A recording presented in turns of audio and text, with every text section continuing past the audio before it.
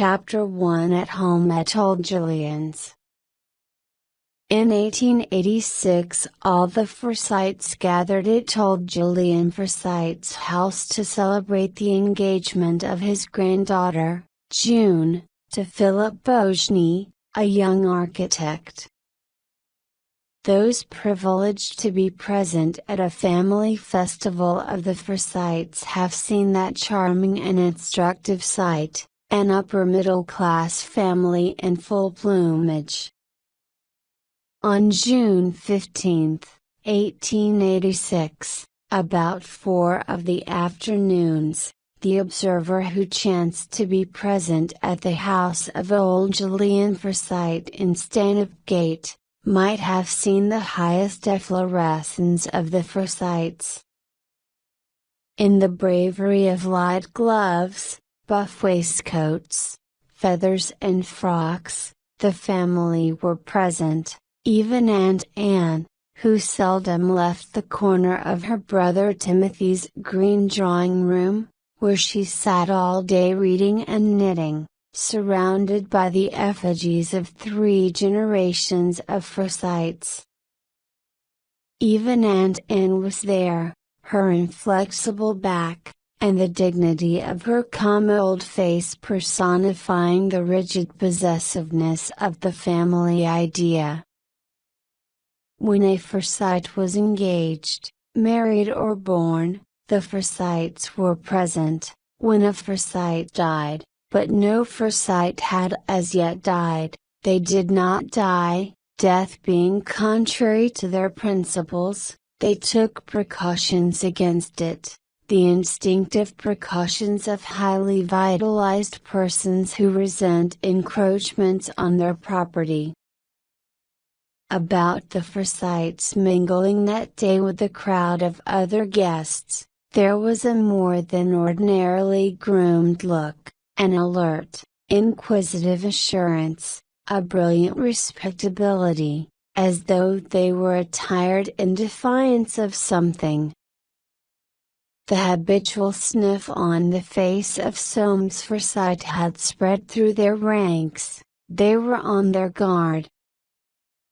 Over against the piano a man of bulk and stature was wearing 2 waistcoats on his wide chests, and a ruby pin, instead of the single satin waistcoat and diamond pin of more usual occasions, and his shaven, square, old face, the color of pale leather, with pale eyes, had its most dignified look, above his satin stock.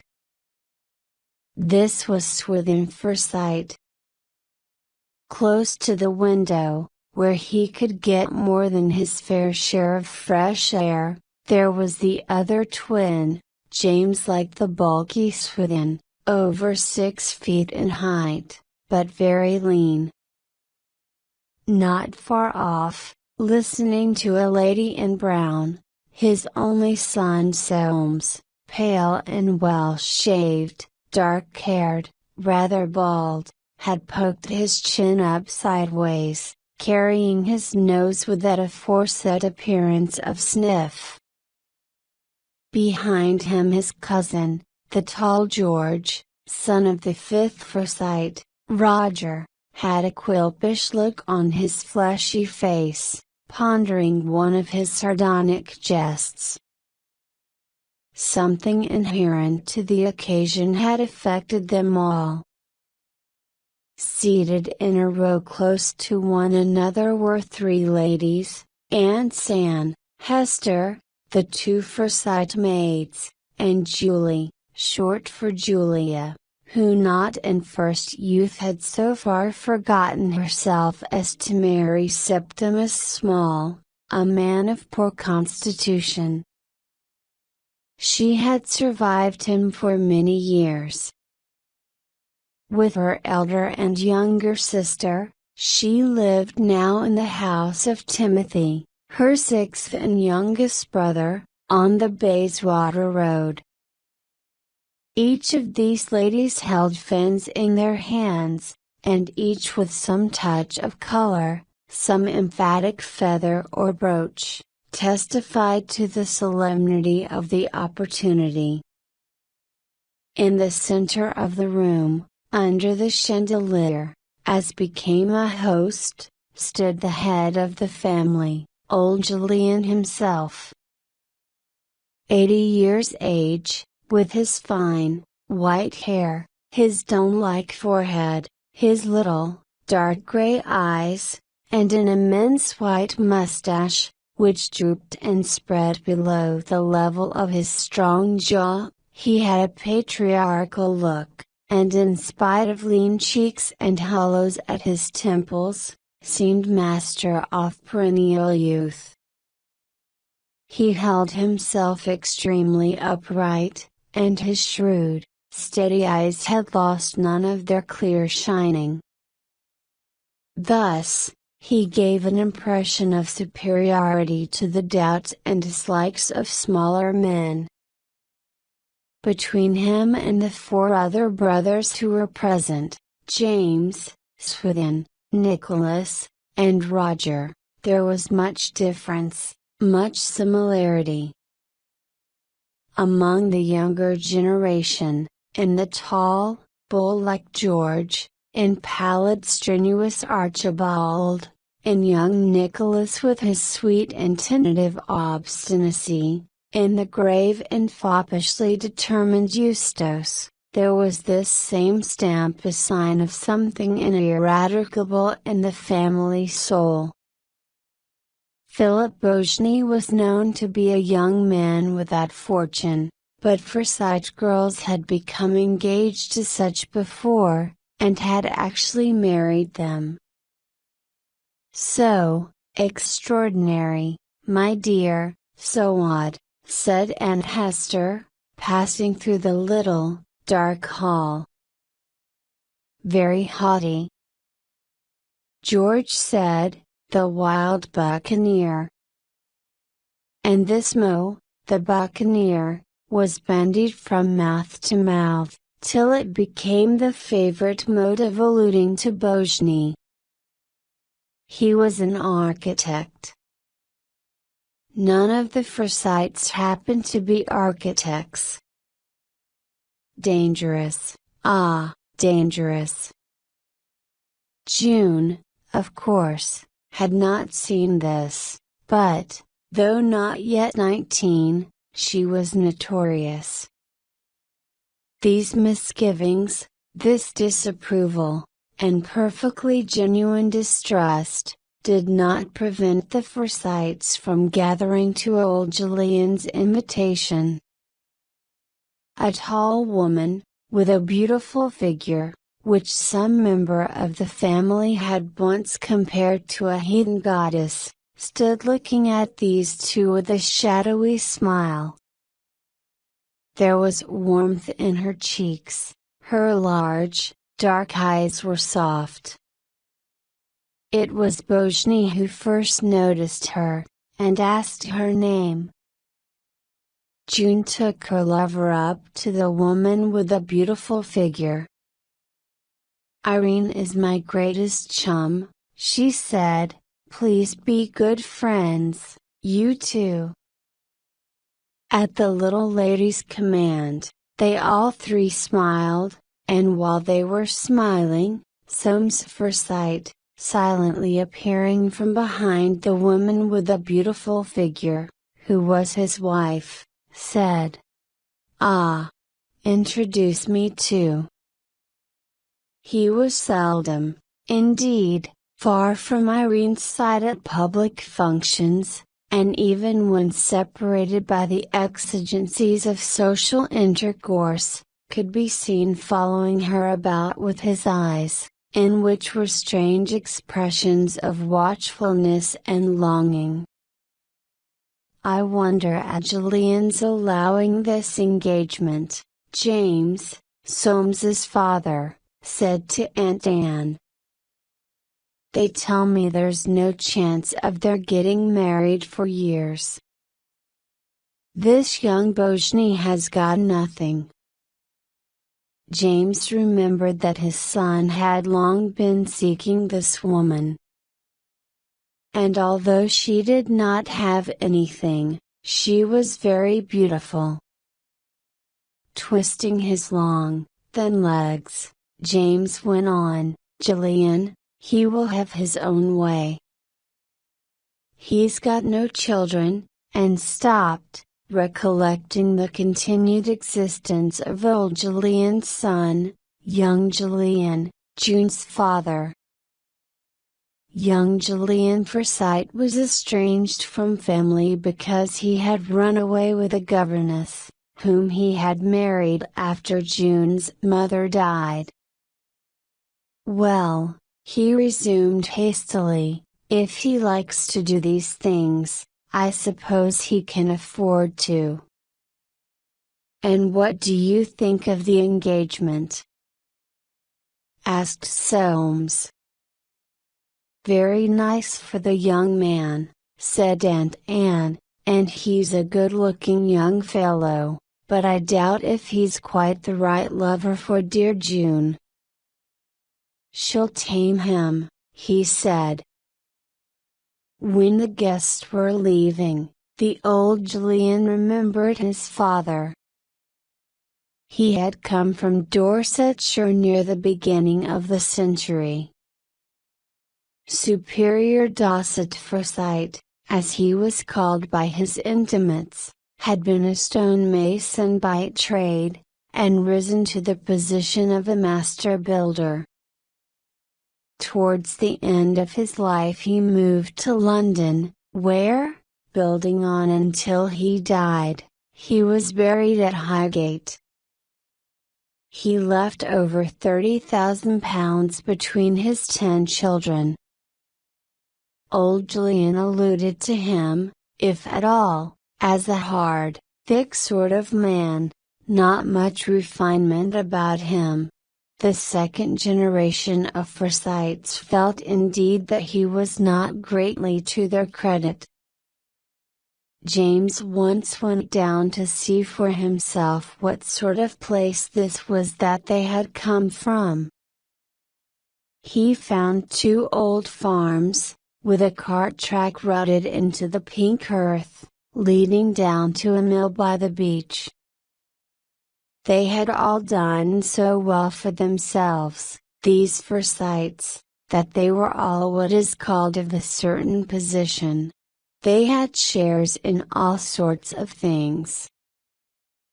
They collected pictures, too, and were supporters of such charitable institutions as might be beneficial to their sick domestics. Their residences, placed at stated intervals round the park, watched like sentinels, lest the fair heart of this London, where their desires were fixed, should slip from their clutches, and leave them lower in their own estimations. Bobbing and bounding upon the spring cushions, silent, swaying to each motion of their chariot, old Julian watched his family drive away under the sunlight. Chapter 2 Old Julian Goes to the Opera. At 5 o'clock the following day old Julian sat alone, a cigar between his lips, and on a table by his side a cup of tea. In the rich brown atmosphere peculiar to back rooms in the mansion of a Foresight, the Rembrandtesque effect of his great head, with its white hair, against the cushion of his high-backed seat, was spoiled by the mustache, which imparted a somewhat military look to his face. June had gone. James had said he would be lonely. James had always been a poor thing. He dared say he would want all his money before he had done with this affair of June's. He ought never to have allowed the engagement. June had been always running after the young man, and when she took a thing into her head there was no stopping her. This fellow had no money, but she must needs become engaged to him, a harum-scarum, unpractical chap, who would get himself into no end of difficulties. Julian had washed his hands of it, making the condition that they should not marry until Bojny had at least 400 a year. Worst of all, he had no hope of shaking her resolution. She was as obstinate as a mule, always had been from a child. He didn't see where it was to end. As to this rushing down to Wales to visit the young man's aunts, he fully expected they were old cats. And, motionless, old Julian stared at the wall, but for his open eyes, he might have been asleep. The idea of supposing that a young cub Soames could give him advice. He would be setting up as a man of property next, with a place in the country. A man of property.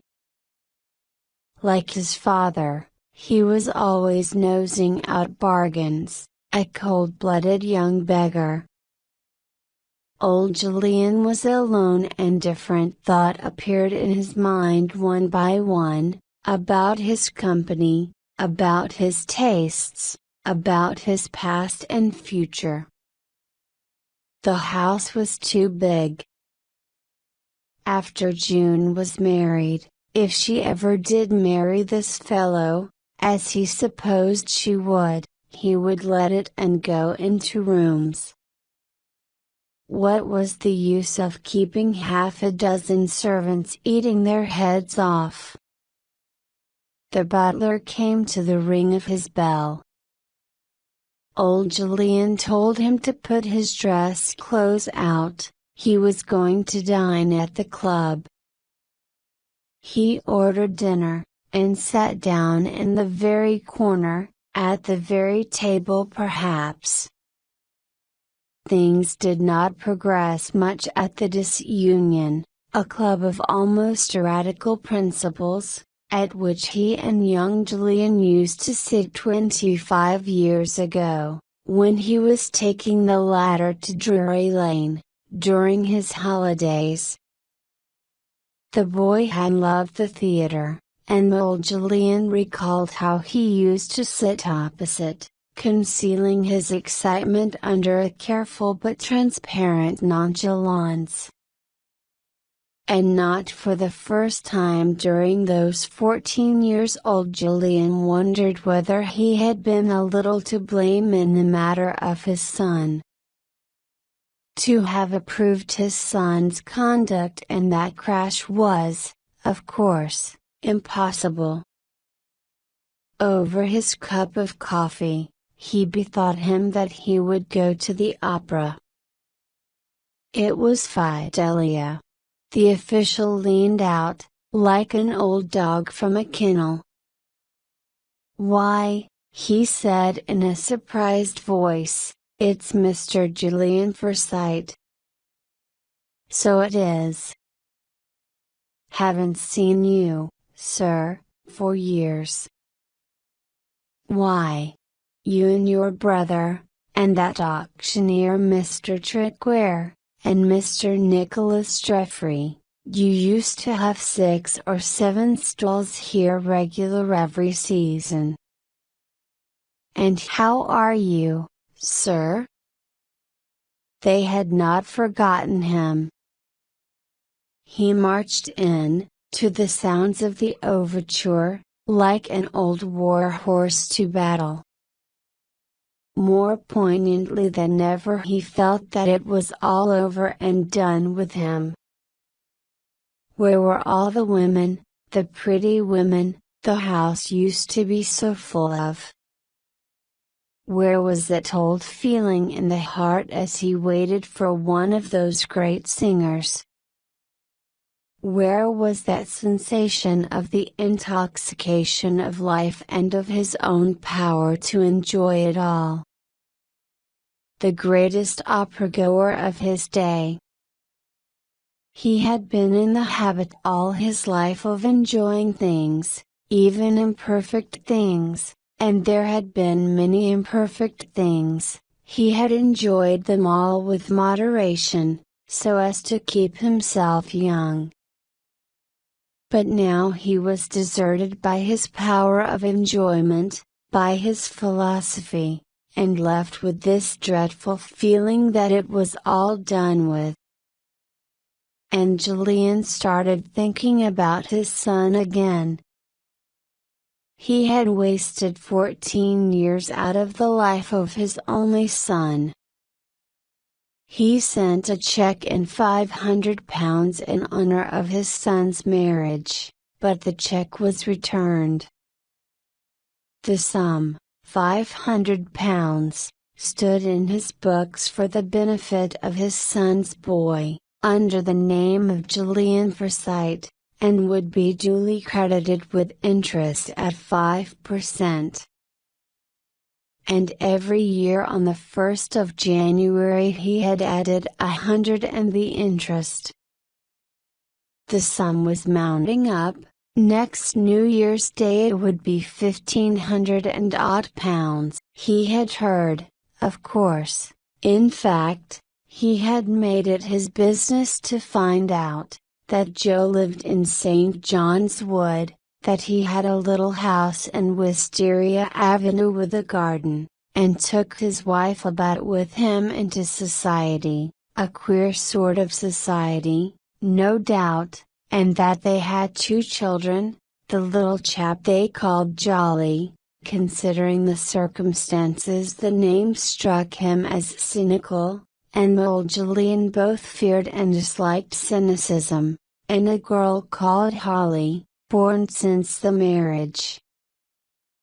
In the great opera house a terrible yearning came on him to see his son.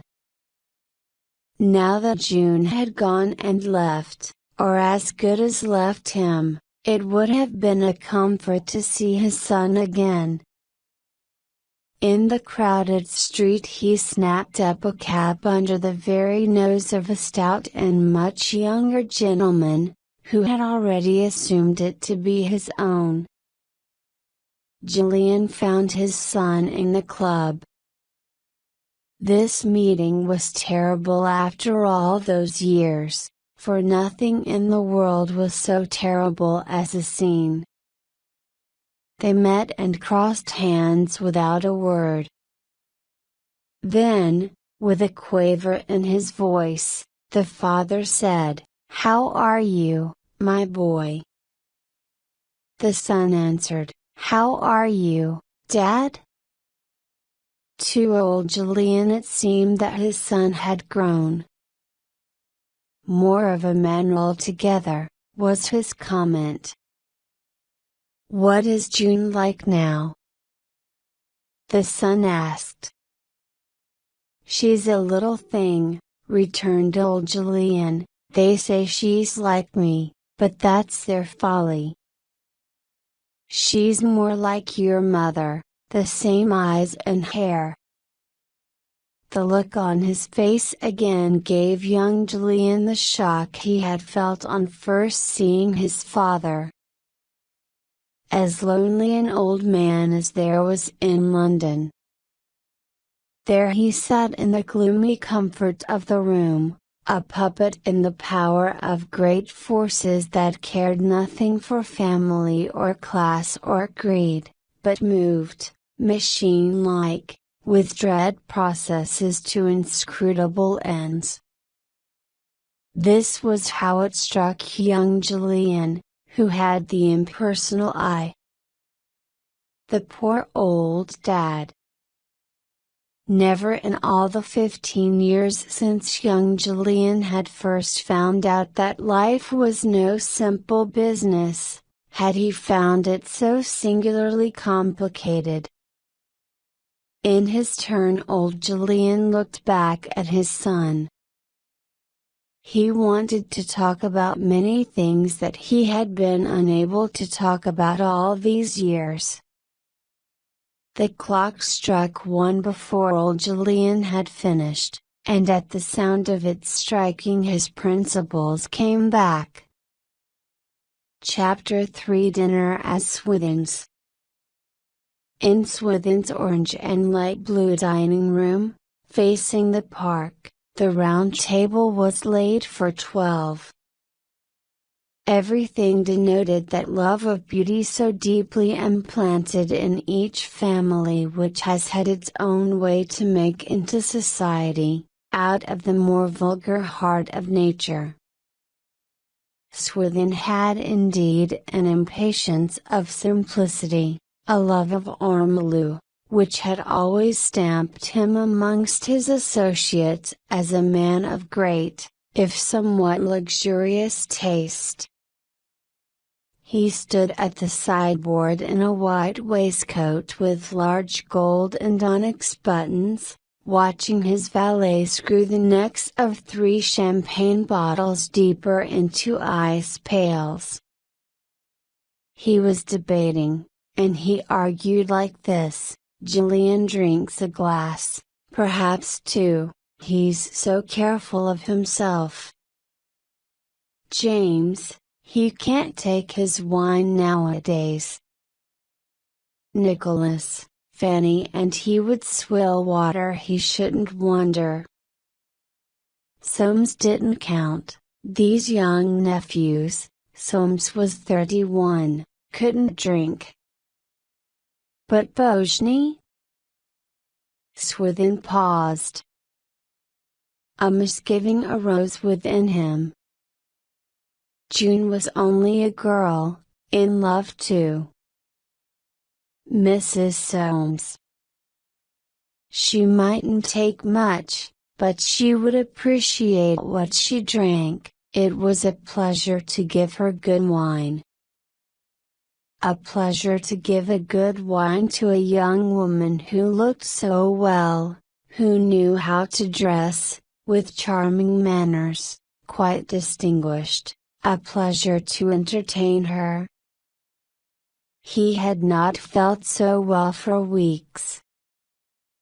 This dinner in honor of June's engagement had seemed a bore at first. Among Forsytes the custom of solemnizing engagements by feasts was religiously observed, but the labors of sending invitations and ordering the repast over, he felt pleasantly stimulated.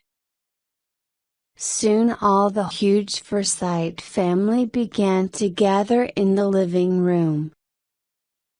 Mrs. Septimus Small was the tallest of the 4 sisters. She had quite a reputation for saying the wrong thing, and, tenacious like all her breed, she would hold to it when she had said it, and add to it another wrong thing, and so on. A great talker, when allowed, she would converse without the faintest animation for hours together. Nicholas Forsyte, cocking his rectangular eyebrows, wore a smile. He had succeeded during the day in bringing to fruition a scheme for the employment of a tribe from Upper India in the gold mines of Ceylon. A pet plan, carried at last in the teeth of great difficulties, he was justly pleased. He grasped Swithin's hand, exclaiming in a jocular voice, "Well, so here we are again." Mrs. Nicholas, an effete woman, smiled a smile of frightened jollity behind his back. Mr. and Mrs. James Forsyte. Mr. and Mrs. Soames Forsyte. His hand enclosed Irene's, and his eyes swelled. She was a pretty woman, a little too pale, but her figure, her eyes, her teeth. The gods had given Irene dark brown eyes and golden hair, that strange combination, provocative of men's glances, which is said to be the mark of a weak character. Soames stood behind, his eyes fastened on his wife's neck. "It's not like Julian to be late," he said to Irene, with uncontrollable vexation. "I suppose it'll be June keeping him." "People in love are always late," she answered. "Miss June Foresight, Mr. Julian Foresight." Mr. Bojny. Swithin moved his arm, and said in a rumbling voice, "Dinner, now dinner." Family dinners of the Forsytes observe certain traditions. There are, for instance, no hors d'oeuvre. The reason for this is unknown. A silent, almost morose, inattention to each other succeeds to the subsidence into their seats, lasting till well into the first entree, but interspersed with remarks such as, "Tom's bad again, I can't tell what's the matter with him." With the second glass of champagne, a kind of hum makes itself heard, which, when divested of casual accessories and resolved into its primal element, is found to be James telling a story, and this goes on for a long time, encroaching sometimes even upon what must universally be recognized as the crowning point of a Forsyte feast, the saddle of mutton. Timothy alone held apart, for though he ate saddle of mutton heartily, he was, he said, afraid of it. From his seat by Mrs. Septimus Small Soames was watching. He had a reason of his own connected with a pub building scheme, for observing Bojny. The architect might do for his purpose. He saw him turn to Irene and say something and her face sparkle as he often saw it sparkle at other people, never at himself. He tried to catch what they were saying, but Aunt Julie was speaking. Bojny was looking round the table, as if pointing out the peculiarities of the guests, and Soames wondered what he was saying. By her smile Irene was evidently agreeing with his remarks. And, seeing Bojny turn to June, Soames smiled too, but sardonically. He did not like June, who was not looking too pleased. June suggested James to build a new house in the country. "I should have thought anybody liked to have fresh air," said June scornfully. "You don't know the value of money," he said, avoiding her eye. "No. And I hope I never shall." And, biting her lip with inexpressible mortification, poor June was silent. Why were her own relations so rich, and Phil never knew where the money was coming from for tomorrow's tobacco? Why couldn't they do something for him? Why couldn't they build country houses? James knew it to be nonsense, or it would have frightened him. What was the world coming to? Brooding over his glass, his long legs twisted under the table, he quite omitted to rise when the ladies left the room. He would have to speak to Soames. Chapter 4 Projection of the House. Soames Forsyte walked out of his front door 3 days after the dinner at Swithin's. He had left his wife sitting on the sofa in the drawing room, her hands crossed in her lap, manifestly waiting for him to go out. This was not unusual. He could not understand what she found wrong with him. The profound, subdued aversion which he felt in his wife was a mystery to him, and a source of the most terrible irritation. They could not go anywhere without his seeing how all the men were attracted by her. Their looks, manners, voices, betrayed it. Her behavior under this attention had been beyond reproach. He had forgotten his courtship, that year and a half when he had besieged and lain in wait for her, devising schemes for her entertainment, giving her presents, proposing to her periodically, and keeping her other admirers away with his perpetual presence.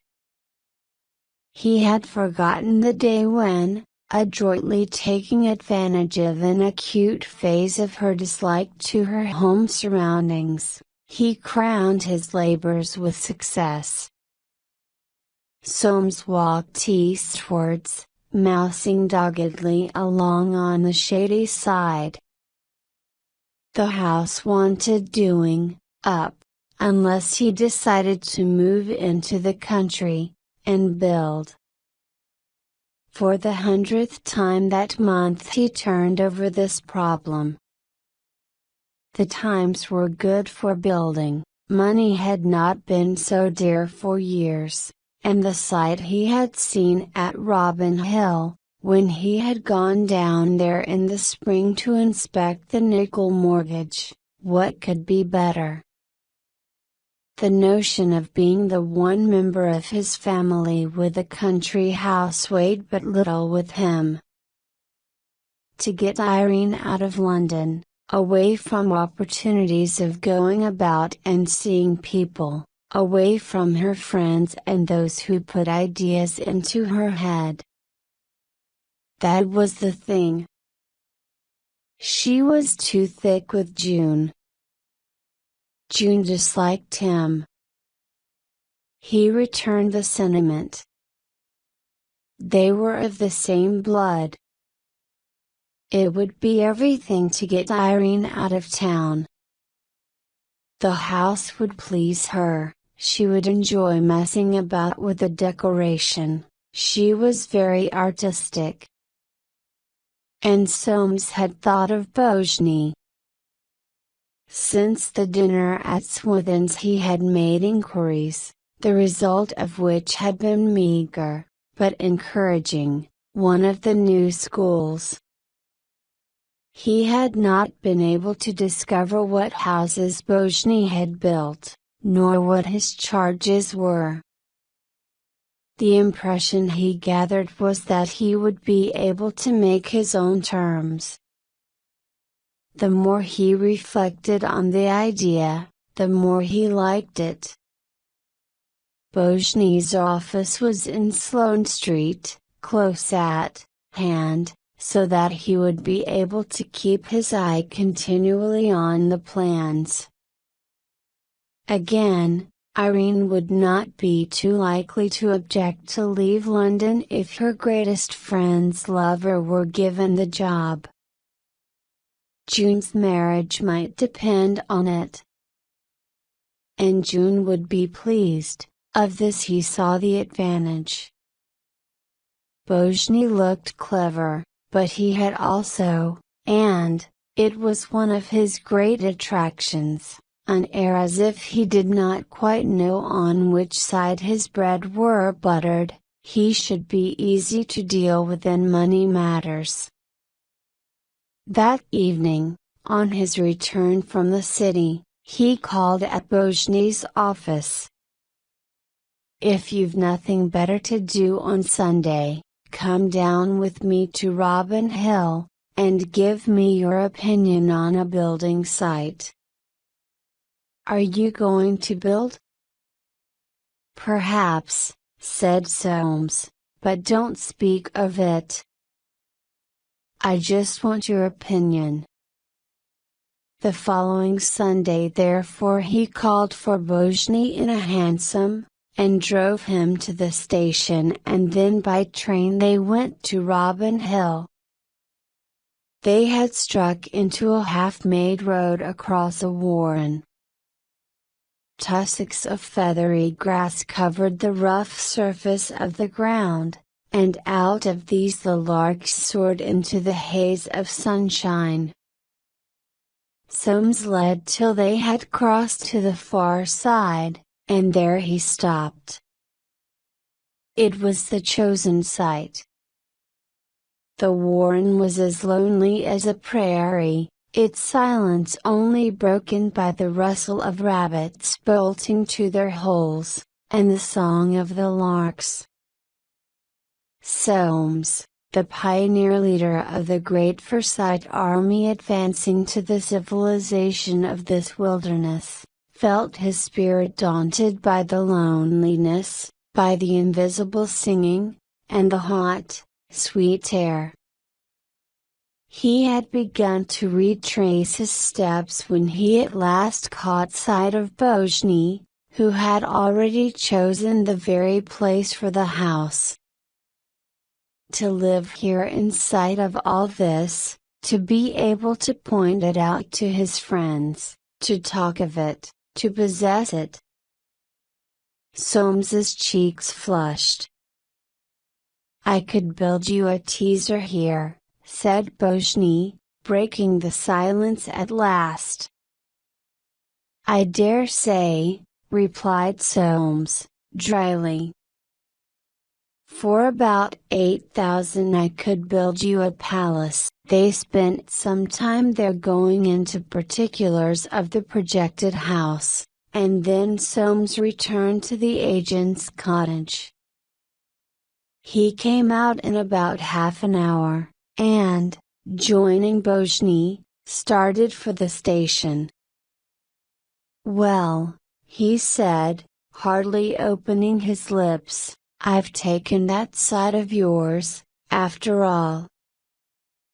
Chapter 5 of Foresight Ménage. Soames Foresight inhabited a house which did what it could. At the back, a great feature, there was a little court tiled with jade green tiles, and surrounded by pink hydrangeas in peacock blue tubs. Here, under a parchment-colored Japanese sunshade covering the whole end, inhabitants or visitors could be screened from the eyes of the curious while they drank tea and examined at their leisure the latest of Soames's little silver boxes. On the evening of August 8th, a week after the expedition to Robin Hill, in the dining room of this house, quite individual, my dear, really elegant, Soames and Irene were seated at dinner. Soames liked to talk during dinner about business, or what he had been buying, and so long as he talked Irene's silence did not distress him. This evening he had found it impossible to talk. The decision to build had been weighing on his mind all the week, and he had made up his mind to tell her. His nervousness about this disclosure irritated him profoundly. She had no business to make him feel like that, a wife and a husband being one person. Could a man own anything prettier than this dining table with its deep tints, the starry, soft-petaled roses, the ruby-colored glass, and quaint silver furnishing? Could a man own anything prettier than the woman who sat at it? Out of his property, out of all the things he had collected, his silver, his pictures, his houses, his investments, he got a secret and intimate feeling. Out of her he got none. She was ever silent, passive, gracefully averse, as though terrified lest by word, motion, or sign she might lead him to believe that she was fond of him, and he asked himself, must I always go on like this? In the end, the husband always gained the affection of his wife. Soames filled his glass with wine and said, anybody been here this afternoon? June. What did she want? Came to talk about her lover, I suppose? Irene made no reply. You're a pretty wife, he said. You're cracked about June.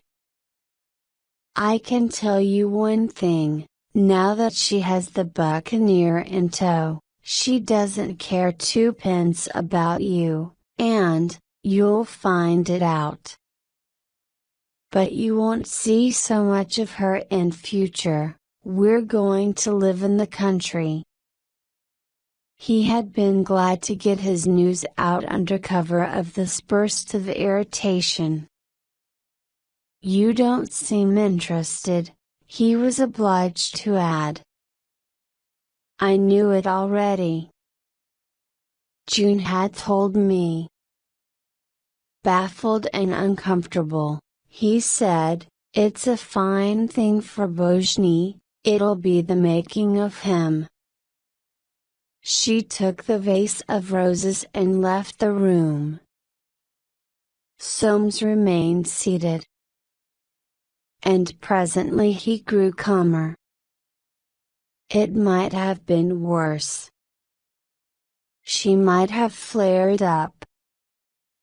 He had expected something more than this.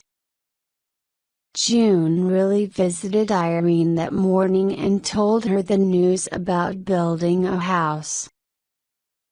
The girl was glad, as this work enabled her future husband to earn money. Soames went to the drawing room presently, and peered at her through the window. Out in the shadow of the Japanese sunshade she was sitting very still, the lace on her white shoulders stirring with the soft rise and fall of her bosom. But about this silent creature sitting there so motionless, in the dark, there seemed a warmth, a hidden fervor of feeling, as if the whole of her being had been stirred, and some change were taking place in its very depths. Chapter 6 James at Large. It was not long before Soames's determination to build went the round of the family, and created the flutter that any decision connected with property should make among Forsytes. It was not his fault, for he had been determined that no one should know. June, in the fullness of her heart, had told Mrs. Small, giving her leave only to tell Aunt Anne, she thought it would cheer her, the poor old sweet. For Aunt Anne had kept her room now for many days. Mrs. Small told Aunt Anne at once, who, smiling as she lay back on her pillows, said in her distinct, trembling old voice, "It's very nice for dear June, but I hope they will be careful, it's rather dangerous." After telling Aunt Anne, Mrs. Small had spoken of the house in the strictest confidence to Mrs. Nicholas, who in her turn had asked Winifred Darty for confirmation, supposing, of course, that, being Soames's sister, she would know all about it. Through her it had in due course come round to the ears of James. He had been a good deal agitated. "Nobody," he said, "told me anything." And, rather than go direct to Soames himself, of whose taciturnity he was afraid, he took his umbrella and went round to Timothy's. He found Mrs. Septimus and Hester ready, and indeed eager, to discuss the news.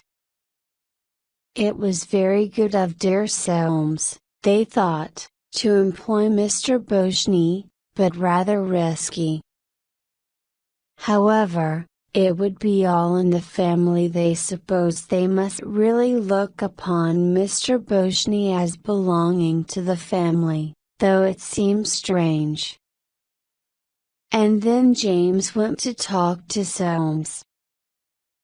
When he went to Soames's that evening he felt that life was hard on him. There was Emily with a bad toe, and Rachel gadding about in the country. He got no sympathy from anybody, and Anne, she was ill, he did not believe she would last through the summer. He had called there 3 times now without her being able to see him. Suddenly he felt a touch on the arm as he came out at Albert Gate. It was Soames, who, crossing from the shady side of Piccadilly, where he had been walking home from the office, had suddenly appeared alongside. The outward relations between James and his hon were marked by a lack of sentiment peculiarly Forsytean, but for all that the two were by no means unattached. Perhaps they regarded one another as an investment.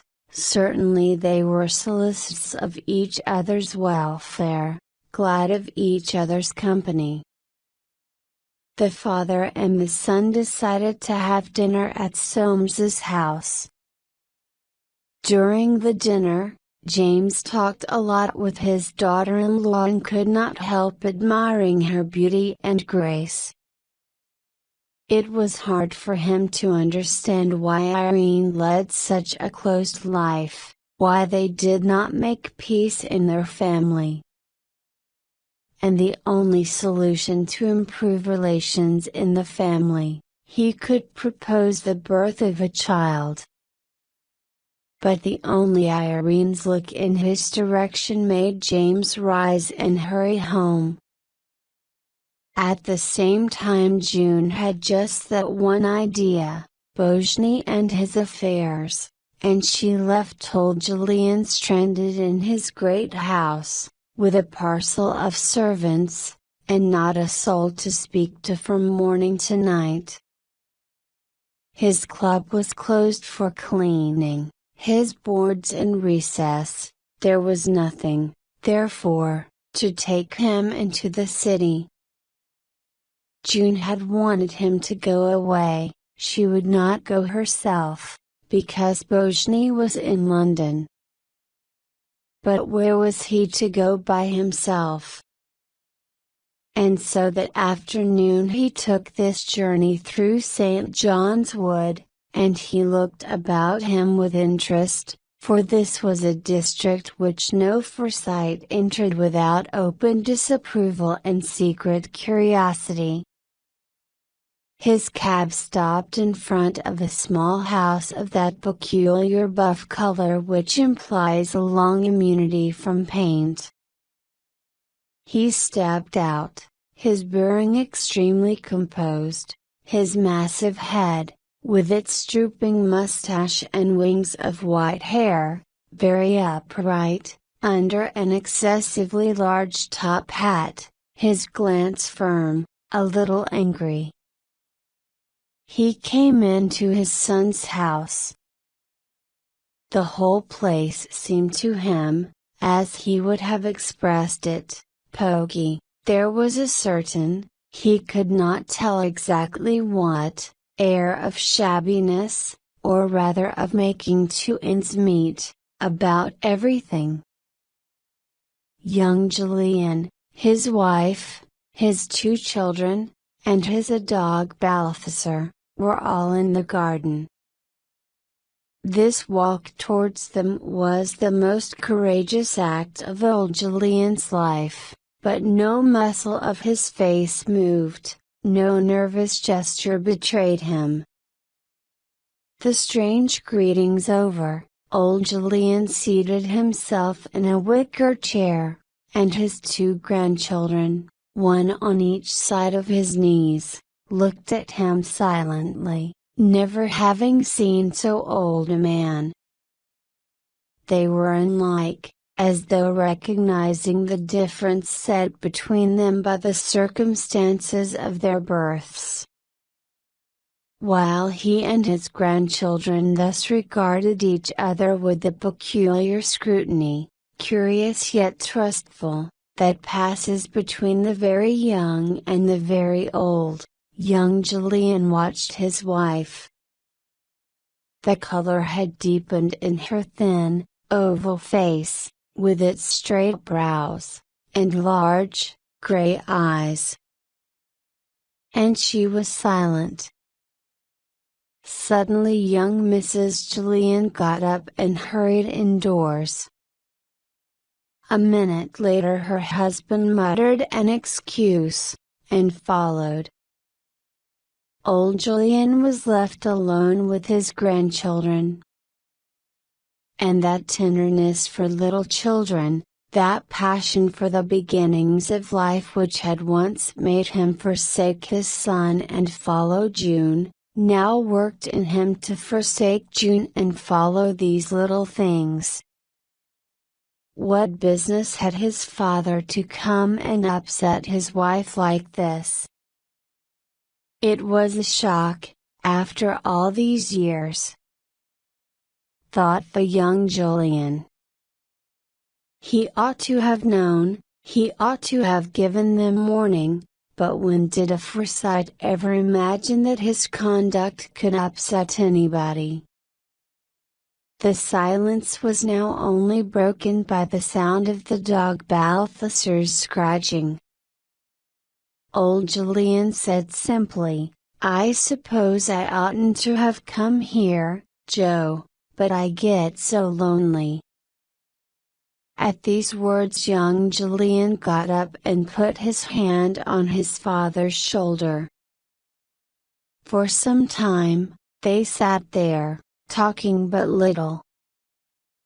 Then old Julian rose to go, and not a word was said about his coming again. He walked away very sadly. He thought of June, and her dead mother, and the whole story, with all his old bitterness. A wretched business. Chapter 7 Plans of the House. Foresights are never seen, or if seen would not be recognized, without habitats, composed of circumstance, property, acquaintances, and wives, which seem to move along with them in their passage through a world composed of thousands of other Foresights with their habitats. To Foresight Isbozhny appeared to have no habitat. He seemed one of those rare and unfortunate men who go through life surrounded by circumstance, property, acquaintances, and wives that do not belong to them. His rooms in Sloane Street, on the top floor, outside which, on a plate, was his name, Philip Isbozhny, architect, were not those of a Foresight. He had no sitting room apart from his office, but a large recess had been screened off to conceal the necessaries of life, a couch, an easy chair, his pipes, spirit case, novels and slippers. June had twice been to tea there under the chaperonage of his aunt. As far as the family had been able to ascertain his income, it consisted of 2 consulting appointments at £20 a year, together with an odd fee once in a way, and, more worthy item, a private annuity under his father's will of £150 a year. Philip was the only one he liked. And there he is, a clever young fellow, doesn't make his 100 a year. Now this engagement is the best thing that could have happened. Keep him steady, he's one of those that go to bed all day and stay up all night. This house of Soames, what a capital man of business, was the very thing for Philip. June had complained that her lover found no time to come to Stanhope Gate.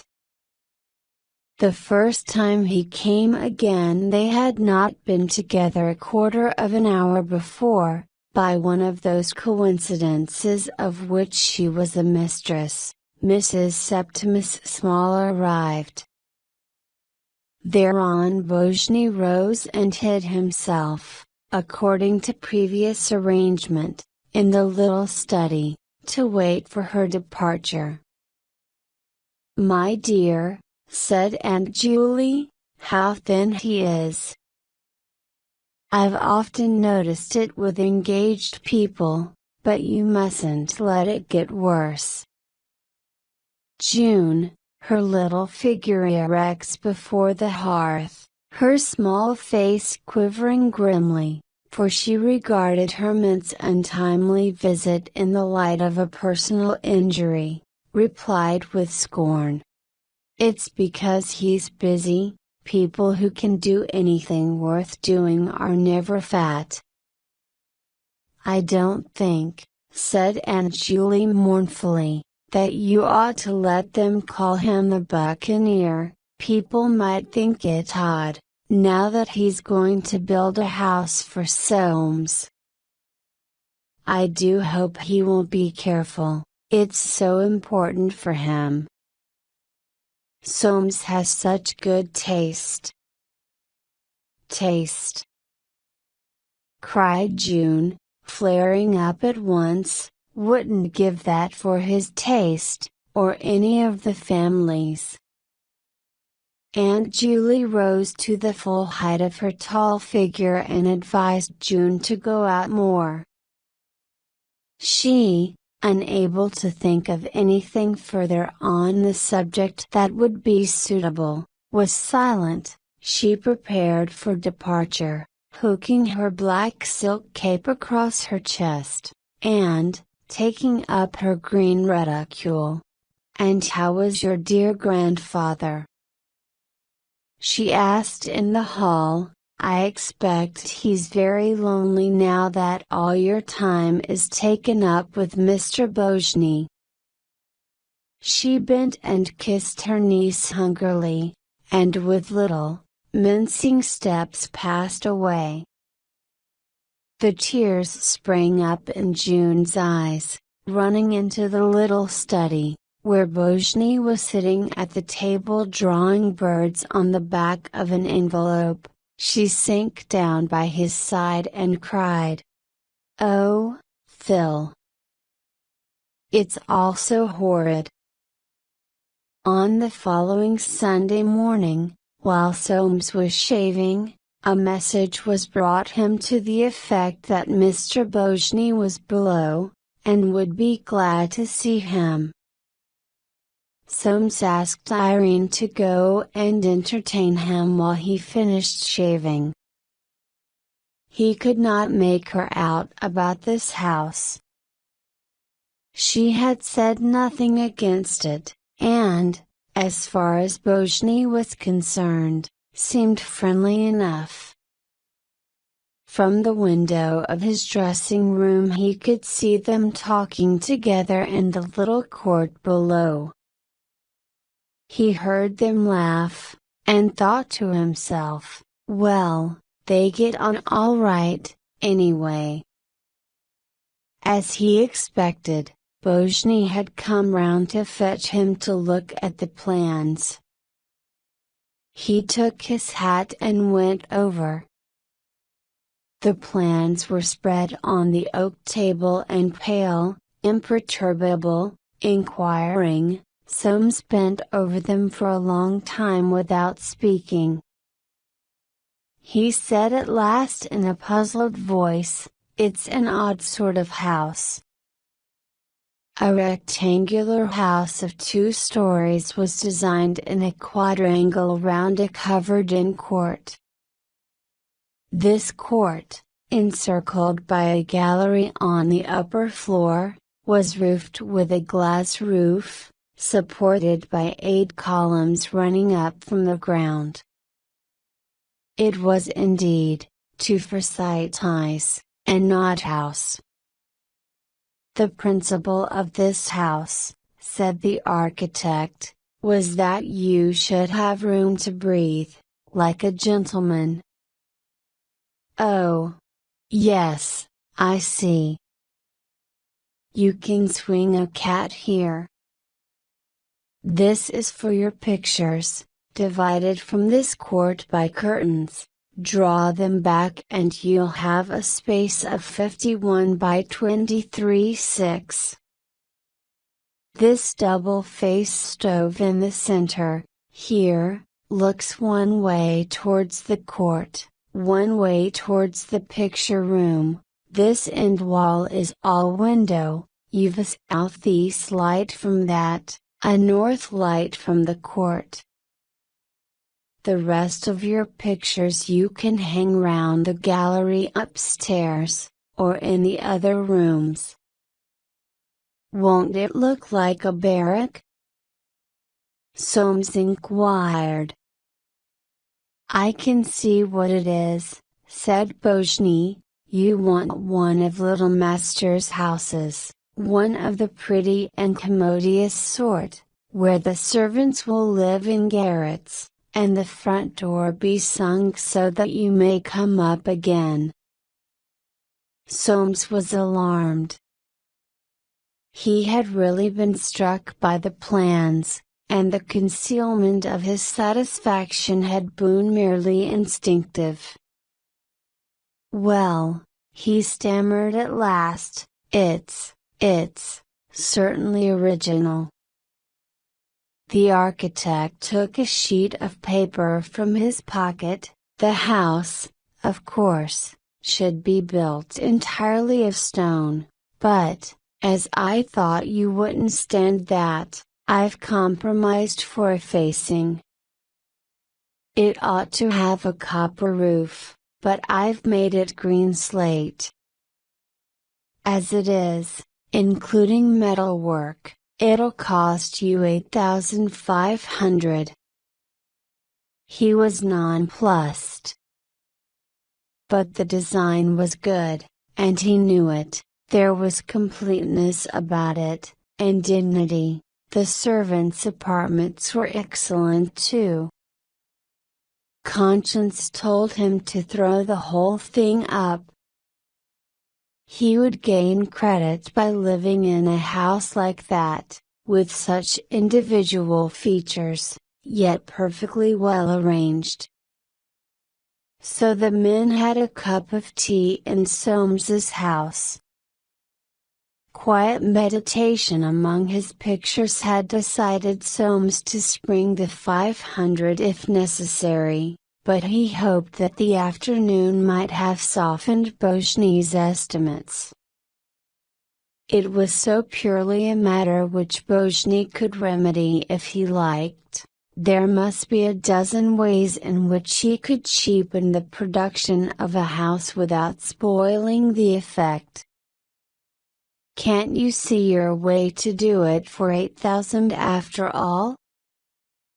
"There must be a lot of little things you could alter." Bojny drank off his tea at a gulp, put down his cup, and answered, "Not one." "Well," he agreed, with sulky resignation, "you must have it your own way, I suppose." A few minutes later Bojny rose to go, and Soames rose too, to see him off the premises. The architect seemed in absurdly high spirits. Chapter 8 Death of Aunt Anne. There came a morning at the end of September when Aunt Anne was unable to take from Smithers' hands the insignia of personal dignity. After one look at the old face, the doctor, hurriedly sent for, announced that Miss Foresight had passed away in her sleep. Aunts Julian and Hester were overwhelmed by the shock. They had never imagined such an ending. Perhaps what really affected them so profoundly was the thought that Aphrosite should have let go her grasp on life. Anne was an old woman, but death had come to her at last. Death came to all. Of all the brothers and sisters, James manifested the most emotion. Tears rolled down the parallel furrows of his thin face. Where he should go now to tell his troubles he did not know. Julie was no good, Hester worse than useless. When James was left alone by the bedside, glancing stealthily round, to see that he was not observed, he twisted his long body down, placed a kiss on the dead forehead, then he, too, hastily left the room. The days before the funeral passed quietly. It had long been known, of course, that Aunt Anne had left her little property to Timothy. There was, therefore, no reason for the slightest agitation. Soames, who was sole executor, took charge of all arrangements, and in due course sent out the invitation to every male member of the family. Aphrosite was buried with all the honors appropriate to the people of their range. Soames, who had to arrange some details in the cemetery office, walked away with Bojny. He had much to talk over with him, and, having finished his business, they strolled to Hampstead, lunched together at the Spaniards Inn, and spent a long time in going into practical details connected with the building of the house. They then proceeded to the tram line, and came as far as the Marble Arch, where Bojny went off to Stanhope Gate to see June. Soames felt in excellent spirits when he arrived home, and confided to Irene at dinner that he had had a good talk with Bojny, who really seemed a sensible fellow. They had had a capital walk too, which had done his liver good. He had been short of exercise for a long time, and altogether a very satisfactory day. If only it hadn't been for poor Aunt Anne, he would have taken her to the theatre. As it was, they must make the best of an evening at home. "The Buccaneer asked after you more than once," he said suddenly. And moved by some inexplicable desire to assert his proprietorship, he rose from his chair and planted a kiss on his wife's shoulder. Chapter 9: Progress of the House. The winter had been an open one. Things in the trade were slack, and as Soames had reflected before making up his mind, it had been a good time for building. The shell of the house at Robin Hill was thus completed by the end of April. Now that there was something to be seen for his money, he had been coming down once, twice, even 3 times a week. On April 30th he had an appointment with Bojny to go over the accounts, and 5 minutes before the proper time he entered the tent which the architect had pitched for himself close to the old oak tree. The accounts were already prepared on a folding table, and with a nod Soames sat down to study them. "I can't make them out," he said at last. "They come to nearly 700 more than they ought." After a glance at Bojny's face he went on quickly, "If you only make a firm stand against these builder chaps you'll get them down. Take 10% off all round." Bojny shook his head. "I've taken off every farthing I can. I've told you a dozen times, that there'd be extras."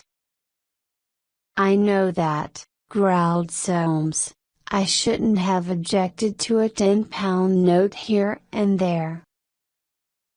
How was I to know that by extras you meant £700? The qualities of both men had contributed to this not inconsiderable discrepancy.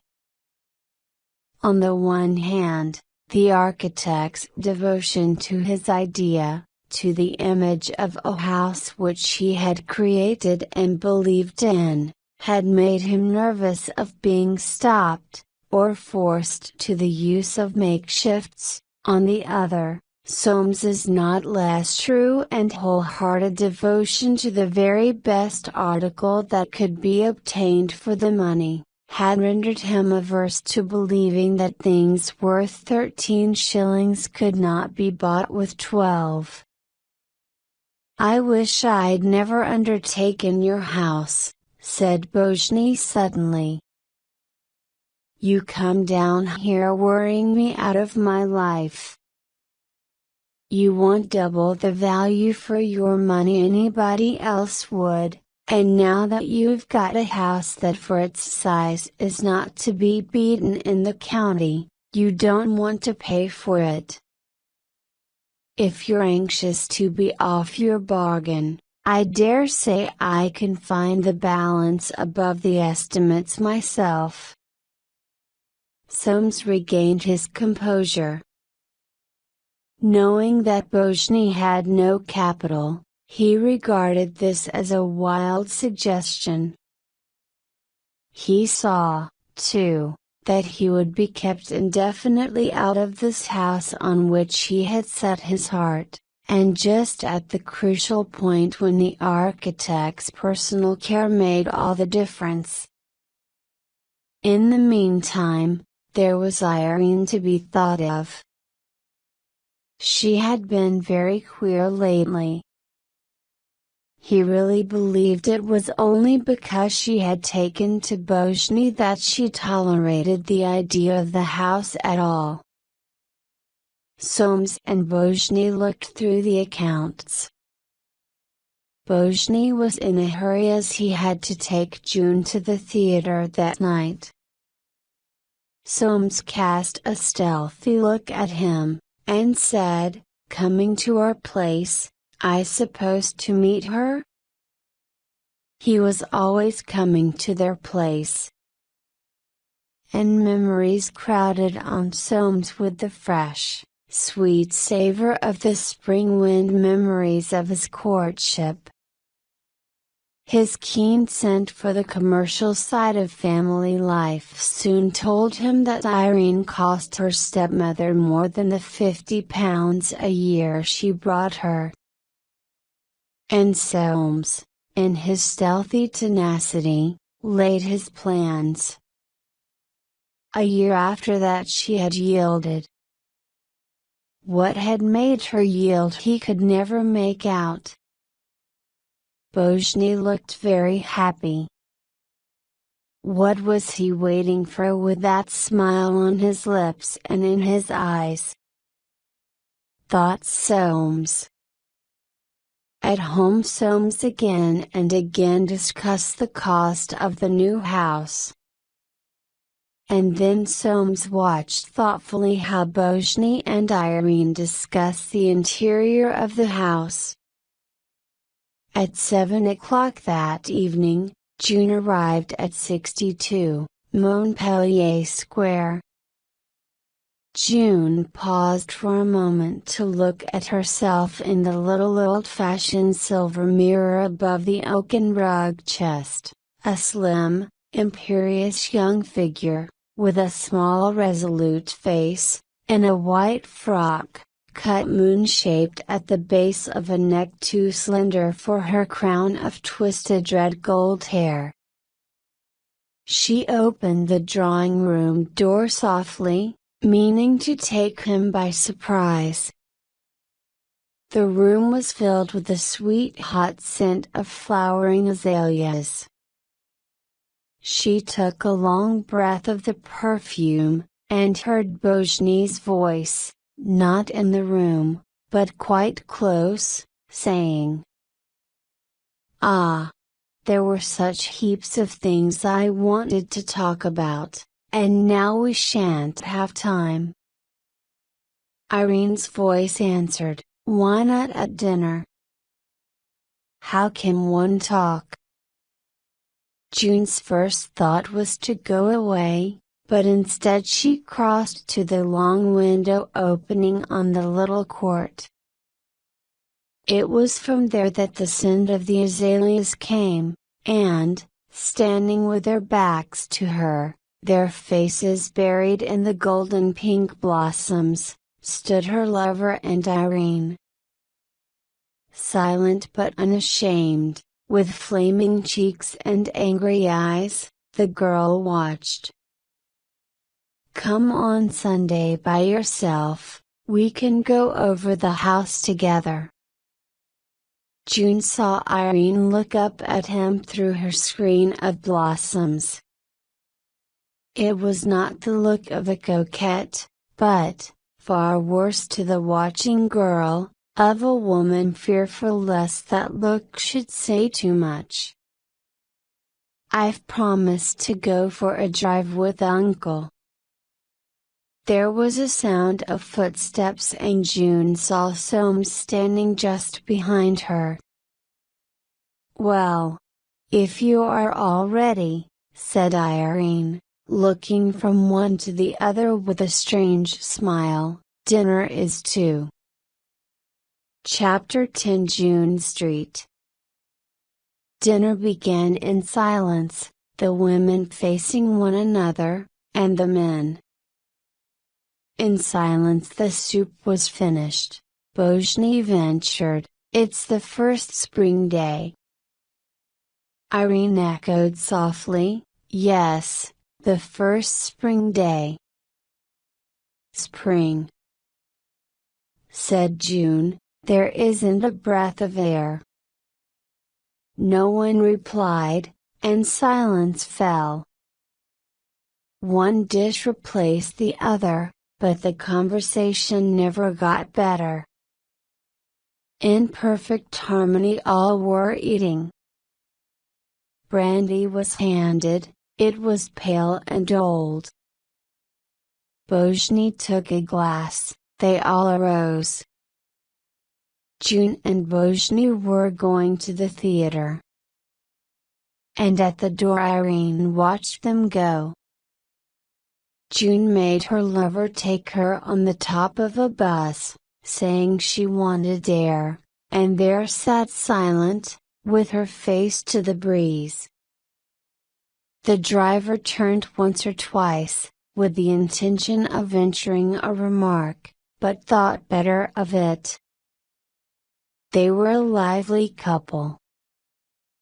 Bojny and June entered the theater in silence, and mounted to their seats in the upper boxes. June had never before been in the upper boxes. She had looked forward to this evening with keen delight. It was stolen, chaperoneless, undreamed of at Stanhope Gate, where she was supposed to be at Soames. She had come with the intention of saying something definite, and she looked at the stage with a furrow between her brows, seeing nothing, her hands together in her lap. A swarm of jealous suspicions stung and stung her. During the interval June and Bojny went out to an open balcony, and stood leaning there. June was waiting for him to begin. At last she could bear it no longer. "I want to say something to you, Phil," she said.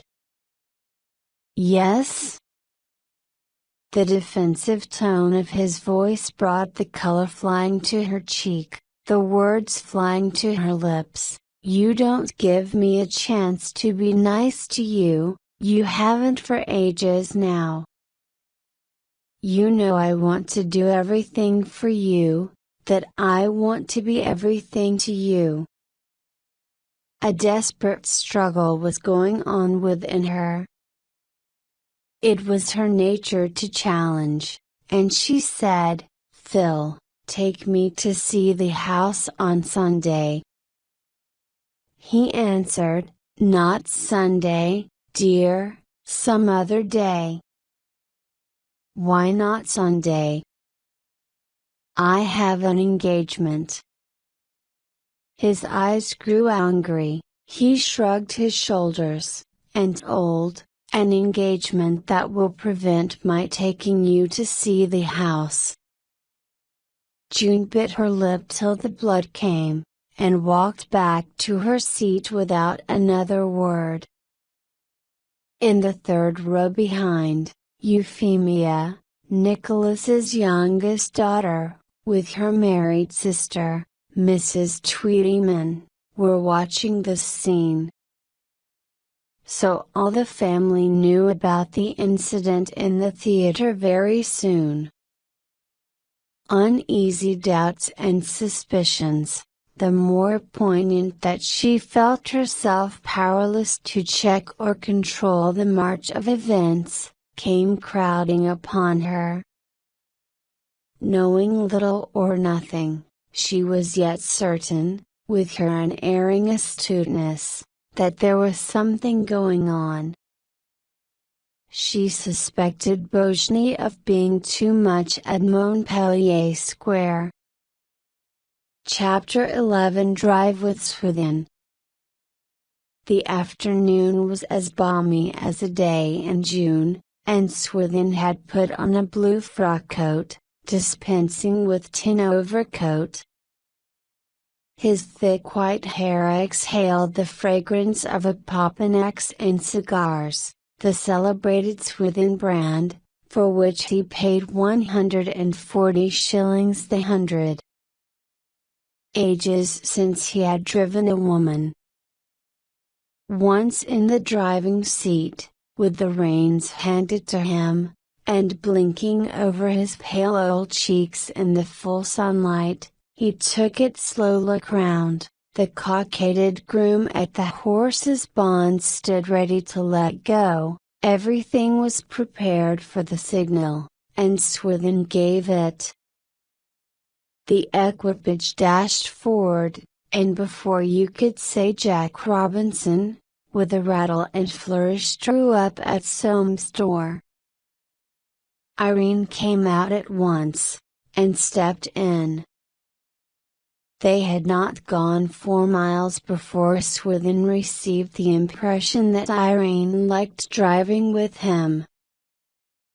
Her face was so soft behind that white veil, and her dark eyes shone so in the spring light, and whenever he spoke who raised them to him and smiled.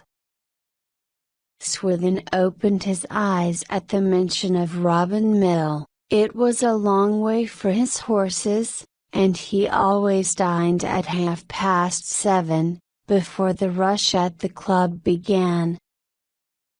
He would like to have a look at the house, however. A house appealed to any Foresight, and especially to one who had been an auctioneer. After all, he said, the distance was nothing. Long before they reached Robin Hill, however, the unaccustomed airing had made him terribly sleepy. He drove with his eyes closed, a lifetime of deportment alone keeping his tall and bulky form from falling askew. Bojny, who was watching, came out to meet them, and all three entered the house together. The staircase was handsome, the baronial style. He came to a standstill between the columns of the doorway into the inner court, and held out his cane inquiringly. What was this to be, this vestibule, or whatever they called it? When told it was to be a tiled court with plants in the center, he turned to Irene. Waste this on plans. You take my advice and have a billiard table here. Irene smiled. She had lifted her veil, banding it like a nun's coif across her forehead, and the smile of her dark eyes below this seemed to Swithin more charming than ever. He had little to say of the drawing or dining rooms, which he described as spacious, but fell into such raptures as he permitted to a man of his dignity, in the wine cellar, to which he descended by stone steps, Bojny going first with a light. Bojny having expressed the wish to show them the house from the copse below, Swithin came to a stop. A chair was brought him from Bojny's tent. You go down, he said blandly, you too. I'll sit here and look at the view. He sat down by the oak tree, in the sun. He nodded to them as they went off down through the fields.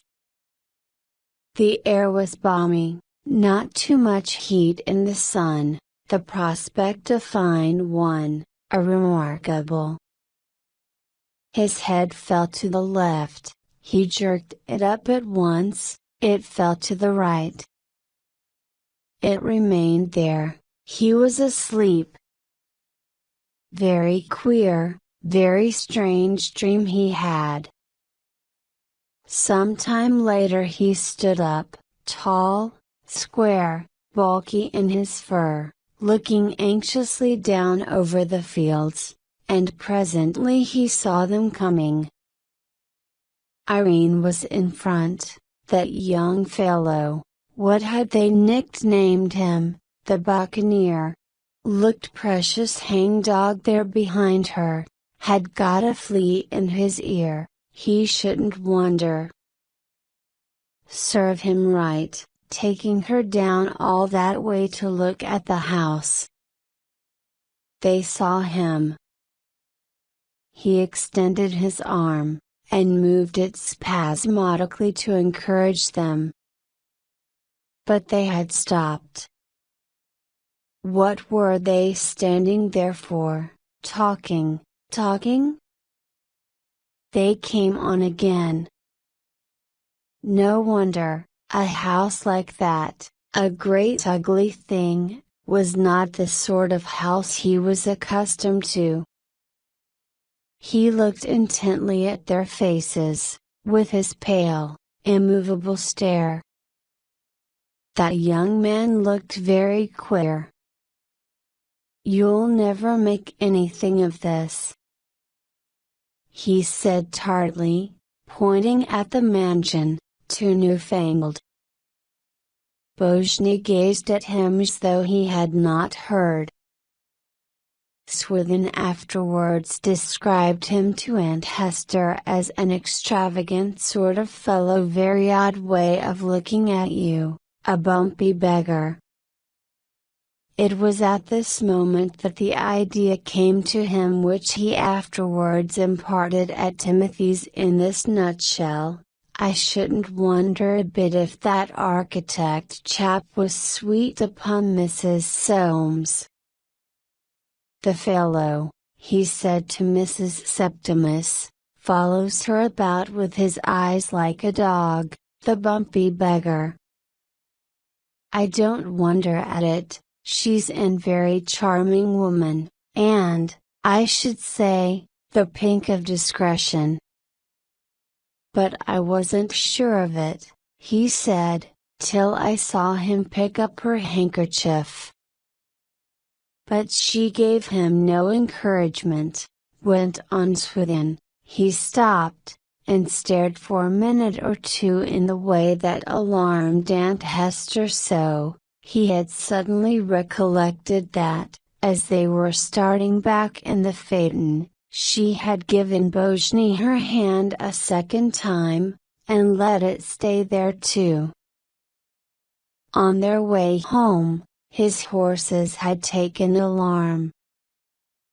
While Swithin tried to stop them, he heard Irene told, "I've never been in an accident. Don't you move." He took a look at her. She was smiling, perfectly calm. "Sit still," he repeated. "Never fear, I'll get you home." "I don't care if I never get home." The carriage giving a terrific lurch, Swithin's exclamation was jerked back into his throat. The horses, winded by the rise of a hill, now steadied to a trot, and finally stopped of their own accord. God bless my soul! She behaved as if she didn't care whether she broke her neck or not. What was it she said?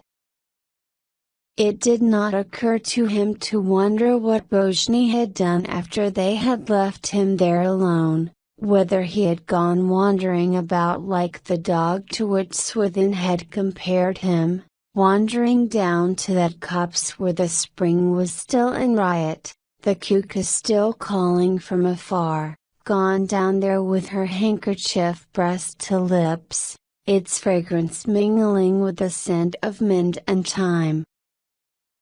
Chapter 12. James goes to see for himself.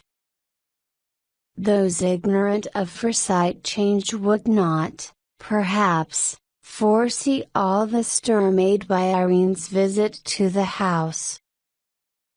After Swithin had related at Timothy's the full story of his memorable drive, the same, with the least suspicion of curiosity, the merest touch of malice, and a real desire to do good, was passed on to June. "And what a dreadful thing to say, my dear!" ended Aunt Julie, "that about not going home." What did she mean? It was a strange recital for the girl. She heard it flushing painfully, and, suddenly, with a curt handshake, took her departure. Something was therefore very wrong. She and Irene had been such friends. This machine was too nicely adjusted, a hint, the merest trifling expression of regret or doubt, sufficed to set the family soul so sympathetic, vibrating. Some things had been lost sight of.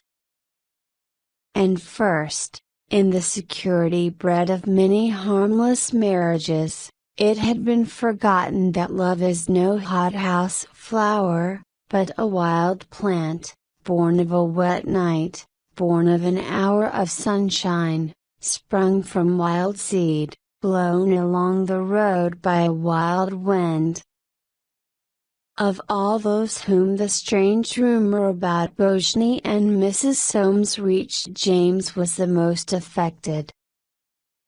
He had long forgotten how he had hovered, lanky and pale, inside whiskers of chestnut hue, round Emily, in the days of his own courtship. James had passed through the fire, but he had passed also through the river of years which washes out the fire, Lie had experienced the saddest experience of all, forgetfulness of what it was like to be in love.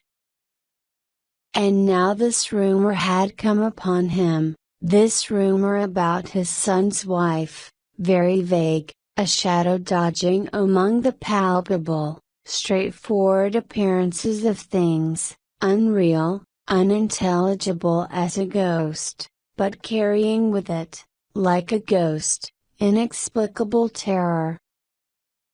He tried to bring it home to his mind, but it was no more use than trying to apply to himself one of those tragedies he read of daily in his evening paper.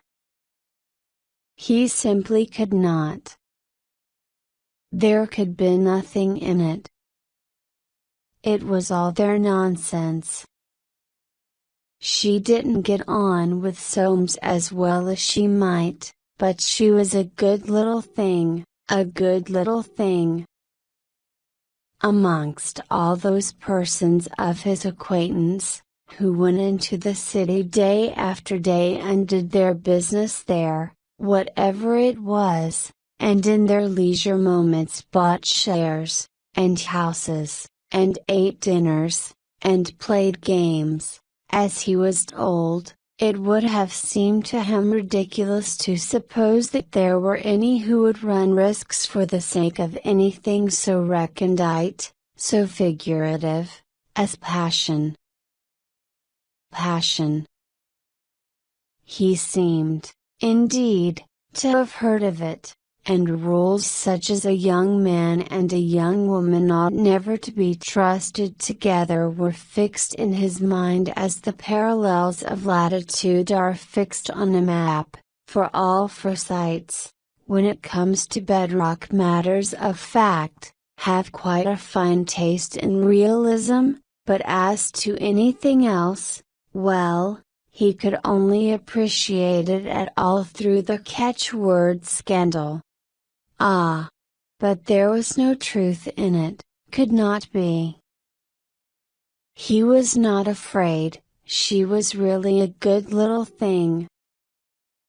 But what could he do? Talk it over with Soames? That would only make matters worse. And, after all, there was nothing in it, he felt sure. It was all that house.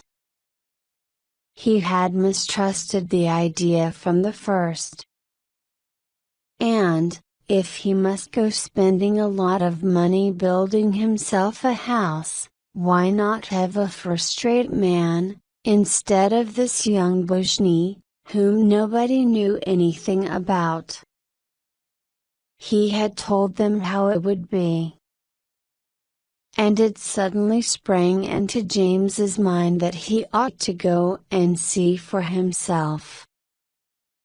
In the midst of that fog of uneasiness in which his mind was enveloped, the notion that he could go and look at the house afforded him inexplicable satisfaction.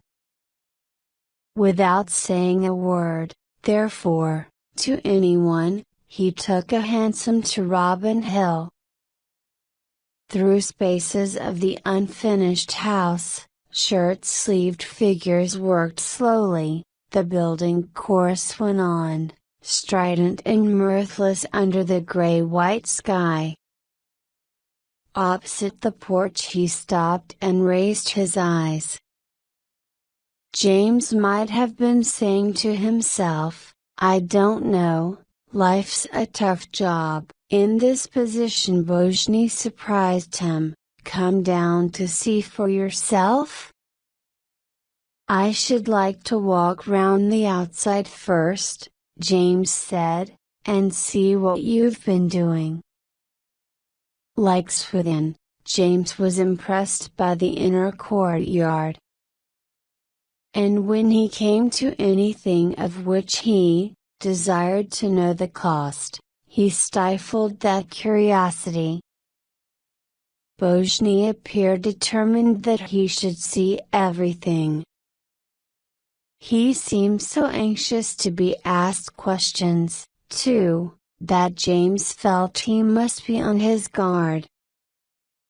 He grew discouraged. He seemed no nearer to anything, had not obtained from his inspection any of the knowledge he had vaguely hoped for. The fellow was sharper than he had thought, and better looking than he had hoped. At last, having seen all that was to be seen, he came out again at the door where he had gone in, and now, feeling that he was wasting time and strength and money, all for nothing, he took the courage of a Foresight in both hands, and, looking sharply at Bojny, said, "I dare say you see a good deal of my daughter-in-law, now, what does she think of the house? But she hasn't seen it, I suppose?" The latter was long in answering, but kept his eyes with uncomfortable steadiness on James. "She has seen the house, but I can't tell you what she thinks of it. She came here with Uncle Swithin." Somewhat to his surprise, Bojny asked him a question. "By the by," he said, "could you tell me if there are likely to be any more of you coming down? I should like to be on the spot." "Any more?" said James, bewildered. "Who should there be more?" "I don't know of any more. Goodbye." Looking at the ground, he held out his hand, crossed the palm of it with Bojny's, and taking his umbrella, walked away along the terrace. Chapter 13. Soames and Bojny correspond. James said nothing to his son of this visit to the house, but, having occasion to go to Timothy's one morning, he mentioned it there. It was not, he said, a bad house. He could see that a good deal could be made of it. The fellow was clever in his way, though what it was going to cost Soames before it was done with he didn't know. Euphemia Foresight, who happened to be in the room, told to the present family members about her meeting with Irene and Bojny in the shop. Mrs. Soames, usually somewhat pale, had a delightful color in her cheeks, and Mr. Bojny's manner was strange, though attractive. He seemed to be pleading. Indeed, they talked so earnestly, or, rather, he talked so earnestly, for Mrs. Soames did not say much, that they caused, inconsiderately, an eddy in the traffic. But it was Mrs. Soames's eyes that worried Euphemia. She never once looked at Mr. Bojny until he moved on, and then she looked after him. And, oh, that look! Euphemia had just nodded to Mrs. Soames, to show her that she had seen. James, most averse at the first blush to accepting any news confirmatory of his own poignant suspicions, took her up at once. "Oh," he said, "they'd be after wallpapers no doubt." Euphemia smiled. James went to see his son in the office. The latter greeted his father with a curt good morning, and, taking an envelope from his pocket, said, "It may interest you to look through this." It was Bojny's letter. "James, read the following: the construction of your house being now completed, My duties as architect have come to an end.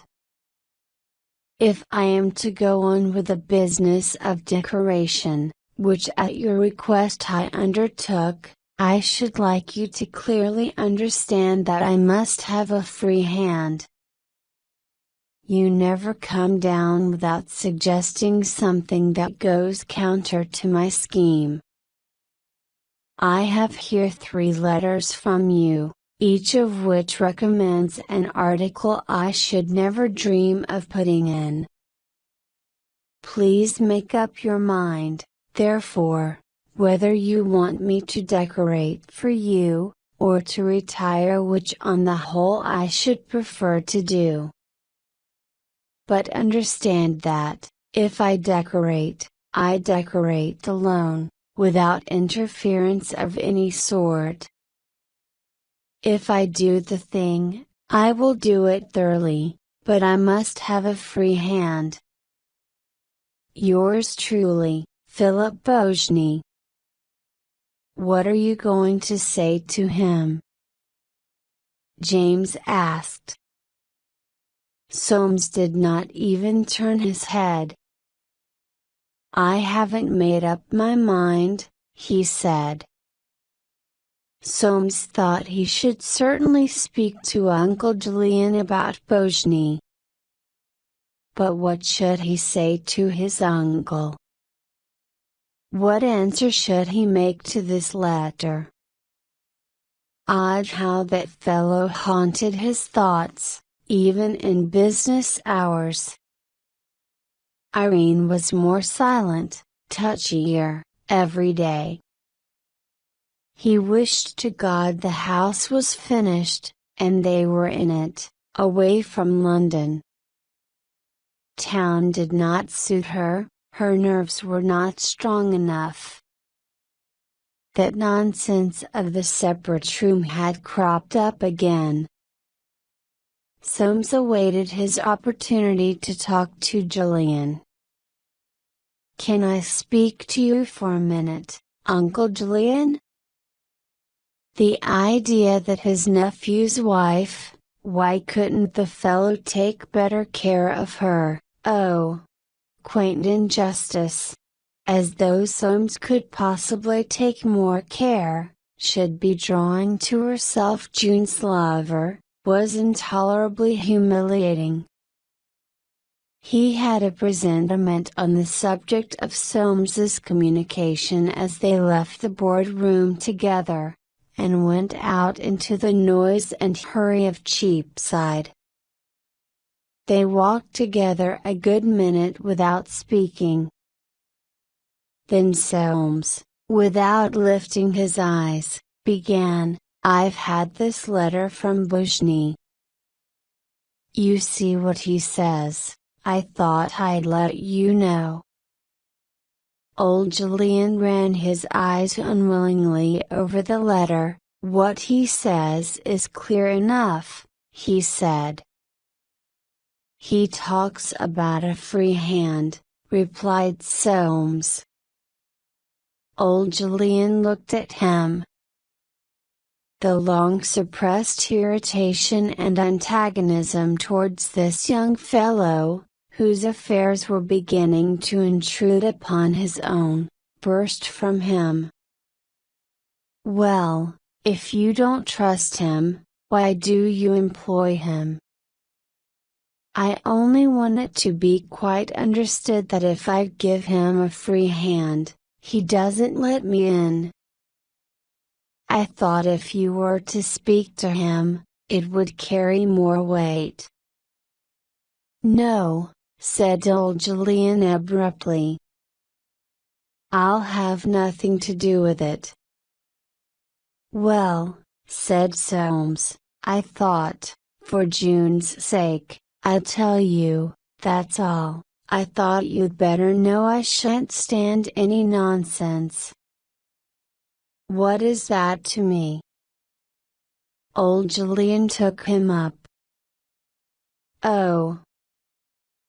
I don't know, said Soames, and flurried by that sharp look he was unable to say more.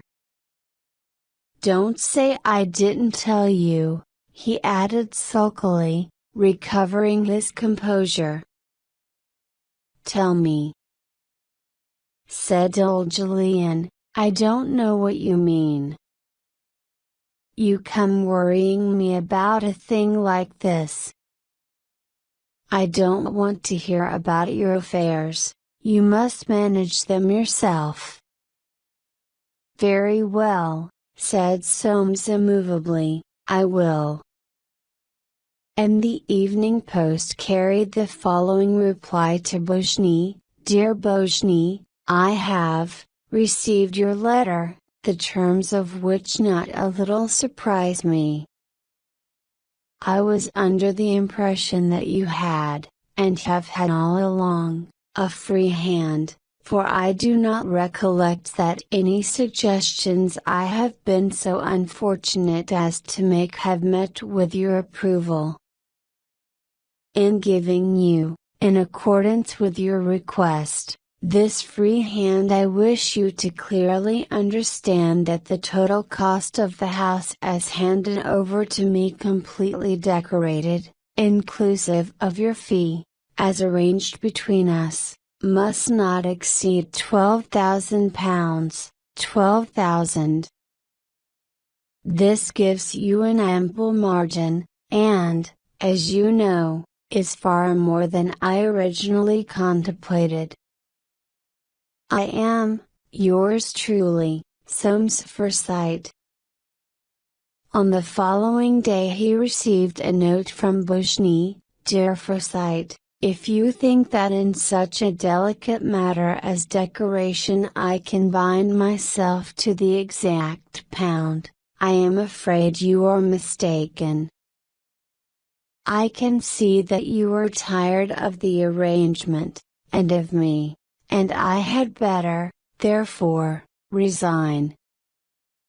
Yours faithfully, Philip Baines Bojny.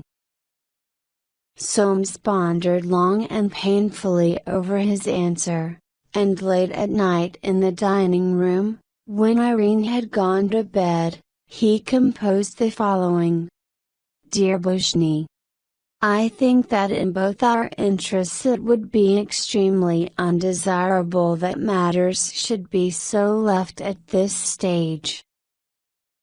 I did not mean to say that if you should exceed the sum named in my letter to you by 10 or 20 or even £50, there would be any difficulty between us. This being so, I should like you to reconsider your answer.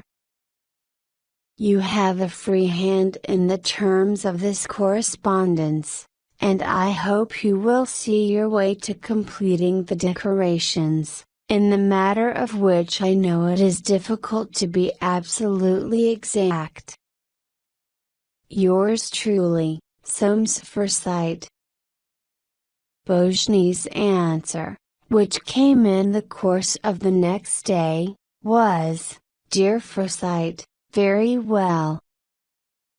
Chapter 14 Old Julian at the Zoo. After his board meeting, old Julian went to the zoo. He had an assignation there, one of those assignations that had lately been growing more frequent, to which his increasing uneasiness about June and the change in her, as he expressed it, was driving him. She buried herself away, and was growing thin. If he spoke to her he got no answer, or had his head snapped off, or she looked as if she would burst into tears. She was as changed as she could be, all through this Bojny. As for telling him about anything, not a bit of it. From the stone terrace above the bear pit his son and his 2 grandchildren came hastening down when they saw old Julian coming, and led him away towards the lion house. They supported him on either side, holding one to each of his hands. Young Julian followed. It was as good as a play to see his father with the children, but such a play as brings smiles with tears behind. The complete surrender of that erect old figure to those little figures on either hand was too poignantly tender, and, being a man of a habitual reflex action, young Julian swore softly under his breath. It was not until they were leaving the gardens, jolly and Holly in a state of blissful delirium, that old Julian found an opportunity of speaking to his son on the matter next his heart. "I don't know what to make of it," he said. "If she's to go on as she's going on now, I can't tell what's to come. I wanted her to see the doctor, but she won't. She's not a bit like me. She's your mother all over. Obstinate as a mule.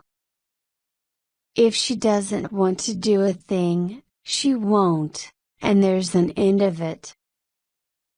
Young Julian smiled, his eyes had wandered to his father's chin. "A pair of you," he thought, but he said nothing. "And then," went on old Julian, "there's this Bojny. I should like to punch the fellow's head, but I can't, I suppose, though, I don't see why you shouldn't," he added doubtfully. "What has he done?" "Far better that it should come to an end, if they don't hit it off." Old Julian looked at his son and dropped the subject. It was impossible to discuss with his son the true nature and meaning of Bojny's defection. Had not his son done the very same thing, worse, if possible, 15 years ago?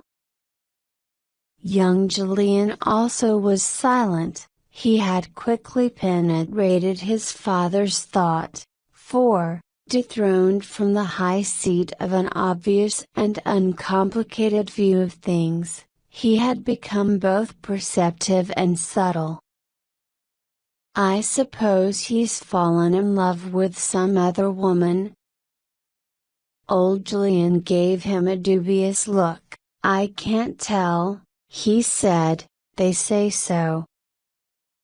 "Then, it's probably true," remarked young Julian unexpectedly, "and I suppose they've told you who she is?"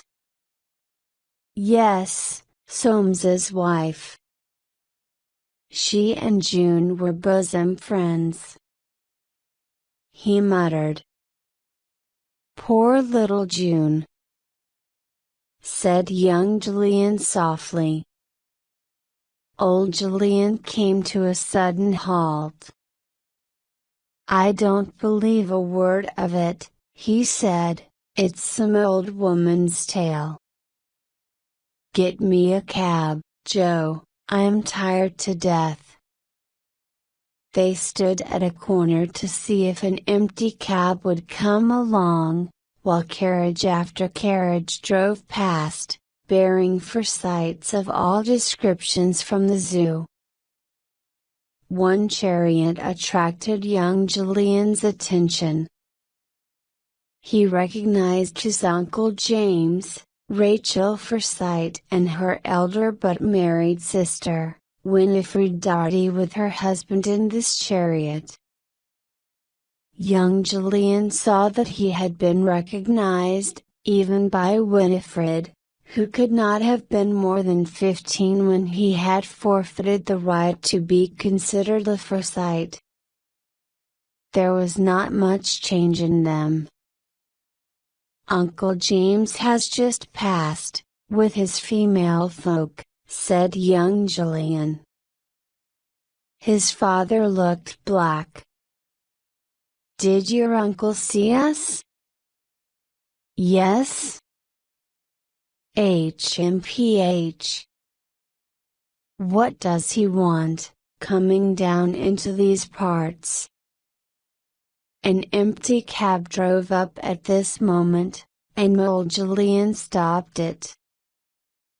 "I shall see you again before long, my boy," he said. "Don't you go paying any attention to what I've been saying about young Bojny, I don't believe a word of it." Kissing the children, who tried to detain him, he stepped in and was borne away. Chapter 15 Afternoon at Timothy's. The notion that James and his womankind had seen him in the company of his son had awakened in old Julian not only the impatience he always felt when crossed, but that secret hostility natural between brothers. He would not let the grass grow under his feet either. He would go there at once, and take very good care. He found the front drawing room full. All the chairs and the sofa in Timothy's drawing room were occupied by Mrs. Small, Aunt Hester, by Swithin, James, Rachel, Winifred, Euphemia and her chum Frances, Roger's daughter. There was only one chair left unoccupied. In those days it was by no means unusual for Timothy to have so many visitors. The family had always, one and all, had a real respect for Aunt Anne, and now that she was gone, they were coming far more frequently to the Bower, and staying longer. Swithin had been the first to arrive. His conversation, as usual of late, had turned at once upon Irene, and he had lost no time in giving Aunts Julian Hester his opinion with regard to this rumor he heard was going about.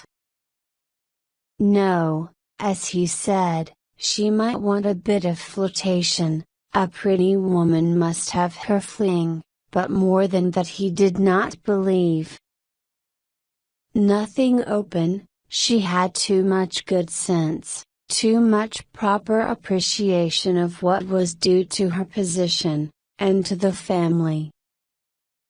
No, said Swithin, he had had an opportunity of seeing for himself, and what he should say was, that there was nothing in her manner to that young buccaneer or Bojny or whatever his name was, different from her manner to himself, in fact, he should rather say. But here the entrance of Frances and Euphemia put an unfortunate stop to the conversation, for this was not a subject which could be discussed before young people. And Euphemia turned to Aunt Hester, and began telling her how she had seen Irene, Mrs. Soames, at the church and commercial stores. And Soames was with her? Said Aunt Hester, to whom Mrs. Small had as yet had no opportunity of relating the incident. Soames with her? Of course not. But was she all alone in London? Oh, no, there was Mr. Bojny with her. She was perfectly dressed. At this moment James and his daughters were announced. In the meantime, old Julian had found the remaining chair in Timothy's commodious drawing room. His advent had obviously put a stop to the conversation, decided awkwardness having set in. Aunt Julie, with her well-known kind-heartedness, hastened to set people at their ease again.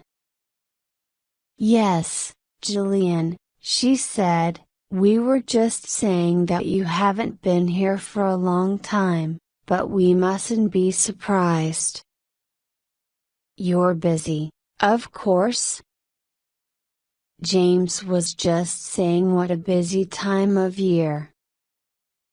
It wouldn't be half so busy if everybody minded their own business, said old Julian, looking hard at James. A silence followed. Then Mrs. Small, twisting her fingers and gazing round with pathetic calm, asked, "And how is dear June?" "Bad," he said. "London don't agree with her, too many people about, too much clatter and chatter by half." He laid emphasis on the words, and again looked James in the face. Nobody spoke.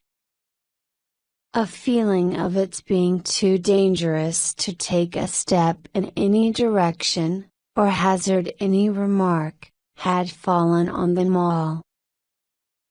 Then Swithin rose. He would not sit there, feeling like that. He was not to be put down by anyone. And, maneuvering round the room with added pomp, he shook hands with each separately. Old Julian's silence, his stern eyes, held them all in a kind of paralysis.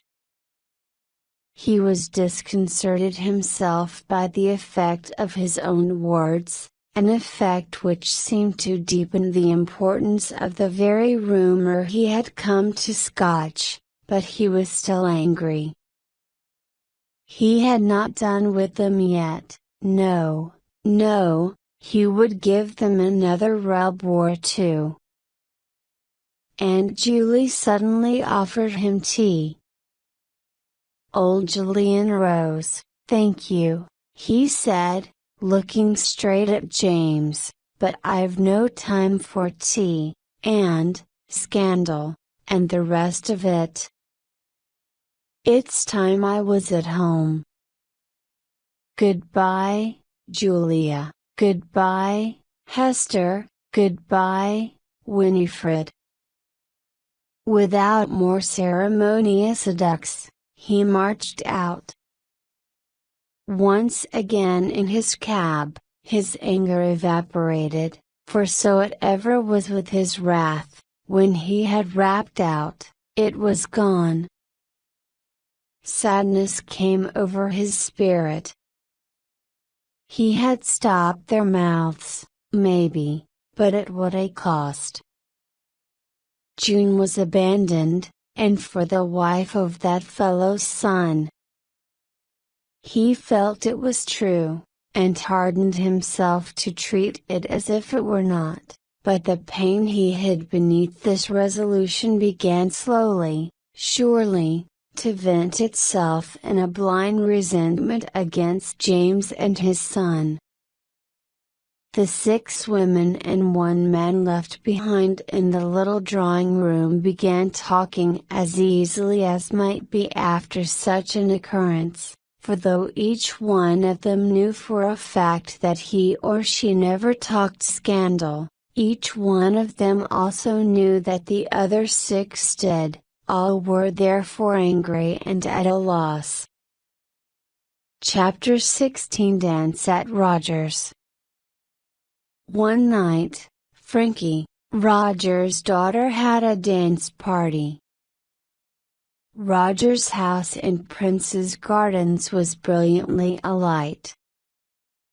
In a remote corner, embowered in palms, was a cottage piano, with a copy of the Kensington coil open on the music stand. Roger had objected to a band. He didn't see in the least what they wanted with a band, he wouldn't go to the expense, and there was an end of it. Roger, after making himself consistently disagreeable about the dance, would come down presently, with his fresh color and bumpy forehead, as though he had been its promoter. Frankie devoutly hoped he might soon get tired, and slip off to bed. Punctually on the stroke of 9 the guests arrived. There were the members of the family, a group and number of Nicholses, always punctual, the fashion up Ladbroke Grove way, and close behind them Eustace and his men, gloomy and smelling rather of smoke. 3 or 4 of Frankie's lovers now appeared, one after the other. She had made each promise to come early. After this the stream came fast, chaperones silting up along the wall facing the entrance, the volatile elements swelling the eddy in the larger room. Mothers, slowly fanning their faces, watched their daughters, and in their eyes could be read all the story of those daughters' fortunes. Not a second before 10 o'clock came the Jameses, Emily, Rachel. Winifred Darty had been left behind, having on a former occasion drunk too much of Roger's champagne, and Cicely, the youngest, making her debut, behind them, following in a hansom from the paternal mansion where they had dined, Soames and Irene. Soames, sidling back from the contact of the dancers, took up a position against the wall. Waltz after waltz began and ended, couple after couple brushed by with smiling lips, laughter, and snatches of talk, or with set lips, and eyes searching the throng, or again, with silent, parted lips, and eyes on each other. And the scent of festivity, the odor of flowers, and hair, of essences that women love, rose suffocating in the heat of the summer night. Silent, with something of scorn in his smile, Soames seemed to notice nothing, but now and again his eyes, finding that which they sought, would fix themselves on a point in the shifting throng, and the smile die off his lips. He danced with no one. Some fellows danced with their wives. His sense of form had never permitted him to dance with Irene since their marriage. She passed, dancing with other men, her dress, iris-colored, floating away from her feet. She danced well. He was tired of hearing women say with an acid smile, "How beautifully your wife dances, Mr. Foresight, it's quite a pleasure to watch her." For the last quarter of an hour he had not even seen her. Here was George advancing with his Quilpish face. It was too late to get out of his way.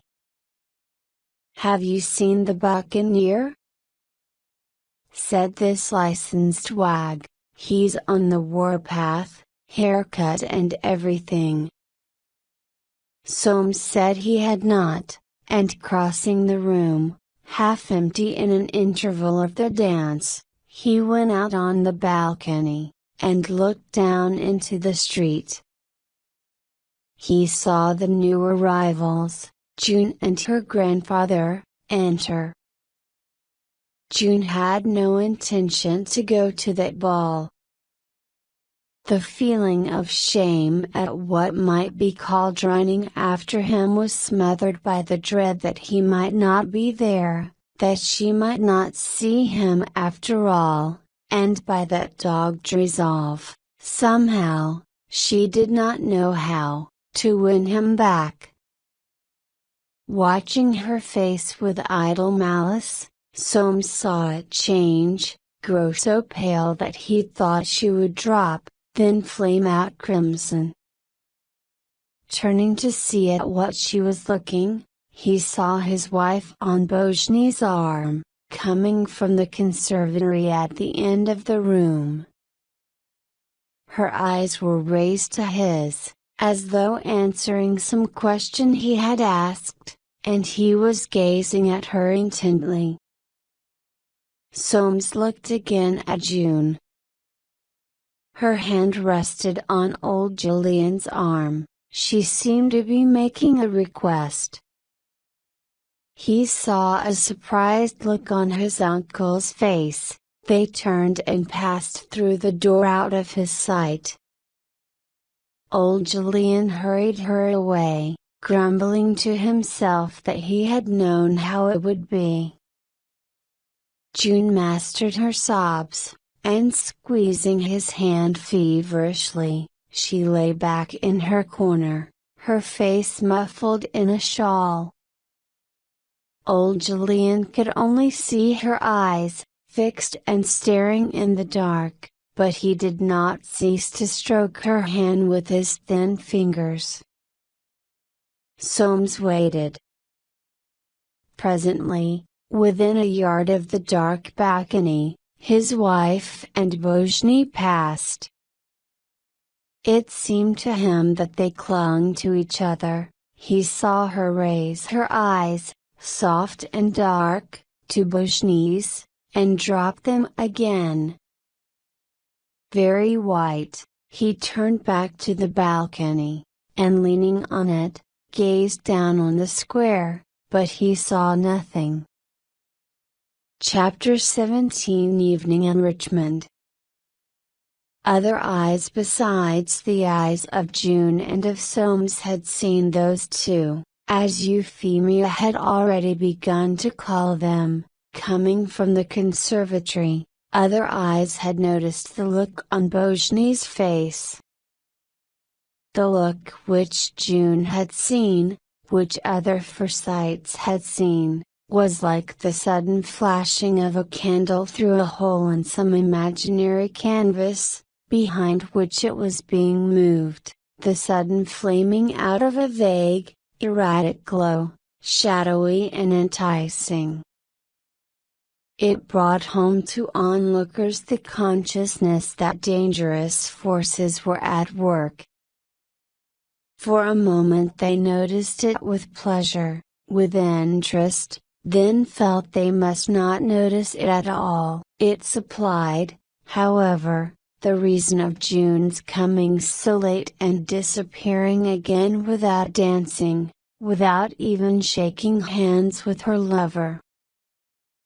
They had no desire to spread scandal, no desire to be ill-natured.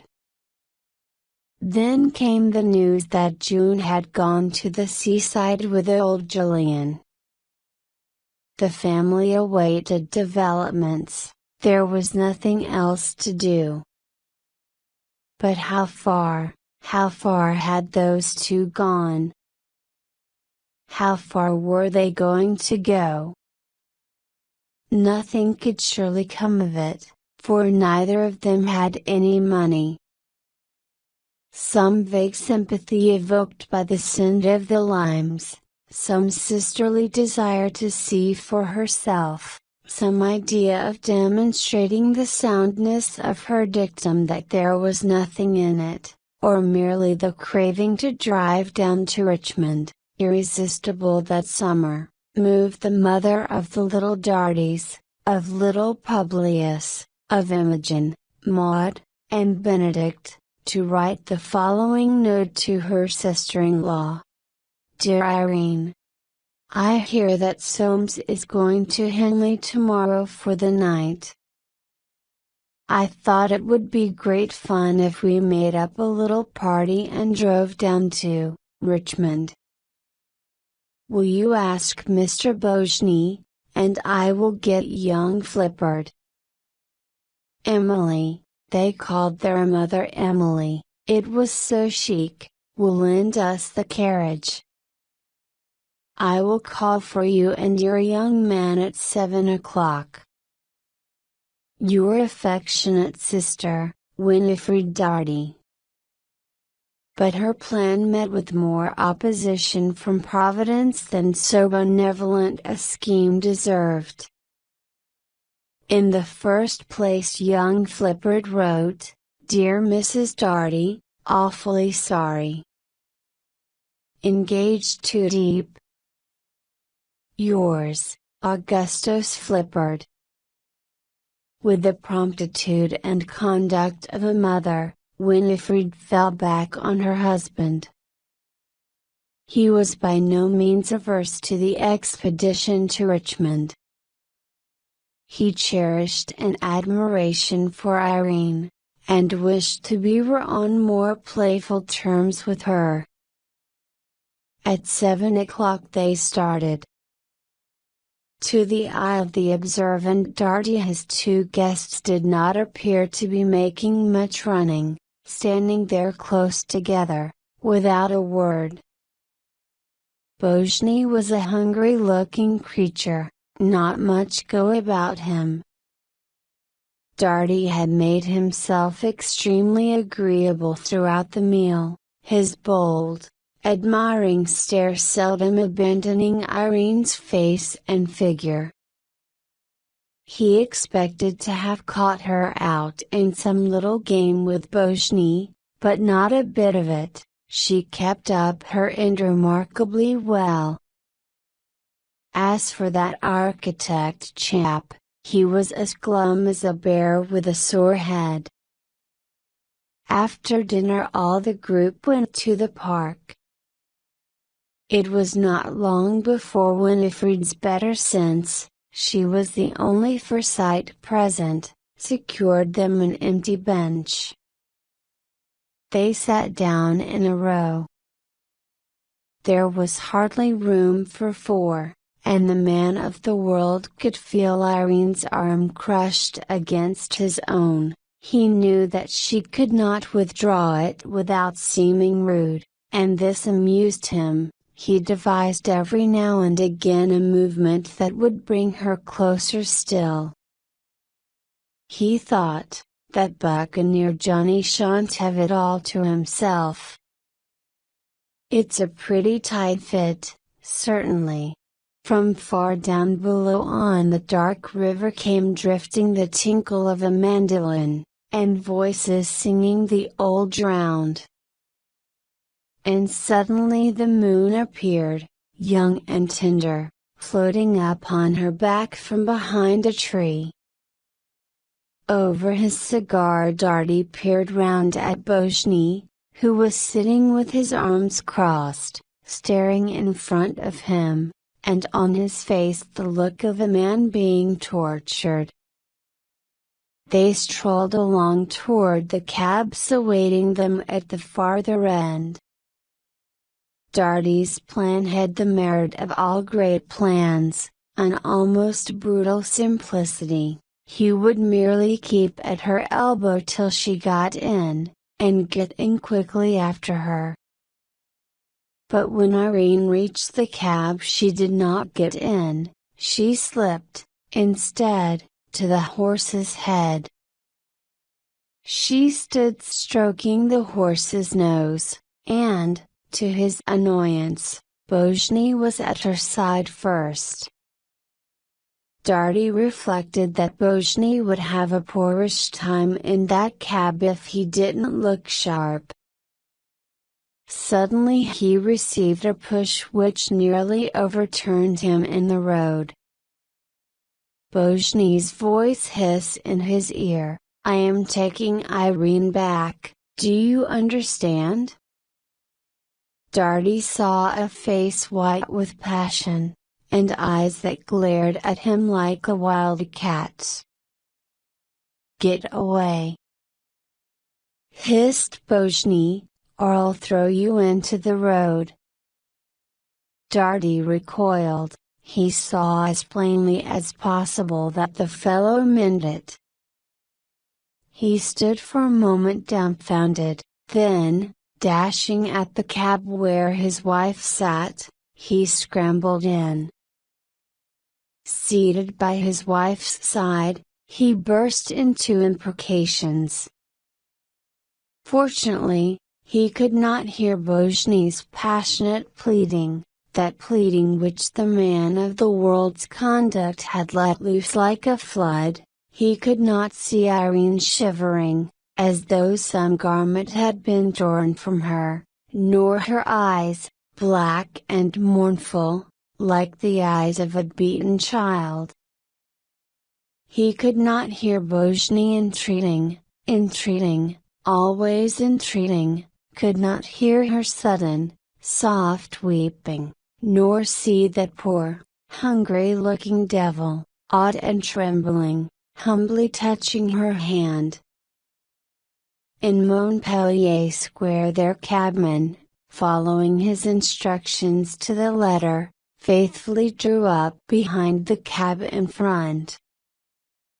The darties saw Bojny spring out, and Irene follow, and hasten up the steps with bent head. She evidently had her key in her hand, for she disappeared at once. It was impossible to tell whether she had turned to speak to Bojny. The latter came walking past their cab. "Good night, Mr. Bojny," called Winifred. Bojny started, clawed off his hat, and hurried on. He had obviously forgotten their existence. There had so clearly been a crisis in the cab that Winifred was unable to defend her theory. She said, "I shall say nothing about it. I don't see any use in making a fuss." With that view Dartie at once concurred, looking upon James as a private preserve. He disapproved of his being disturbed by the troubles of others. Chapter 18 Diagnosis of Aphrosite. It is in the nature of Aphrosite to be ignorant that he is Aphrosite, but young Julian was well aware of being one. He had not known it till after the decisive step which had made him an outcast. Since then the knowledge had been with him continually. He felt it throughout his alliance, throughout all his dealings with his second wife, who was emphatically not Aphrosite. He was conscious of being Aphrosite in his work, that painting of watercolors to which he devoted so much energy. And this clear idea of what it means to be Foresight made him read the following letter from old Julian with a mixed feeling of compassion and disgust. My dear Joe, we have been here now a fortnight, and have had good weather on the whole. The air is bracing, but my liver is out of order, and I shall be glad enough to get back to town. I cannot say much for June, her health and spirits are very indifferent, and I don't see what is to come of it. She says nothing, but it is clear that she is harping on this engagement, which is an engagement and no engagement, and, goodness knows what. I have grave doubts whether she ought to be allowed to return to London in the present state of affairs, but she is so self-willed that she might take it into her head to come up at any moment. The fact is someone ought to speak to Bojny and ascertain what he means. I'm afraid of this myself, for I should certainly rap him over the knuckles, but I thought that you, knowing him at the club, might put in a word, and get to ascertain what the fellow is about. You will of course in no way commit June. I shall be glad to hear from you in the course of a few days whether you have succeeded in gaining any information. The situation is very distressing to me. I worry about it at night. With my love to Jolly and Holly. I am, your affect, Father, Julian Foresight. Young Julian started for the club in the afternoon with the letter in his pocket, and without having made up his mind. To sound a man as to his intentions was peculiarly unpleasant to him, nor did his own anomalous position diminish this unpleasantness. How should he set about it, or how refuse? Both seemed impossible. He arrived at the club at 3 o'clock, and the first person he saw was Bojny himself, seated in a corner, staring out of the window. He looked governedly at Bojny sitting there unconscious. He did not know him very well, and studied him attentively for perhaps the first time, an unusual-looking man, unlike in dress, face, and manner to most of the other members of the club. Young Julian himself, however different he had become in mood and temper, had always retained the neat reticence of Foresight appearance. Something in his face and attitude touched young Julian. He knew what suffering was like, and this man looked as if he were suffering. He got up and touched his arm. They talked about Soames' house, about Julian's paintings, about properties and quality of Aphrosite. You talk of them, said Bojny, as if they were half England. They are, repeated young Julian, half England, and the better half, too, the safe half, the 3% half, the half that counts.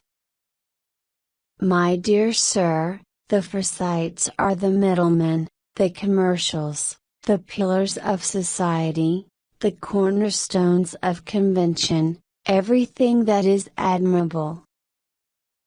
And I'm not laughing. It is dangerous to go against the majority, and what a majority. He fixed his eyes on Bojny. It's dangerous to let anything carry you away, a house, a picture, a woman. That's why he's to be reckoned with. Look out for their grip. They looked at each other. And, as though he had done that which no Foresight did, given himself away, young Julian drew into his shell. Yet you've done it yourself. Young Julian acknowledged the hit by losing his smile. You forget, he said with a queer pride, I can hold on, too, I'm a Foresight myself. We're all in the path of great forces. I don't, he ended very low, as though uttering a threat, recommend every man to go my way. Thanks, said Bojny. It's just kind of you. But you're not the only chaps that can hold on. He rose. The meeting was finished. Young Julian's thoughts passed to the woman whom he did not know, but the outline of whose story he had heard. An unhappy marriage. No ill treatment, only that indefinable malaise, that terrible blight which killed all sweetness under heaven. But young Julian, the bitterness of whose own feelings time had assuaged, saw Soames' side of the question too. Whence should a man like his cousin, saturated with all the prejudices and beliefs of his class, draw the insight or inspiration necessary to break up this life. Most people would consider such a marriage as that of Soames and Irene quite fairly successful. He had money, she had beauty, it was a case for compromise. There was no reason why they should not jog along, even if they hated each other. The core of it all, he thought, is property, but there are many people who would not like it put that way. It is curious. And so he left his chair, threaded his way through the maze of seats, took his hat, and languidly up the hot streets crowded with carriages, reeking with dusty odors, wended his way home. Before reaching Wisteria Avenue he removed old Julian's letter from his pocket, and tearing it carefully into tiny pieces, scattered them in the dust of the road. Chapter 19 Bojny on parole. The day after the evening at Richmond, Soames returned from the city very early. Irene did not expect him. As it was a warm sunny day, Soames suggested his wife a walk to the park. "I don't want to go out, I have a headache." Soames replied, "If ever I want you to do anything, you've always got a headache. It'll do you good to come and sit under the trees." He understood that she was waiting for Bojny and insisted on their walk. They went out. It was some time since he had enjoyed her company in the park. That was one of the past delights of the first 2 seasons of his married life, when to feel himself the possessor of this gracious creature before all London has been his greatest, though secret, pride. The seats were emptying fast, but still he kept her there, silent and pale, as though to work out a secret punishment. Once or twice he made some comment, and she bent her head, or answered yes with a tired smile. Along the rails a man was walking so fast that people stared after him when he passed. He turned, Irene had made a rapid movement. "Hello," he said, "it's our friend the Buccaneer." And he sat still, with his sneering smile, conscious that Irene was sitting still, and smiling too. Will she bow to him? He thought. But she made no sign. Bojny reached the end of the rails, and came walking back amongst the chairs, quartering his ground like a pointer. When he saw them he stopped dead, and raised his hat. Bojny came up, looking exhausted, like a man after hard physical exercise. The sweat stood in drops on his brow. "What are you doing in the park?" asked Soames. "We thought you despised such frivolity." Bojny did not seem to hear. He made his answer to Irene, "I've been round to your place, I hoped I should find you in." Somebody tapped Soames on the back, and spoke to him, and in the exchange of those platitudes over his shoulder, he missed her answer, and took a resolution. "We're just going in," he said to Bojny, "you'd better come back to dinner with us." In the crowded streets Soames went on in front. He did not listen to their conversation. The strange resolution of trustfulness he had taken seemed to animate even his secret conduct. Like a gambler, he said to himself, "It's a card I dare not throw away, I must play it for what it's worth. I have not too many chances."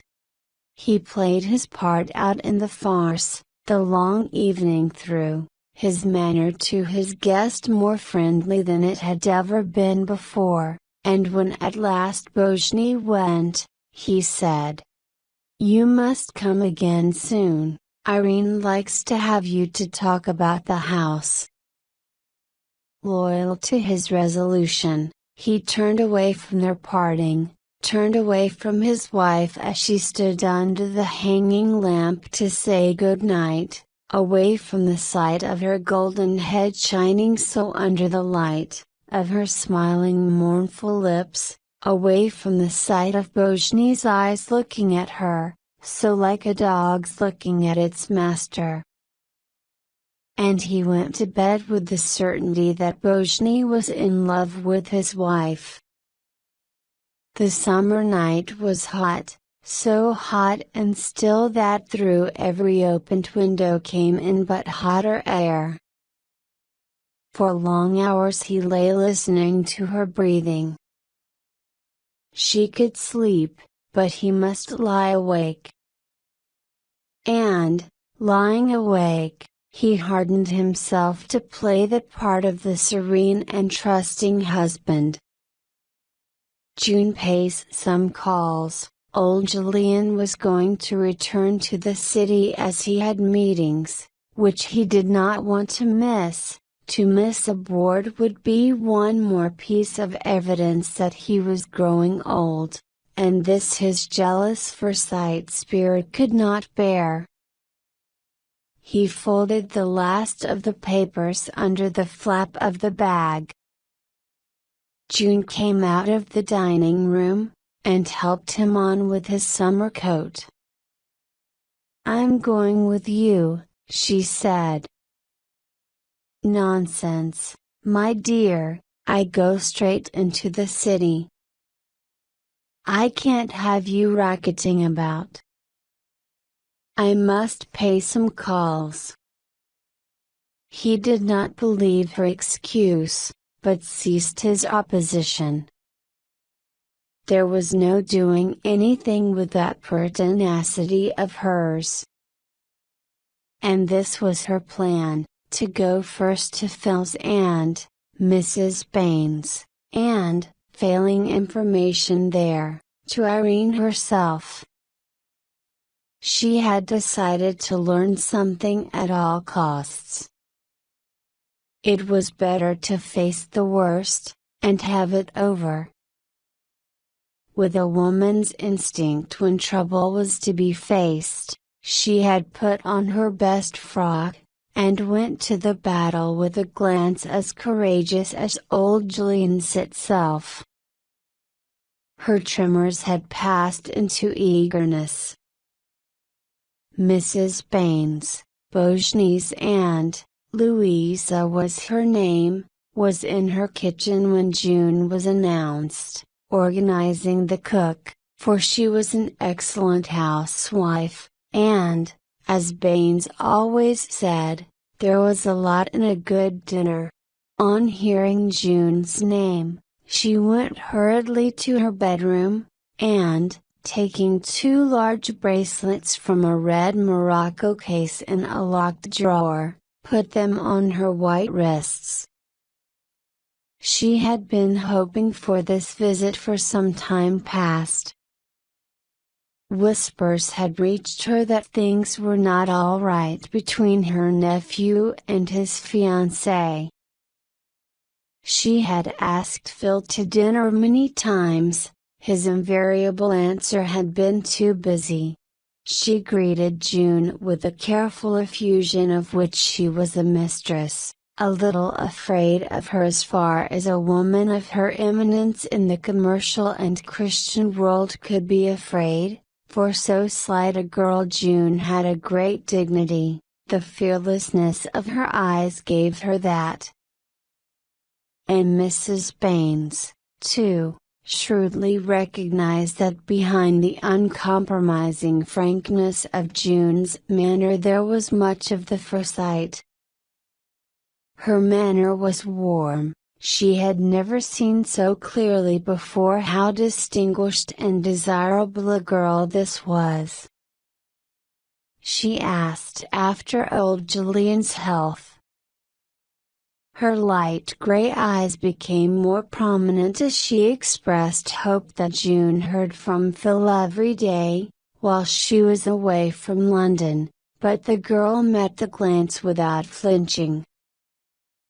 "No," she said, "he never writes." "Why, my dear, he's quite the most harum-scarum person, one never pays the slightest attention to what he does," was Mrs. Baines' reaction.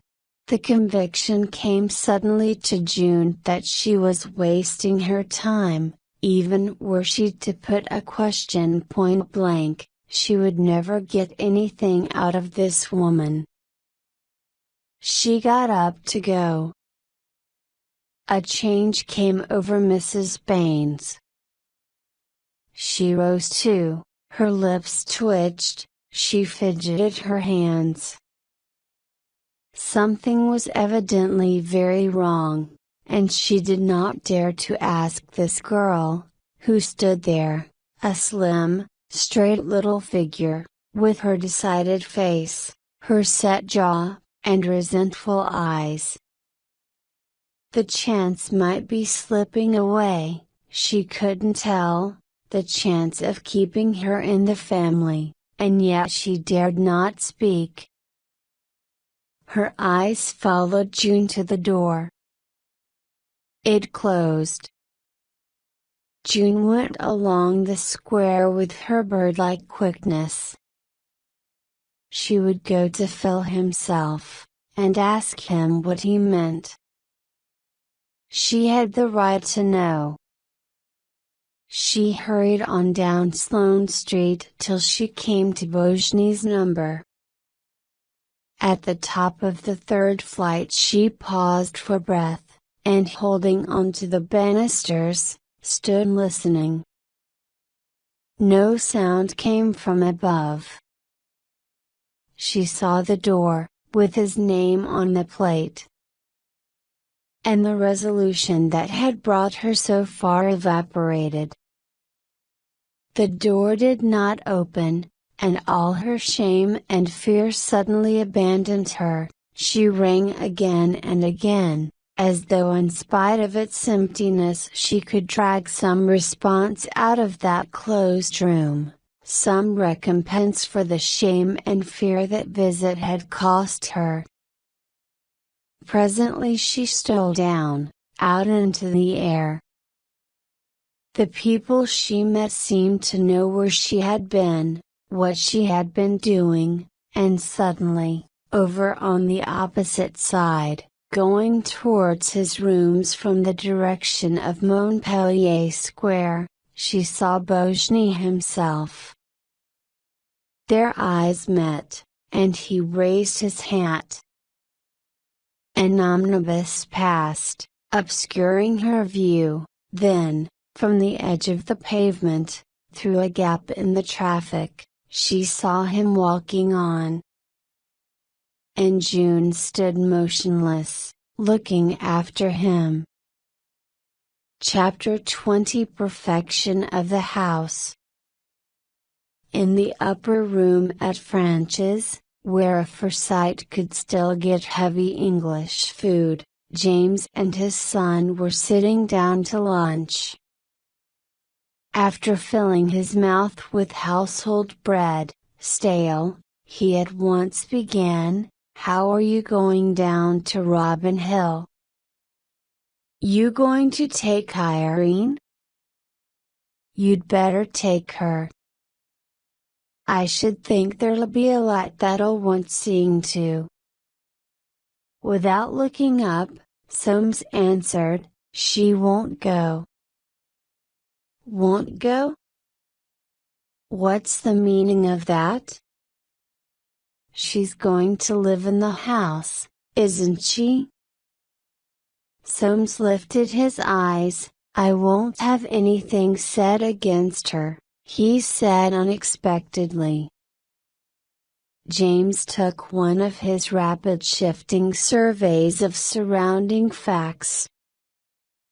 "Your mother's in bed," he said. "You can have the carriage to take you down." "I should think Irene's like the drive." "This young Bojne'll be there, I suppose, to show you over." Soames nodded. "I should like to go and see for myself what sort of a job he's made finishing off," pursued James. "I'll just drive round and pick you both up." James intended to take an opportunity this afternoon of speaking to Irene. A word in time saved nine, and now that she was going to live in the country there was a chance for her to turn over a new leaf. On the appointed day, James came to take Irene to Robin Hill. He found Irene seated at the piano with her hands rested on the keys, evidently listening to the voices in the hall. She greeted him without smiling. It was not before he had got her more than halfway that he began, "Soames is very fond of you, he won't have anything said against you. Why don't you show him more affection?" Irene flushed, and said in a low voice, "I can't show what I haven't got."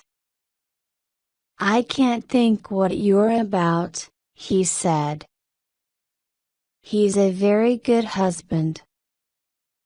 Irene's answer was so low as to be almost inaudible among the sounds of traffic. He caught the words, "You're not married to him." "What's that got to do with it?" "He's given you everything you want.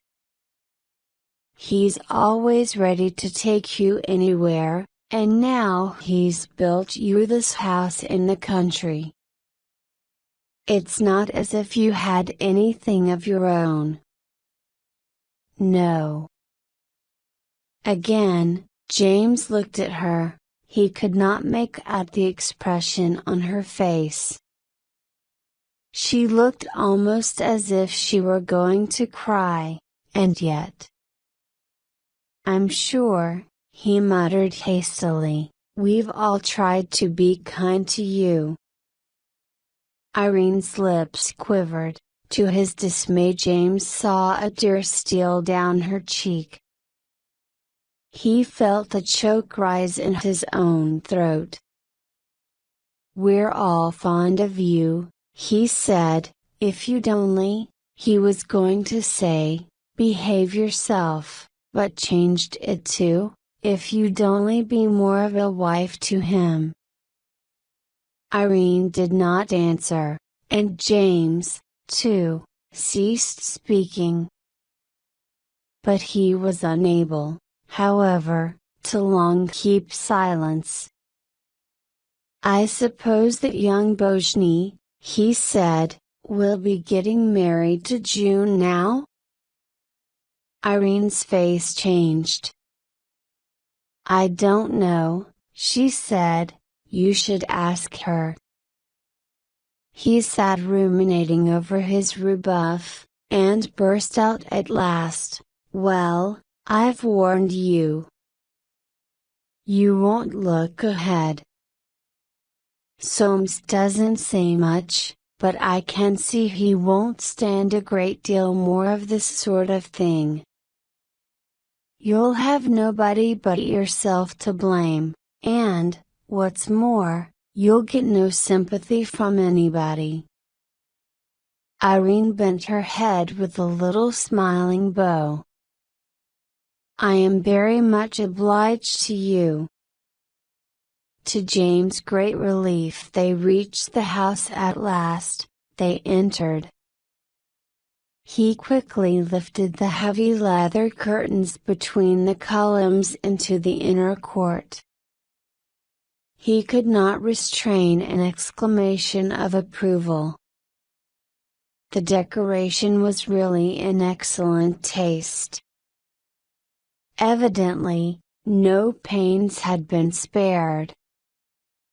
It was quite the house of a gentleman. He went on throwing open doors, and peeping in. Everything was in apple pie order, ready for immediate occupation. He turned round at last to speak to Irene, and saw her standing over in the garden entrance, with her husband and Bojny. Though not remarkable for sensibility, James felt at once that something was wrong. He went up to them, and, vaguely alarmed, ignorant of the nature of the trouble, made an attempt to smooth things over. How are you, Mr. Bojny? He said, holding out his hand. You've been spending money pretty freely down here, I should say. Soames turned his back, and walked away. James looked from Bojny's frowning face to Irene, and, in his agitation, spoke his thoughts aloud. Well, I can't tell what's the matter. Nobody tells me anything. Irene was very close to the architect, and her face not like the face he knew of her. He hastened up to his son. What's the matter? Said James. What's all this? Soames looked at him with his supercilious calm unbroken, but James knew well enough that he was violently angry. Our friend, he said, has exceeded his instructions again, that's all. So much the worse for him this time. He turned round and walked back towards the door. Taking hold of his daughter-in-law by the elbow, he escorted her towards the carriage. He felt certain, quite certain, they had been making some appointment or other. The attitude of the confident and friendly husband was gone. To preserve property, his wife, he had assumed it. To preserve property of another kind he lost it now. This young man will pay for everything. The sight of her inscrutable face, the thought of all the hundreds of evenings he had seen her sitting there like that soft and passive, but unreadable, unknown, enraged him beyond measure. A good beating, he said, is the only thing that would bring you to your senses, but turning on his heel, he left the room. Chapter 21 Soames sits on the stairs. Soames went upstairs that night with the feeling that he had gone too far. He was prepared to offer excuses for his words. He turned out the gas still burning in the passage outside the room. Pausing, with his hand on the knob of the door, he tried to shape his apology, for he had no intention of letting her see that he was nervous. But the door did not open, nor when he pulled it and turned the handle firmly. Entering his dressing room, where the gas was also lighted and burning low, he went quickly to the other door. That too was locked.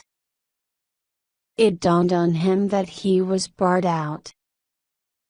He went back to the door, and rattling the handle stealthily, called, "Unlock the door, do you hear? Unlock the door." There was a faint rustling, but no answer.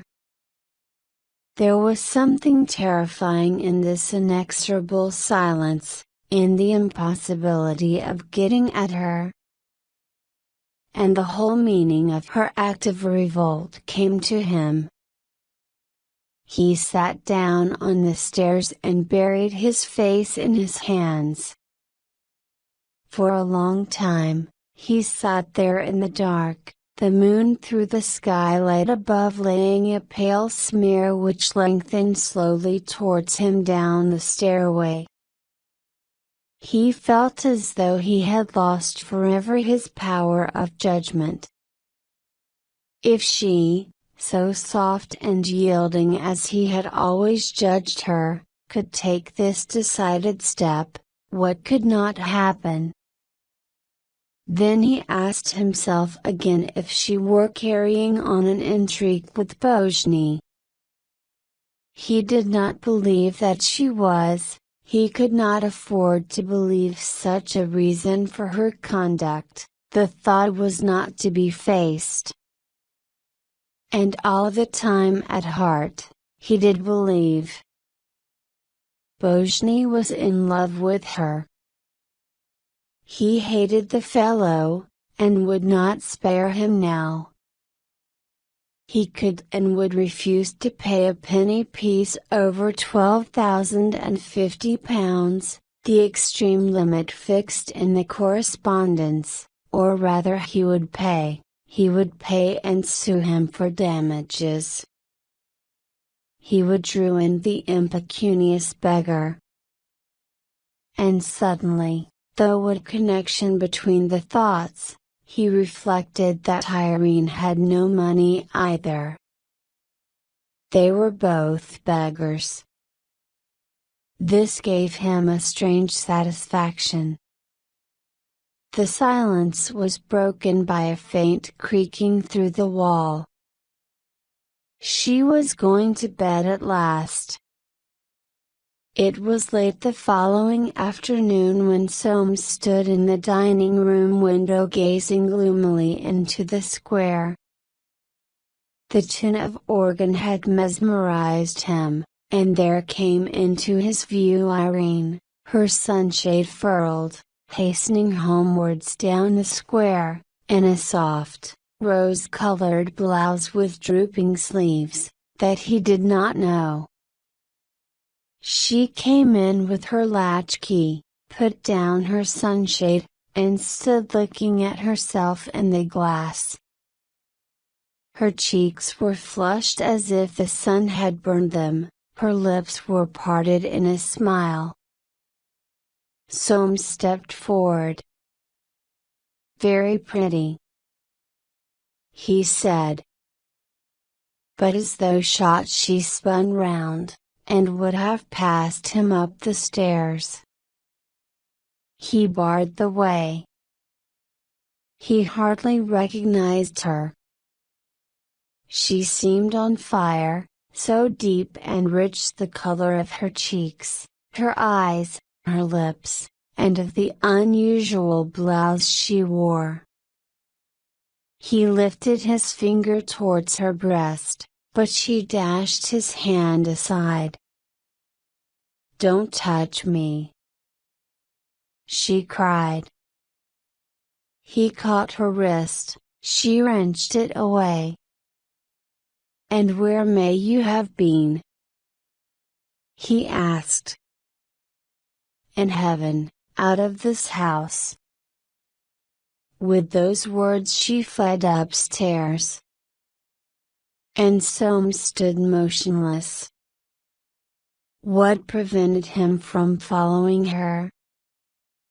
Was it that, with the eyes of faith, he saw Bojny looking down from that high window in Sloane Street, straining his eyes for yet another glimpse of Irene's vanished figure, cooling his flushed face, dreaming of the moment when she flung herself on his breast, the scent of her still in the air around, and the sound of her laugh that was like a sob. Chapter 22 Mrs. McAnder's Evidence. Many people, no doubt, would say that Soames was less than a man not to have removed the locks from his wife's doors, and, after beating her soundly, resumed wedded happiness. For active brutality is not popular with Forsytes, they are too circumspect, and, on the whole, too soft-hearted. Short of actually beating his wife, he perceived nothing to be done, he therefore accepted the situation without another word. Throughout the summer and autumn, he continued to go to the office, to sort his pictures, and ask his friends to dinner. He did not leave town, Irene refused to go away. The house at Robin Hill, finished though it was, remained empty and ownerless. Soames had brought a suit against the Buccaneer, in which he claimed from him the sum of £350. A firm of solicitors, Messrs. Freak and Abel, had put in a defense on Bojny's behalf. Admitting the facts, they raised a point on the correspondence which, divested of legal phraseology, amounted to this: to speak of a free hand in the terms of this correspondence is an Irish bull. In accordance with his resolve, our Foresight had put his interests into the hands of Jobling and Boulter. On receiving a copy of Bojny's defense he went over to their offices. Soames told him to go to a good man, and they went to Waterbuck, Q.C., marking him 10-1, who kept the papers 6 weeks and then wrote as follows: "In my opinion the true interpretation of this correspondence depends very much on the intention of the parties, and will turn upon the evidence given at the trial. With regard to the expression, a free hand in the terms of this correspondence, to which my attention is directed, the point is a nice one, but I am of opinion there is one way out. To have his own impression confirmed by Waterbuck, Q.C., would have disturbed any man. It was not pleasant to be disturbed, he desired too passionately to set his foot on Bojny's neck. Though he had not seen the architect since the last afternoon at Robin Hill, he was never free from the sense of his presence, never free from the memory of his worn face with its high cheekbones and enthusiastic eyes. And every man's shape that he saw in the dark evenings walking past, seemed that of him whom George had so appropriately named the Buccaneer. Irene still met him, he was certain, where, or how, he neither knew, nor asked, deterred by a vague and secret dread of too much knowledge. He rose from the perusal of Waterbuck, Q.C.'s opinion, and, going upstairs, entered her room, for she did not lock her doors till bedtime. She had the decency, he found, to save the feelings of the servants. "What do you want?" she said. "Please leave my room," he answered, I want to know how long this state of things between us is to last. I have put up with it long enough. Will you please leave my room? Will you treat me as your husband? No. Then, I shall take steps to make you do. He stared, amazed at the calmness of her answer. Now, please, will you leave my room? He turned round, and went sulkily out. He knew very well that he had no intention of taking steps, and he saw that she knew too, knew that he was afraid to. It was strange to be hated, the emotion was too extreme, yet he hated Boshni, that buccaneer, that prowling vagabond, that night wanderer. During all the hours he lay awake, thinking over the situation, which seemed to have no end, unless she should suddenly come to her senses. Never once did the thought of separating from his wife seriously enter his head.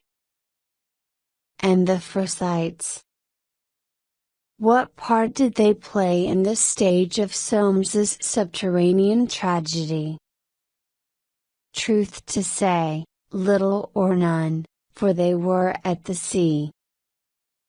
The end of September began to witness their several returns. On the next Sunday Timothy's was thronged from lunch till dinner.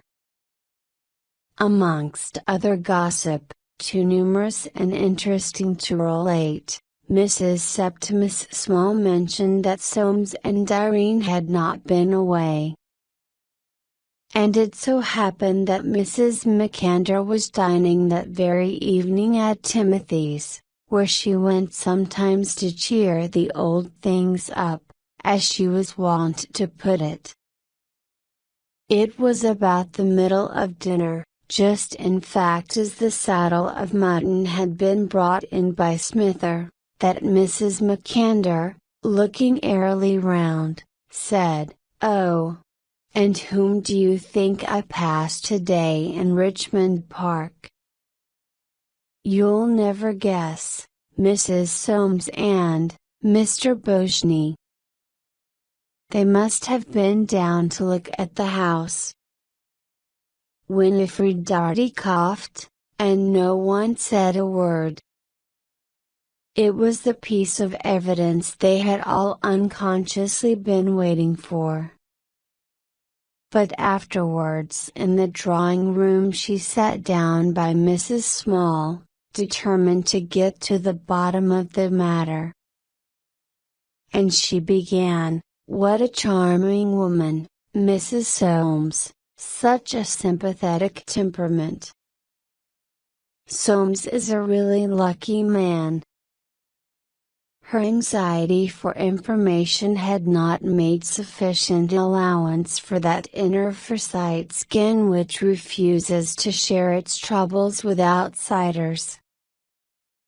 Mrs. Septimus Small, drawing herself up with a creak and rustle of her whole person, said, shivering in her dignity, "My dear, it is a subject we do not talk about." Night in the park, it was not a subject which the Foresights could talk about even among themselves, to use the word Soames had invented to characterize to himself the situation. It was subterranean. Yet, within a week of Mrs. McAnder's encounter in Richmond Park, to all of them, save Timothy, from whom it was carefully kept, to James on his domestic beat from the Poultry to Park Lane, to George the Wild One, on his daily adventure from the bow window at the Haversnake to the billiard room at the Red Pottle, was it known that those two had gone to extremes. George voiced the sentiment more accurately than anyone when he said to his brother Eustace that the Buccaneer was going it. He expected Soames was about fed up. He ought perhaps to take steps, but to take steps would be deplorable. Sometimes in the privacy of his bedroom James would reveal to Emily the real suffering that his son's misfortune caused him. "I can't tell," he would say, "it worries me out of my life. There'll be a scandal, and that'll do him no good. I shan't say anything to him. There might be nothing in it. What do you think?" "Well, I don't know, I expect the worst. This is what comes of having no children. I knew how it would be from the first. They never told me they didn't mean to have any children, nobody tells me anything. Like old Julian, he, too, at the bottom of his heart set the blame of the tragedy down to family interference. What business had that lot to introduce a person like this Bojny into the family? James's great comfort was to go to Winifred's, and take the little Darties in his carriage over to Kensington Gardens. But those gardens and that park were not sacred to James. Forsytes and tramps, children and lovers, rested and wandered day after day, night after night, seeking one and all some freedom from labor, from the reek and turmoil of the streets. On Saturday, October 5th, the sky that had been blue all day deepened after sunset to the bloom of purple grapes. All London had poured into the park, draining the cup of summer to its dregs. The instincts of self-forgetfulness, of passion, and of love, hiding under the trees, away from the trustees of their remorseless enemy, the sense of property, were holding a stealthy revel, and Soames, returning from Bayswater, for he had been alone to dine at Timothy's, walking home along the water, with his mind upon that coming lawsuit, had the blood driven from his heart by a low laugh and the sound of kisses.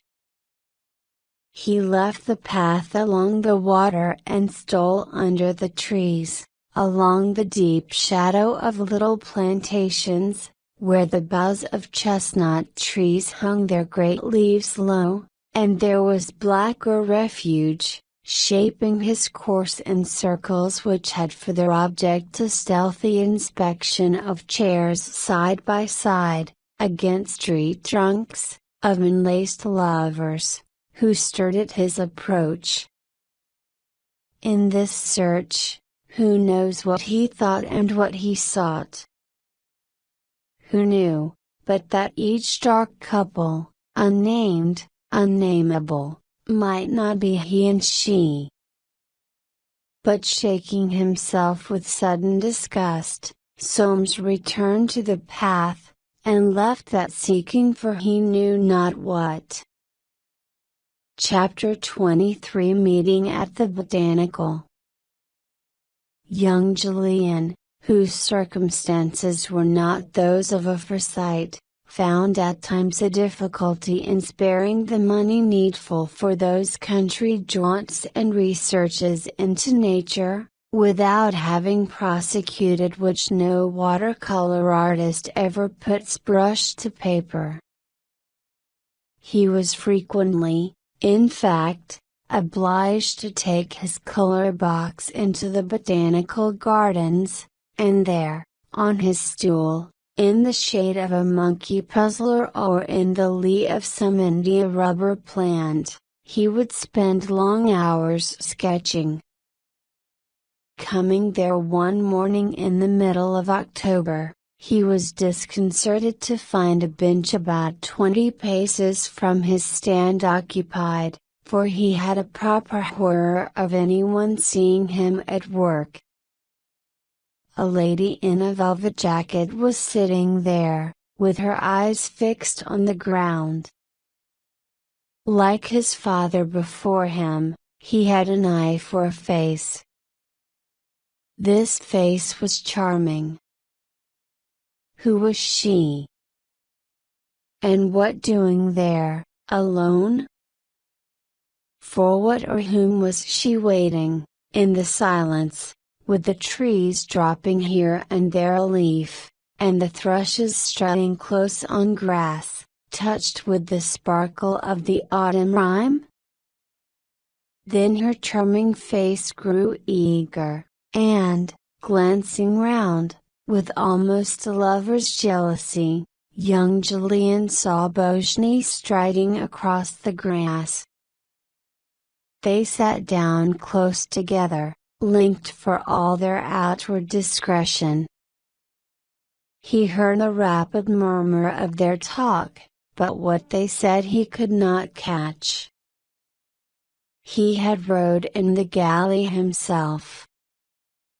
He knew the long hours of waiting and the lean minutes of a half-public meeting, the tortures of suspense that haunt the unhallowed lover.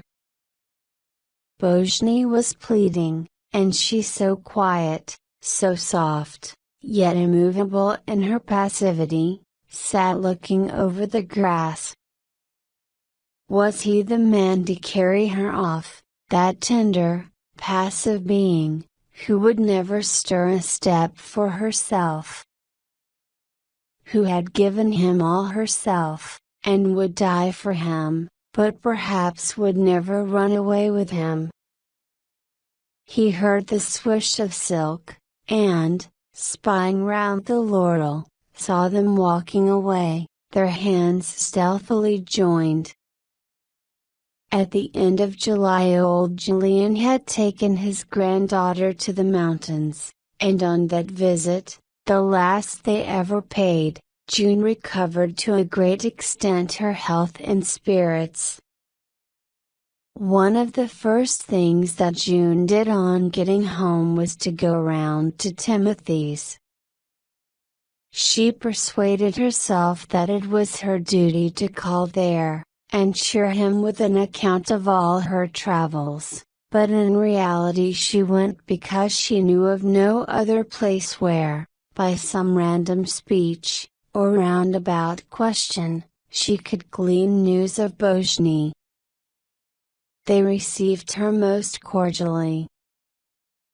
June sat there a long time, dreading, yet passionately hoping, that they would speak of Bojny.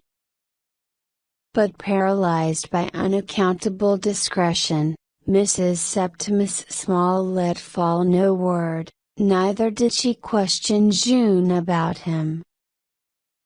In desperation the girl asked at last whether Soames and Irene were in town. She had not yet been to see anyone. It was Aunt Hester who replied, "Oh, yes, they were in town, they had not been away at all." There was some little difficulty about the house, she believed. June turned to Mrs. Small, who sat upright in her chair, her hands clasped, her face covered with innumerable pounds. In answer to the girl's look she maintained a strange silence. Before half an hour was over she had dragged the truth from Mrs. Baines in Laundry Square, that Soames was bringing an action against Bojny over the decoration of the house. Instead of disturbing her, the news had a strangely calming effect, as though she saw in the prospect of this struggle new hope for herself. she learned that the case was expected to come on in about a month, and there seemed little or no prospect of Bojny's success. This was the very afternoon of the day that young Julian witnessed the meeting in the botanical gardens, and on this day, too, old Julian paid a visit to his solicitors, Foresight, Bustard, and Aphrosite, in the Poultry.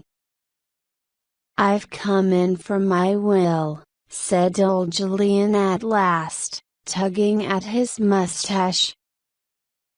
James' curiosity was roused at once and asked to bring in Mr. Julian's will. Old Julian put the will in his breast pocket, and James twisted his long legs regretfully. "When's this court coming on?"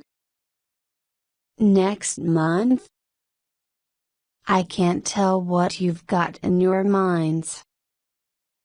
You must manage your own affairs, but if you take my advice, you'll settle it out of court. Goodbye." With a cold handshake, old Julian was gone. He took his will to the offices of the new colliery company, and sat down in the empty boardroom to read it through. The will had been drawn by James in his palmy days. He had foreseen almost every contingency. Old Julian sat a long time reading this will. At last he took half a sheet of paper from the rack, and made a prolonged pencil note. Then, buttoning up the will, he caused a cab to be called and drove to the offices of Paramer and Herring, in Lincoln's Inn Fields. He felt a strange, slow satisfaction, as though he had scored a victory over James and the man of property. To him, borne northwards towards his son's house, the thought of the new disposition of property, which he had just set in motion, appeared vaguely in the light of a stroke of punishment, leveled at that family and that society, of which James and his son seemed to him the representatives. He had made a restitution to young Julian, and restitution to young Julian satisfied his secret craving for revenge, revenge against time, sorrow, and interference, against all that incalculable sum of disapproval that had been bestowed by the world for 15 years on his only son. It was sweet to think that at last he was going to make the boy a richer man by far than that son of James, that man of property. And it was sweet to give to Joe, for he loved his son. He longed to send for the children, to have them there beside him, their supple bodies against his knees, to hear jollies. But he would not. With characteristic decision, old Julian came at once to the point. "I've been altering my arrangements, Joe," he said. "You can cut your coat a bit longer in the future. I'm settling 1,000 a year on you at once. June will have 50,000 at my death, and you the rest. Shan't allude to it again." Young Julian put his hand on his father's shoulder, and, as neither spoke, the episode closed. Having seen his father into a hansom, young Julian came back to the drawing room and stood, where old Julian had stood, looking down on the little garden. He tried to realize all that this meant to him. Chapter 24: The Trial. the morning after a certain night on which Soames at last asserted his rights and acted like a man, he breakfasted alone. Had he been right to yield to his overmastering hunger of the night before, and break down the resistance which he had suffered now too long from this woman who was his lawful and solemnly constituted helpmate? And somehow, now that he had acted like this, he was surprised at himself. One thought comforted him: no one would know, it was not the sort of thing that she would speak about. He put on his fur coat, and went out into the fog. The day was a busy one, including, in addition to the ordinary affairs of his practice, a visit to his brokers, and a long conference at Waterbuck, Q.C.'s chambers, attended by Boulter, by Fiske, the junior counsel, and Waterbuck, Q.C., himself. The case of Foresight v. Bojny was expected to be reached on the morrow, before Mr. Justice Bentham. Mr. Justice Bentham, a man of common sense rather than too great legal knowledge, was considered to be about the best man they could have to try the action. He was a strong judge. Soames got into his cab, and, with the glass down, crept along Sloane Street, and so along the Brampton Road, and home. He reached his house at 5. His wife was not in. He sat by the dining room fire, with the door open, disturbed to the soul, trying to read the evening paper. It was nearly 7 when he heard her come in. The incident of the night before had long lost its importance under stress of anxiety at her strange sortie into the fog. But now that Irene was home, the memory of her broken-hearted sobbing came back to him, and he felt nervous at the thought of facing her. No ghost or stranger could have passed more silently. For once Soames did not change. It was, perhaps, the first time in his life that he had sat down to dinner with soiled cuffs, and, not even noticing them, he brooded long over his wine. In the morning of his case, which was second in the list, Soames was again obliged to start without seeing Irene, and it was just as well, for he had not as yet made up his mind what attitude to adopt towards her. In the courtroom Soames took at once his rightful seat on the front bench beside his solicitor. James was brooding on the end of the bench immediately behind counsel. The 2 rows of seats immediately in front of James were gradually filled by barristers in wigs. Waterbuck, Q.C. came in with the wings of his silk gown rustling, and his red, capable face supported by 2 short, brown whiskers.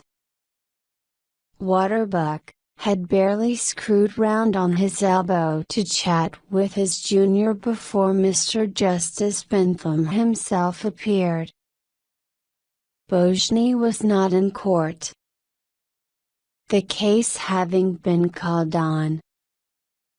The facts, he said, were not in dispute, and all that his lordship would be asked was to interpret the correspondence which had taken place between his client and the defendant, an architect, with reference to the decoration of a house. He would, however, submit that this correspondence could only mean one very plain thing. After briefly reciting the history of the house at Robin Hill, which he described as a mansion, and the actual facts of expenditure, he went on as follows: "My client, Mr. Soames Foresight, is a gentleman, a man of property, who would be the last to dispute any legitimate claim that might be made against him, but he has met with such treatment from his architect in the matter of this house, that as a matter of principle and in the interests of others, he has felt himself compelled to bring this action. The point put forward in defense by the architect I will suggest to your lordship is not worthy of a moment's serious consideration." He then read the correspondence. Soames then went into the box. His whole appearance was striking in its composure. He answered the questions put to him in a somewhat low, but distinct voice. His evidence under cross-examination savored of taciturnity. When it came to the turn of Beaugenet's counsel to address the judge, James redoubled his attention, and he searched the court again and again to see if Beaugenet were not somewhere concealed. He therefore did his best to turn that absence to account. He had not, however, been instructed to apply for an adjournment, and in default of such instruction he conceived it his duty to go on. He would go further and say that the correspondence shows that whatever he might have said in his evidence, Mr. Foresight had in fact never contemplated repudiating liability on any of the work ordered or executed by his architect. "It is doubtful," he said, "what that authority has decided. In any case I would submit that it is just as much in my favor as in my friend's. It would be all over in a quarter of an hour." Mr. Justice Bentham delivered judgment in the following words: "The facts in this case are not in dispute." In completing these declarations, the defendant incurred liabilities and expenses which brought the total cost of this house up to the sum of £12,400, all of which expenditure has been defrayed by the plaintiff. The question for me to decide is whether or no the defendant is liable to refund to the plaintiff this sum. In my judgment he is so liable. For these reasons there will be judgment for the plaintiff for the amount claimed with costs. Chapter 25 Soames breaks the news. In leaving the court Soames did not go straight home, and drawn by need for sympathy in his triumph, he, too, made his way, but slowly and on foot, to Timothy's in the Bayswater Road. His father had just left, Mrs. Small and Aunt Hester, in possession of the whole story, greeted him warmly. They themselves were longing to ask Soames how Irene would take the result, yet knew that they must not. Even Timothy had now been old, and the effect on his health was little short of alarming. And what, too, would June do?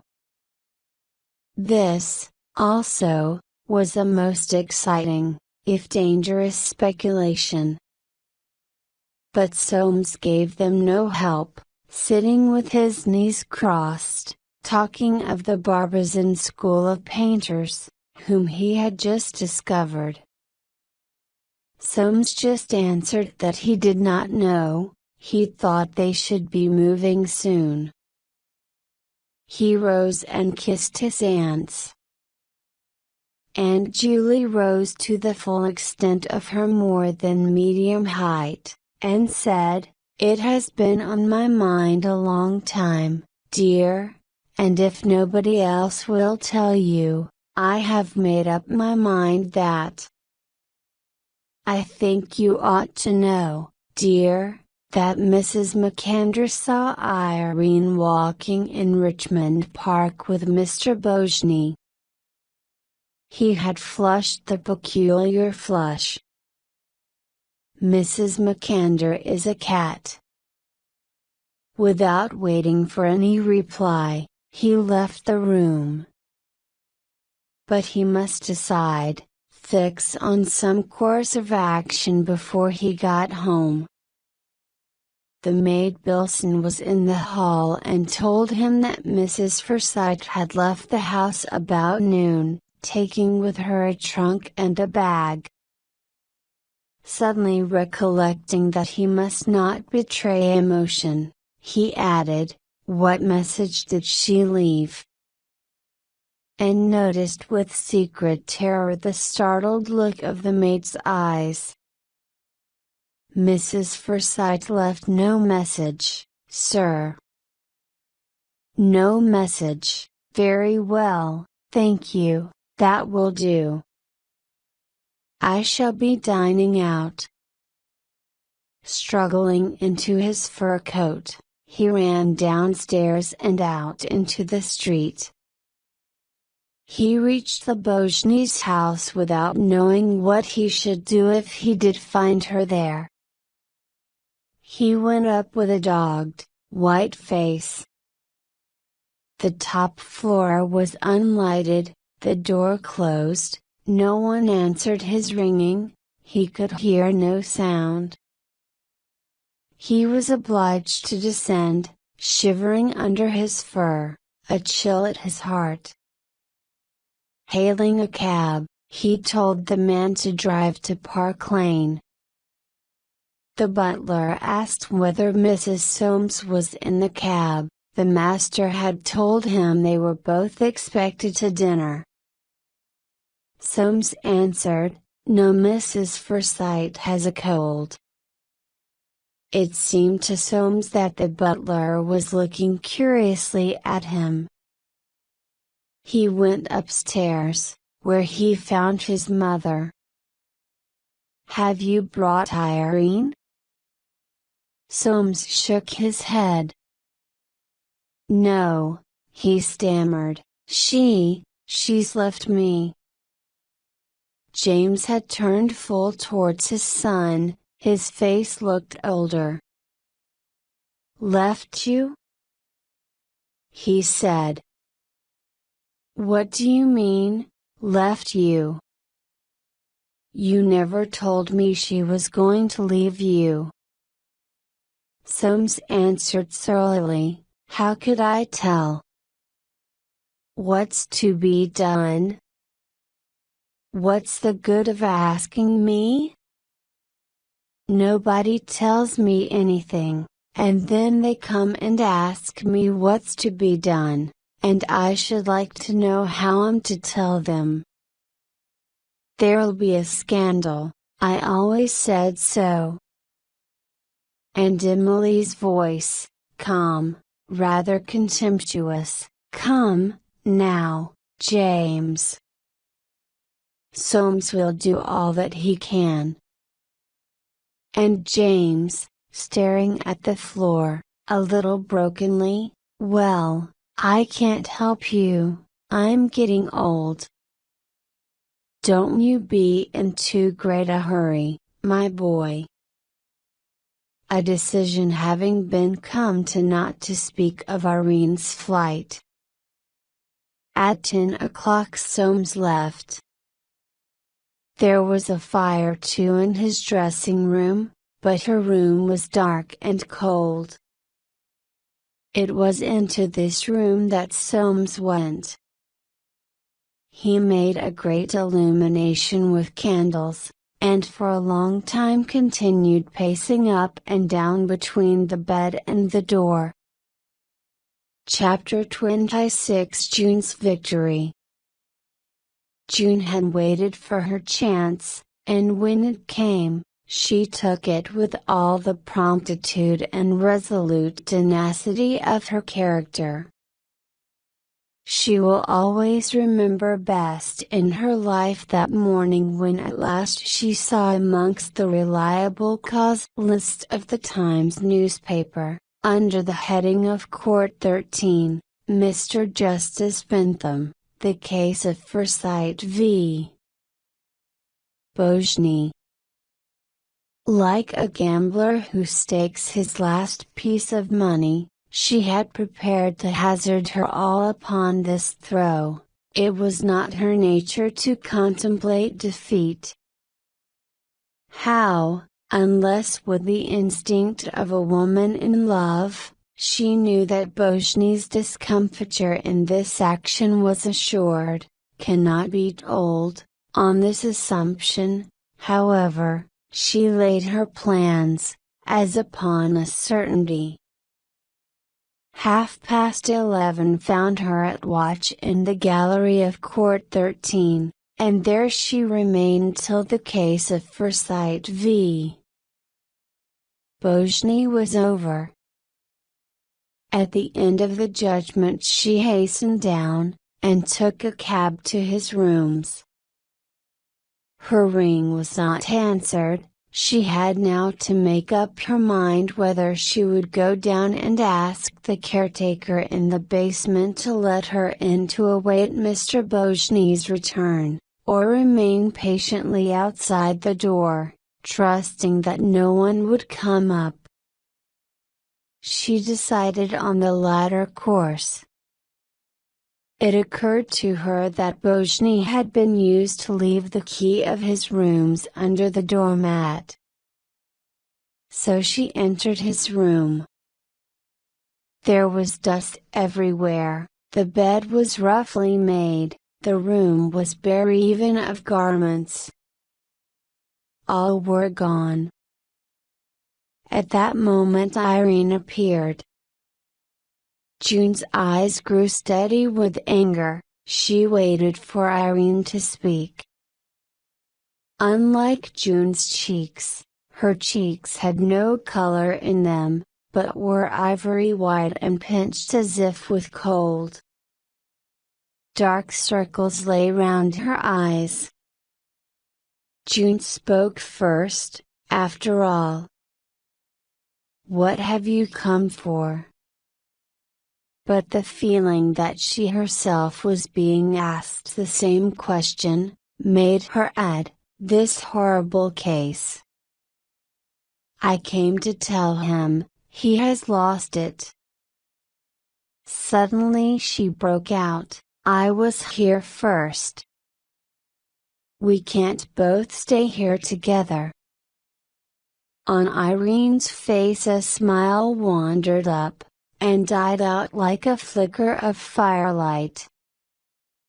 And then it was that June perceived under the softness and immobility of this figure something desperate and resolved, something not to be turned away, something dangerous. "You have no right here!" she cried defiantly. Irene answered, "I have no right anywhere." "What do you mean?" "I have left Soames."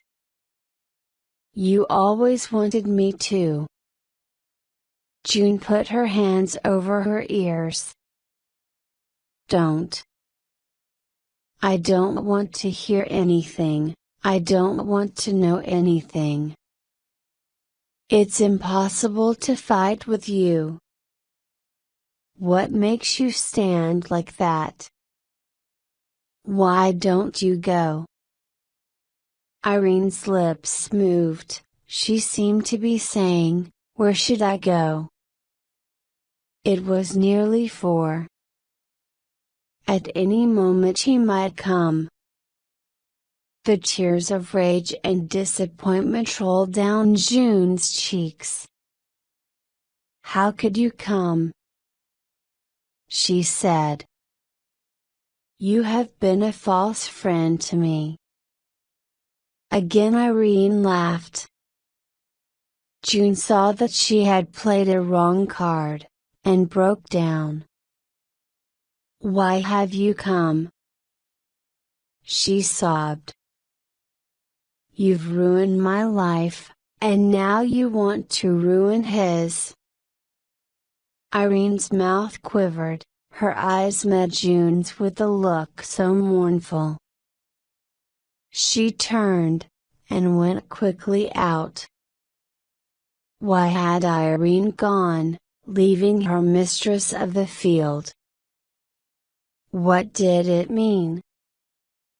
Had she really given him up to her? Or had she? And she was the prey of a gnawing uncertainty.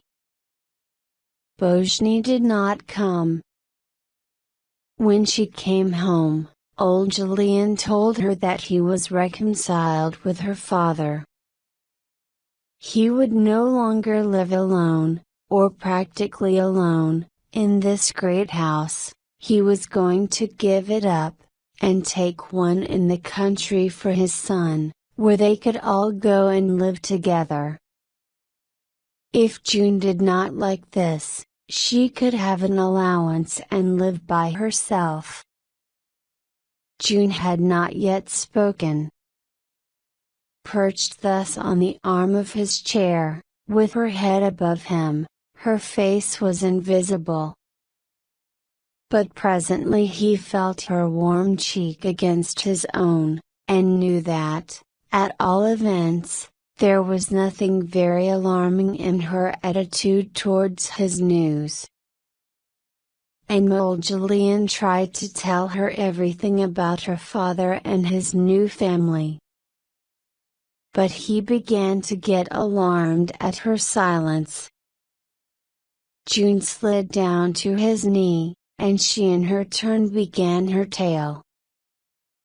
She thought it would all go splendidly, she did not see any difficulty, and she did not care a bit what people thought. There was only one thing, and with her cheek pressing against his knee, old Julian knew at once that this something was no trifle, as he was going to buy a house in the country. Would he not, to please her, buy that splendid house of Soames at Robin Hill? And June told her grandfather about her last meeting with Irene. "But I believe," said old Julian, dropping his eyes, "that you'd have Bojny if he were dead." There was a long silence before he spoke again. "But as to buying this house, you don't know what you're talking about." It might be out of the question, he was not going to pay a fancy price, but if it could be done, why, perhaps he would do it. Chapter 27 Bojny's Departure. Old Julian was not given to hasty decisions. It is probable that he would have continued to think over the purchase of the house at Robin Hill, had not June's face told him that he would have no peace until he acted. Next morning June ordered the carriage, and suggested to visit Uncle James to talk about purchasing the house. "I've not made up my mind," said old Julian. "You must." "Oh, Gran, think of me." Old Julian grumbled out, "Think of you, I'm always thinking of you, but you don't think of yourself, you don't think what you're letting yourself in for." At 10:15 they were at Park Lane. James was still in the dining room talking to Soames, who had come round again before breakfast. The brothers exchanged by some remarks about the family, and old Julian started, "I'm told that new house of his is a white elephant. Now, what I was thinking was this, if he's not going to live there." James listened to this statement with a strange mixture of doubt, suspicion, and relief, merging into a dread of something behind. Altogether he was puzzled, as he did not like either to show this, or to commit himself in any way. He said, "They tell me you're altering your will in favor of your son." "Who told you that?" asked old Julian. "I'm sure I don't know," said James, "I can't remember names. I know somebody told me Soames spent a lot of money on this house. He's not likely to part with it except at a good price." "Well," said old Julian, "if he thinks I'm going to pay a fancy price, he's mistaken. I've not got the money to throw away that he seems to have. Let him try and sell it at a forced sale, and see what he'll get.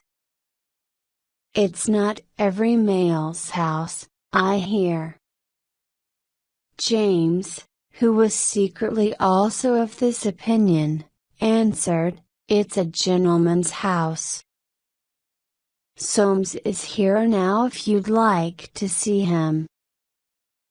"No," said old Julian, "I haven't got as far as that, and I'm not likely to. I can see that very well if I'm met in this manner." The door was opened and Soames came in.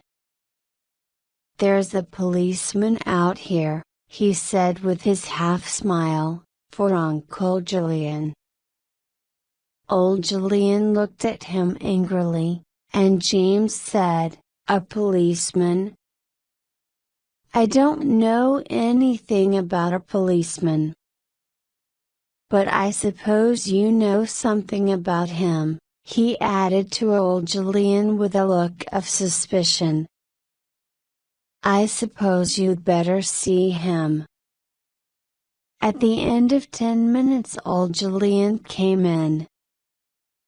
He raised his hand, and said slowly, "Young Bojny has been run over in the fog and killed."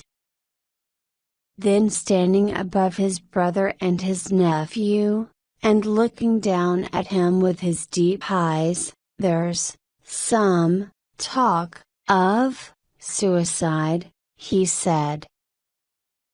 James's jaw dropped. "Suicide? What should he do that for?" Old Julian answered sternly, "God knows, if you and your son don't." Chapter 28: Irene's Return. The tragic event of Bojny's death altered the complexion of everything. There was no longer the same feeling that to lose a minute would be fatal, nor would he now risk communicating the fact of his wife's flight to anyone till the inquest was over.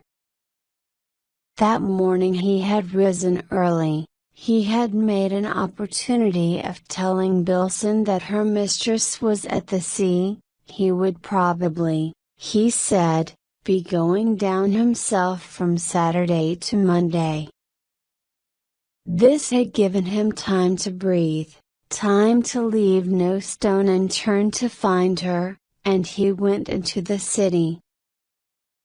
In the evening, on reaching home, and entering the little lighted hall with his latchkey, the first thing that caught his eye was his wife's gold-mounted umbrella lying on the rug chest.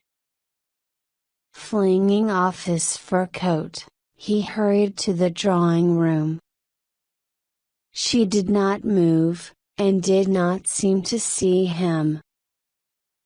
"So you've come back?" he said. "Why are you sitting here in the dark?" Then he caught sight of her face, so white and motionless that it seemed as though the blood must have stopped flowing in her veins, and her eyes, that looked enormous, like the great, wide, startled brown eyes of an owl. She never looked up, and never spoke, the firelight playing over her motionless figure. Suddenly she tried to rise, but he prevented her. It was then that he understood. She had come back like an animal wounded to death, not knowing where to turn, not knowing what she was doing. He knew then for certain that Bojny had been her lover, knew that she had seen the report of his death, perhaps, like himself, had bought a paper at the drafty corner of a street, and read it. She had come back then of her own accord, to the cage she had pinned to be free of, and taking in all the tremendous significance of this, he longed to cry, "Take your hated body, that I love, out of my house. Take away that pitiful white face, so cruel and soft, before I crush it. Get out of my sight, never let me see you again." Then he cried, contradicting what he had not yet spoken, "No, stay there." They sat in silence. And Soames thought, "Why is all this? Why should I suffer so? What have I done? It is not my fault." So they sat, by the firelight, in the silence, one on each side of the hearth. And the fume of the burning cedar logs, that he loved so well, seemed to grip Soames by the throat till he could bear it no longer. And going out into the hall he flung the door wide, to gulp down the cold air that came in, then without hat or overcoat went out into the square. He felt a craving for strong drink, to lull him to indifference, or rouse him to fury. If only he could surrender to the thought, divorce her, turn her out. She has forgotten you. Forget her. If only he could surrender to the thought, let her go, she has suffered enough. If only he could surrender to the desire, make a slave of her, she is in your power. If only even he could surrender to the sudden vision, what does it all matter? He could forget nothing, surrender to no thought, vision, or desire. It was all too serious, too close around him, an unbreakable cage. And suddenly he saw that his own door was open, and black against the light from the hall a man standing with his back turned. He could see his own fur coat flung across the carved oak chair, the Persian rugs, the silver bowls, the rows of porcelain plates arranged along the walls, and this unknown man who was standing there. And sharply he asked, "What is it you want, sir?" The visitor turned. It was young Julian. He came to see Irene. He had a message for her. In the drawing room doorway stood Irene, her eyes were wild and eager, her lips were parted, her hands outstretched. In the sight of both men that light vanished from her face, her hands dropped to her sides, She stood like stone. Soames spun round, and met his visitor's eyes, and at the look he saw in them, a sound like a snarl escaped him. He drew his lips back in the ghost of a smile. "This is my house," he said, "I manage my own affairs. I've told you once, I tell you again, we are not at home." And in young Julian's face he slammed the door. Chapter 29: Irene's Visit to Robin Hill. In the last day of May in the early 90s, about 6 o'clock of the evening, old Julian Foresight sat under the oak tree below the terrace of his house at Robin Hill. His memory went searching. He had not felt his age since he had bought his nephew Soames's ill-starred house and settled into it here at Robin Hill over 3 years ago.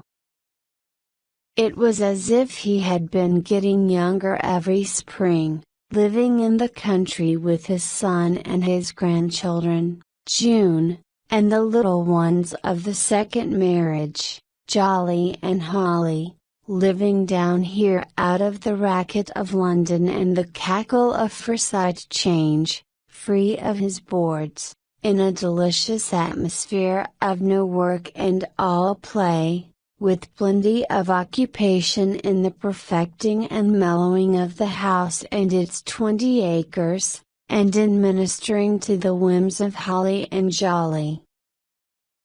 Even June had thrown off her melancholy at last, witness this travel in Spain she was taking now with her father and her stepmother. But nowadays nature actually made him ache, he appreciated it so.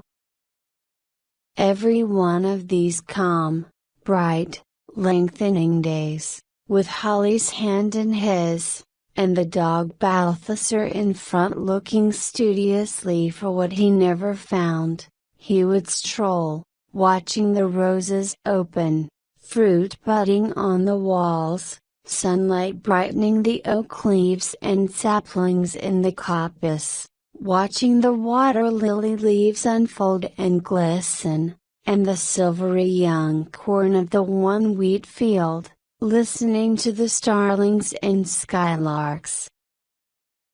The thought that some day, perhaps not 10 years hence, perhaps not 5, all this world would be taken away from him, before he had exhausted his powers of loving it, seemed to him in the nature of an injustice brooding over his horizon.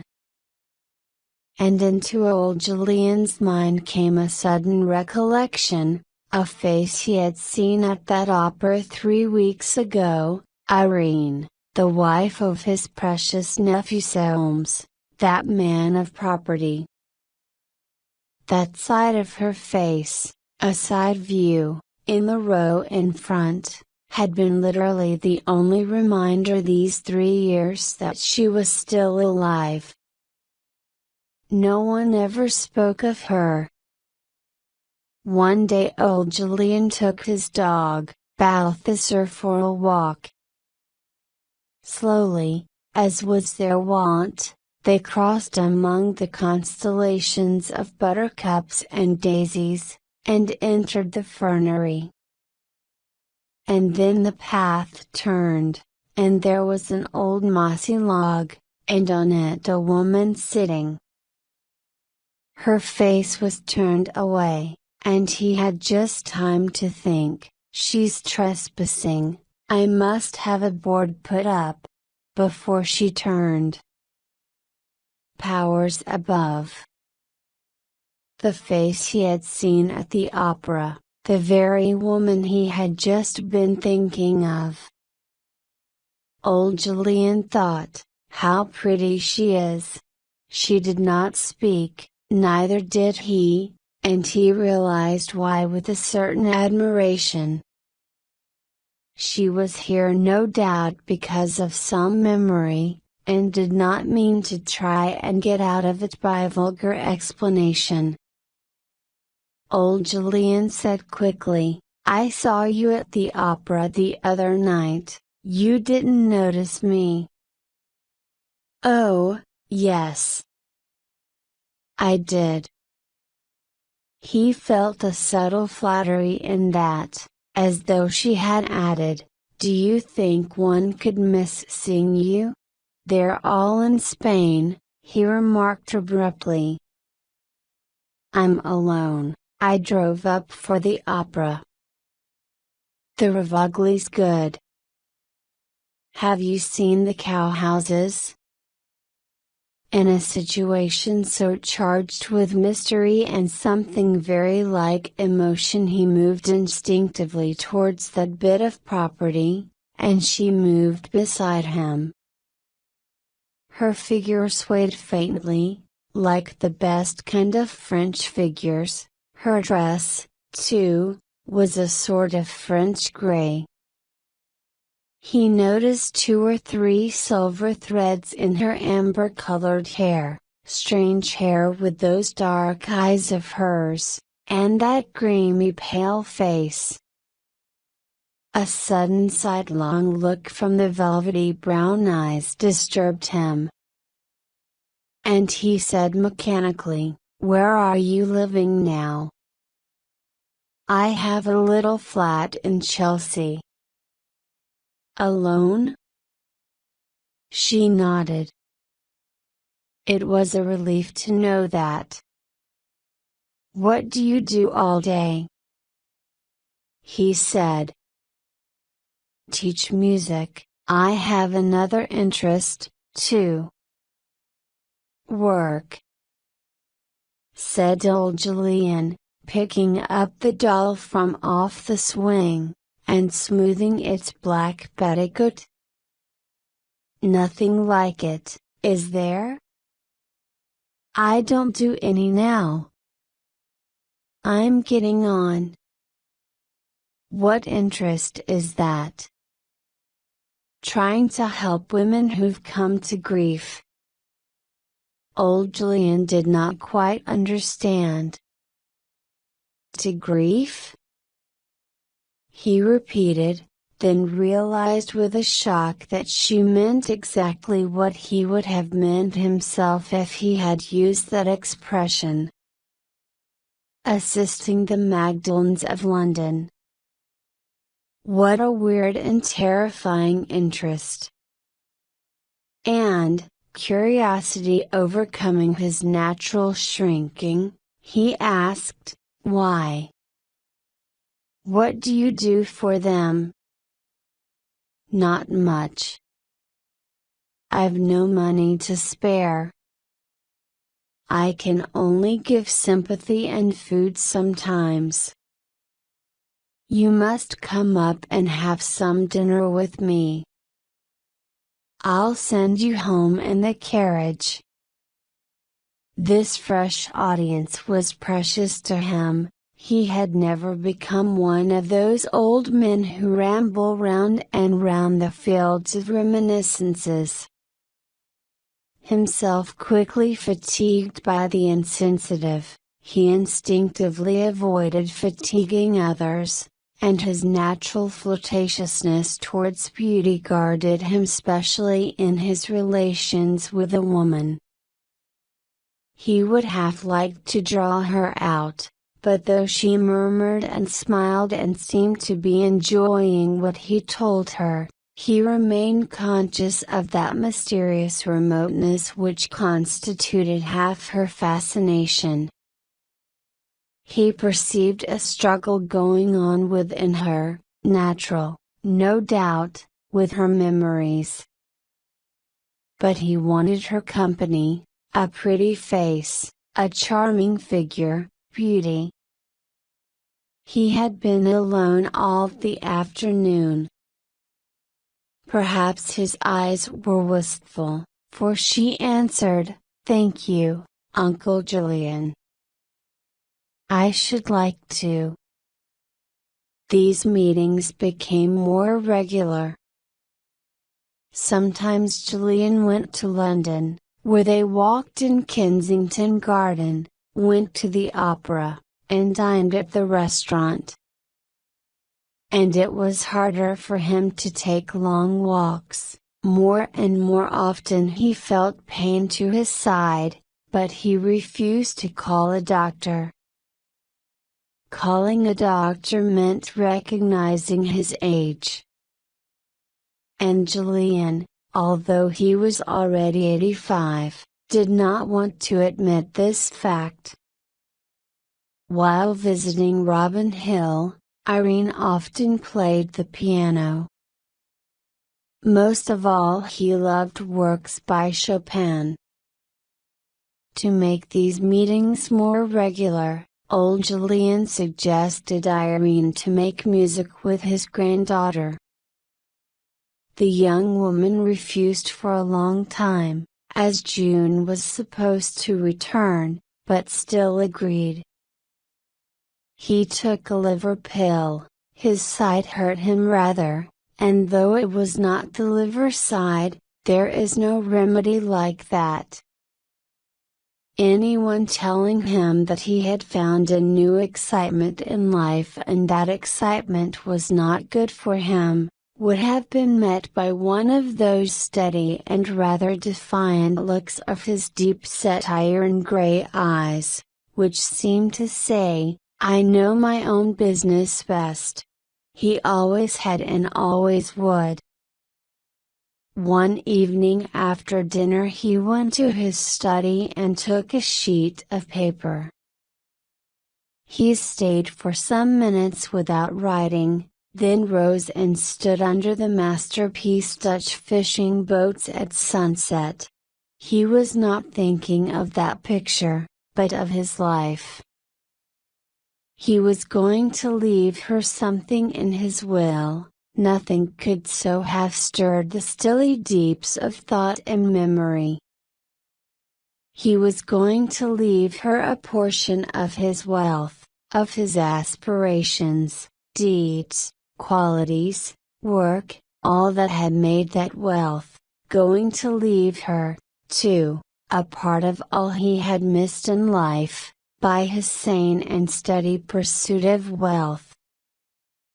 So he wrote a letter, "Dear Herring, draw me a codicil to this effect, I leave to my niece Irene Foresight, born Irene Heron, by which name she now goes, £15,000 free of legacy duty. Yours faithfully, Julian Foresight." Chapter 30 The End of the Era. The relationship between these two forlorn souls was delicately drawn. It was unusual but not improper. Julian wanted nothing more than to be in Irene's company, and she seemed to understand and to take comfort herself in sharing what remained of the old man's time, in making that interlude more beautiful for him. And so a month went by, a month of summer in the fields, and in his heart, with summer's heat and the fatigue thereof. There was such delicious freedom about those weeks of lovely weather, and this new companionship with one who demanded nothing, and remained always a little unknown, retaining the fascination of mystery. It was like a draught of wine to him who has been drinking water so long that he has almost forgotten the stir wine brings to his blood, the narcotic to his brain. On that particular morning the thought which gathered rapid momentum was that if he became ill, at his age not improbable, he would not see her. From this it was but a step to realization that he would be cut off, too, when his son and June returned from Spain. How could he justify desire for the company of one who had stolen June's lover? That lover was dead, But June was a stubborn little thing, warm-hearted, but stubborn as wood, and not one who forgot. By the middle of next month, they would be back. He had barely 5 weeks left to enjoy the new interest which had come into what remained of his life. And old Julian wrote the letter to Irene asking her for going to the opera that night with him. He did not go off again, yet was not conscious of how Irene came to be standing beside him, holding smelling salts to his nose, and pushing a pillow up behind his head. He heard her say anxiously, "Dear Uncle Julian, what is it?" Was dimly conscious of the soft pressure of her lips on his hand, then drew a long breath of smelling salts, suddenly discovered strength in them, and sneezed. They did not go to the opera after all, for in getting up from dinner the dizziness came over him again, and she insisted on his staying quiet and going to bed early.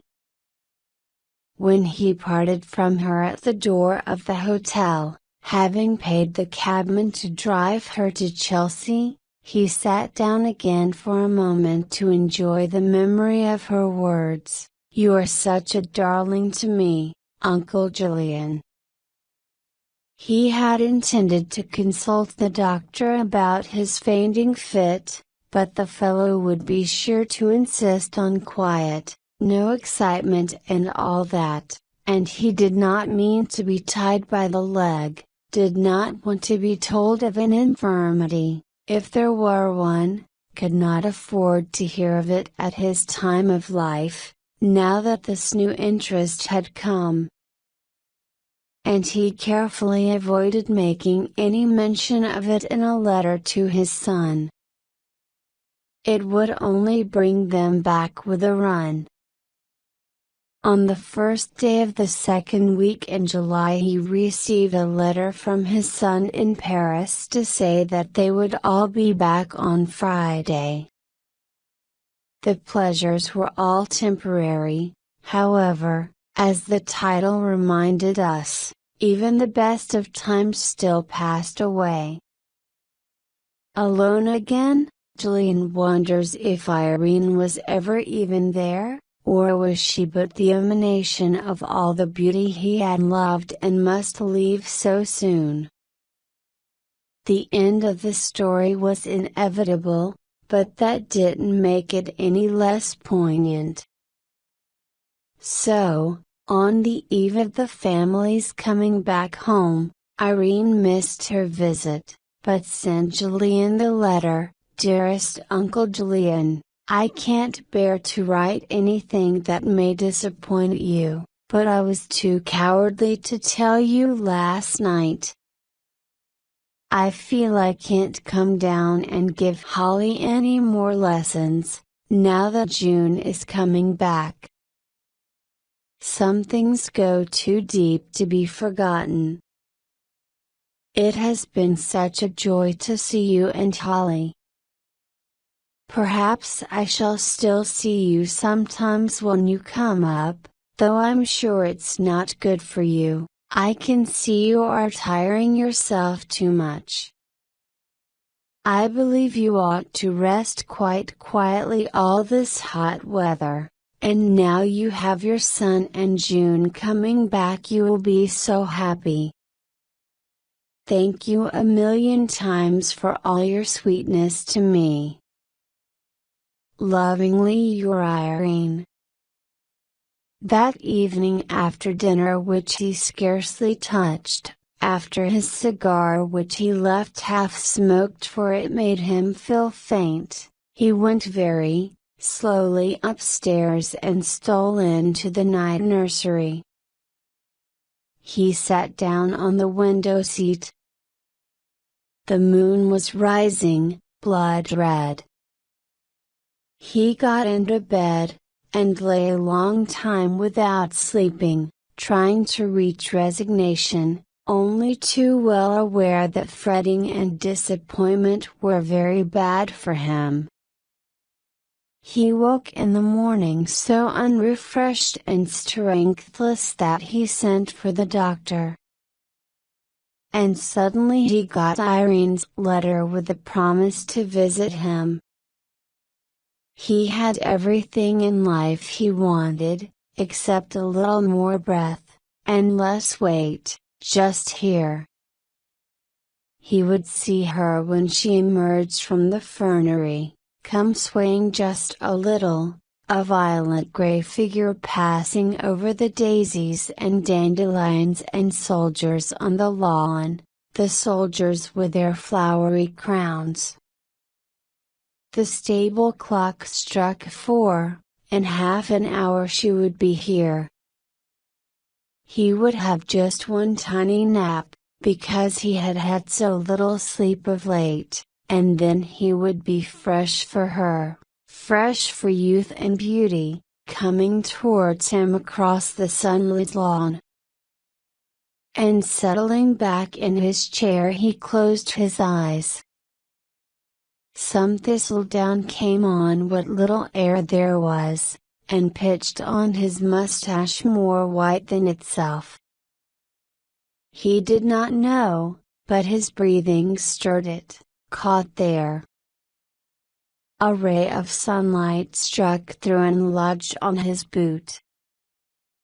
A bumblebee alighted and strolled on the crown of his Panama hat. And the delicious surge of slumber reached the brain beneath that hat, and the head swayed forward and rested on his breast.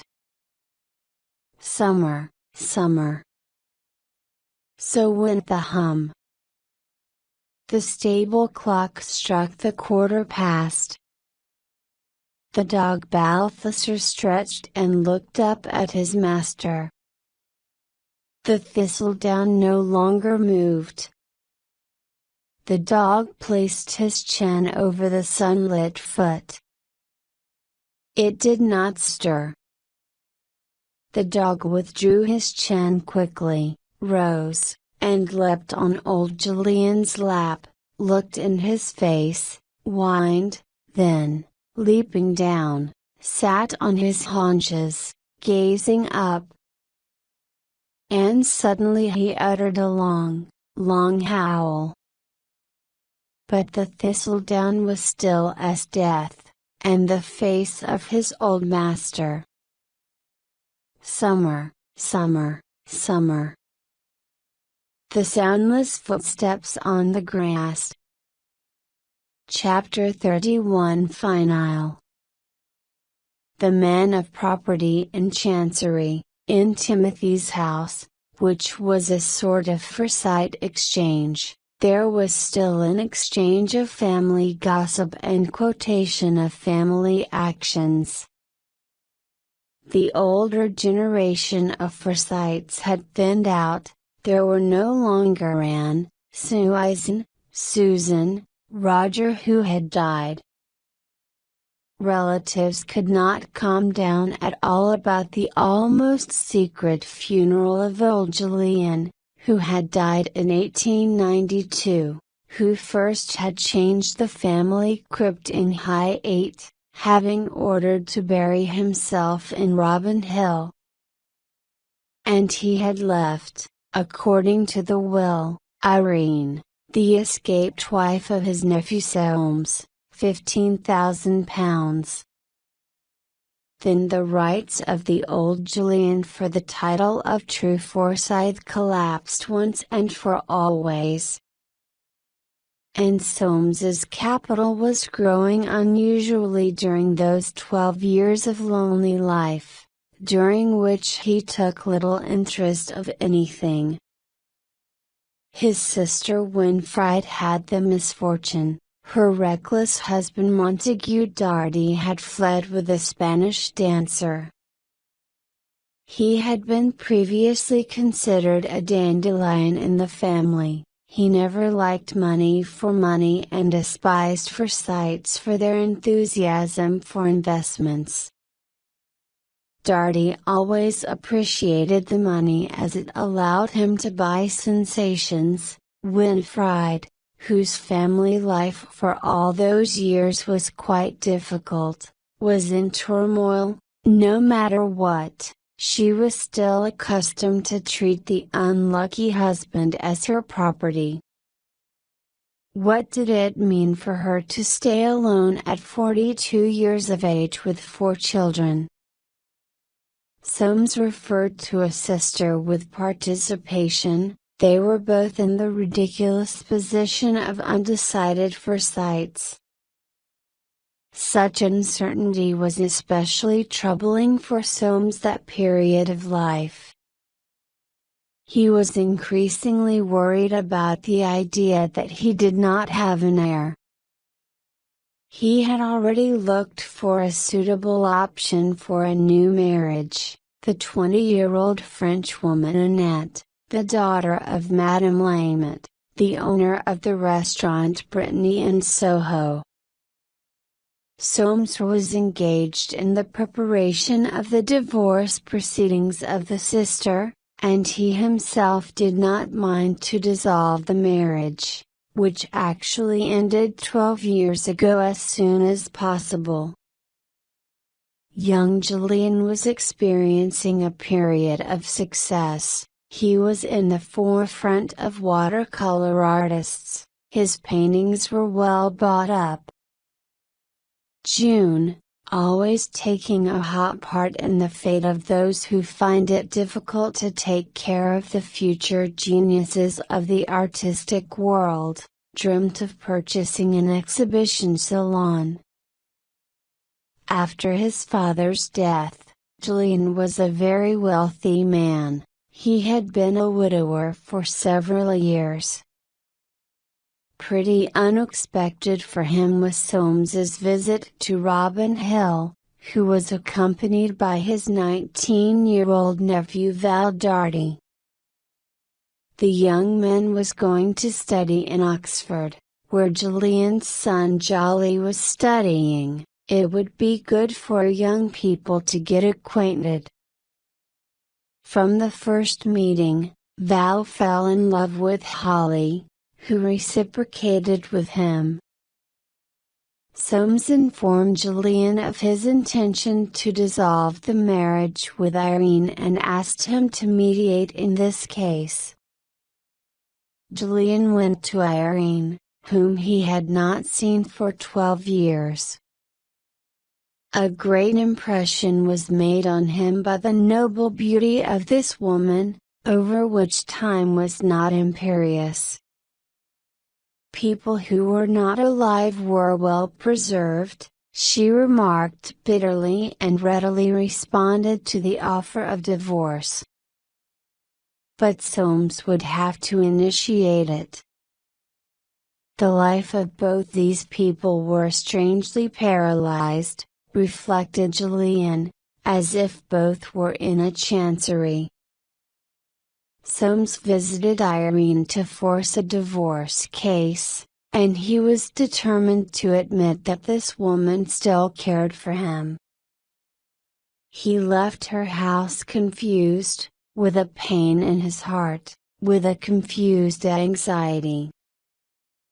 His next visit, he timed to the 37th anniversary of Irene's birth, brought a diamond brooch as a gift. He agreed to forget everything, asked her to return and give birth to his son. As a whip blow sounds the answer, "I would rather die." In an effort to get rid of the harassment of her ex-husband, Irene went abroad. Soames appealed to the detective agency with an order to establish surveillance for her.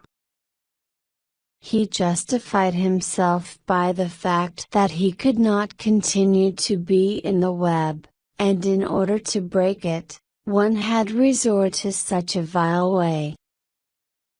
Julian went to Paris, where he met Irene. His belated passion went into a strong feeling. And afterwards, Soames himself went to Paris with the intention of breaking down the resistance of Irene, her unwillingness to accept a reasonable proposal and create a relatively tolerable existence for herself and him once again. Irene was to hide from his persecution again. At the hearing on the Winfrieds' divorce suit, it was decided to restore the marital rights. Calculation of Soames that this would be a stepping stone to the sisters' divorce was not justified. After a while the subdued Darty returned home. The wife agreed to accept him. The Boer War broke out. June was getting ready to become a Sister of Mercy. Jolly learned that Val and Holly were engaged. He disliked a young scoundrel who cared for his sister.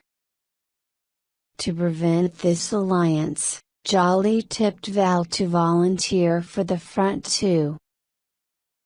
Holly, along with June, traveled to Africa. After his children's departure, Julian felt oppressive loneliness. But here came Irene, and they decided to join their destinies. During Soames's stay in Paris, defamatory information of Irene was accumulated, so he intended to use it in the trial. As he tried unjustly to blame her, it would be wiser to cut the knot, to support his version. Julian was seriously worried about the news of his son's death, who had died in a foreign land from dysentery. There was a divorce case on which Soames finally regained freedom. There was no defendant. Irene and Julian traveled across Europe. 6 months later, Soames and Annette's wedding was celebrated. Val and Holly got married in Africa. Val was wounded and asked his granddad James to buy a piece of land and a farm there so that he could develop horses. For Soames it was another blow. His nephew married the daughter of his rival. Irene gave birth to a son. That news brought Soames new suffering. He and Annette were also expecting an offspring. But the hope of the heir was not justified. A daughter was born, who was given the name Fleur. Annette's birth was heavy, and she would not have more children. Soames had to lie his dying father, who had long dreamt of a grandson, that he had a son. And yet, despite the disappointment, he felt a sense of triumph, a joyful feeling of possession.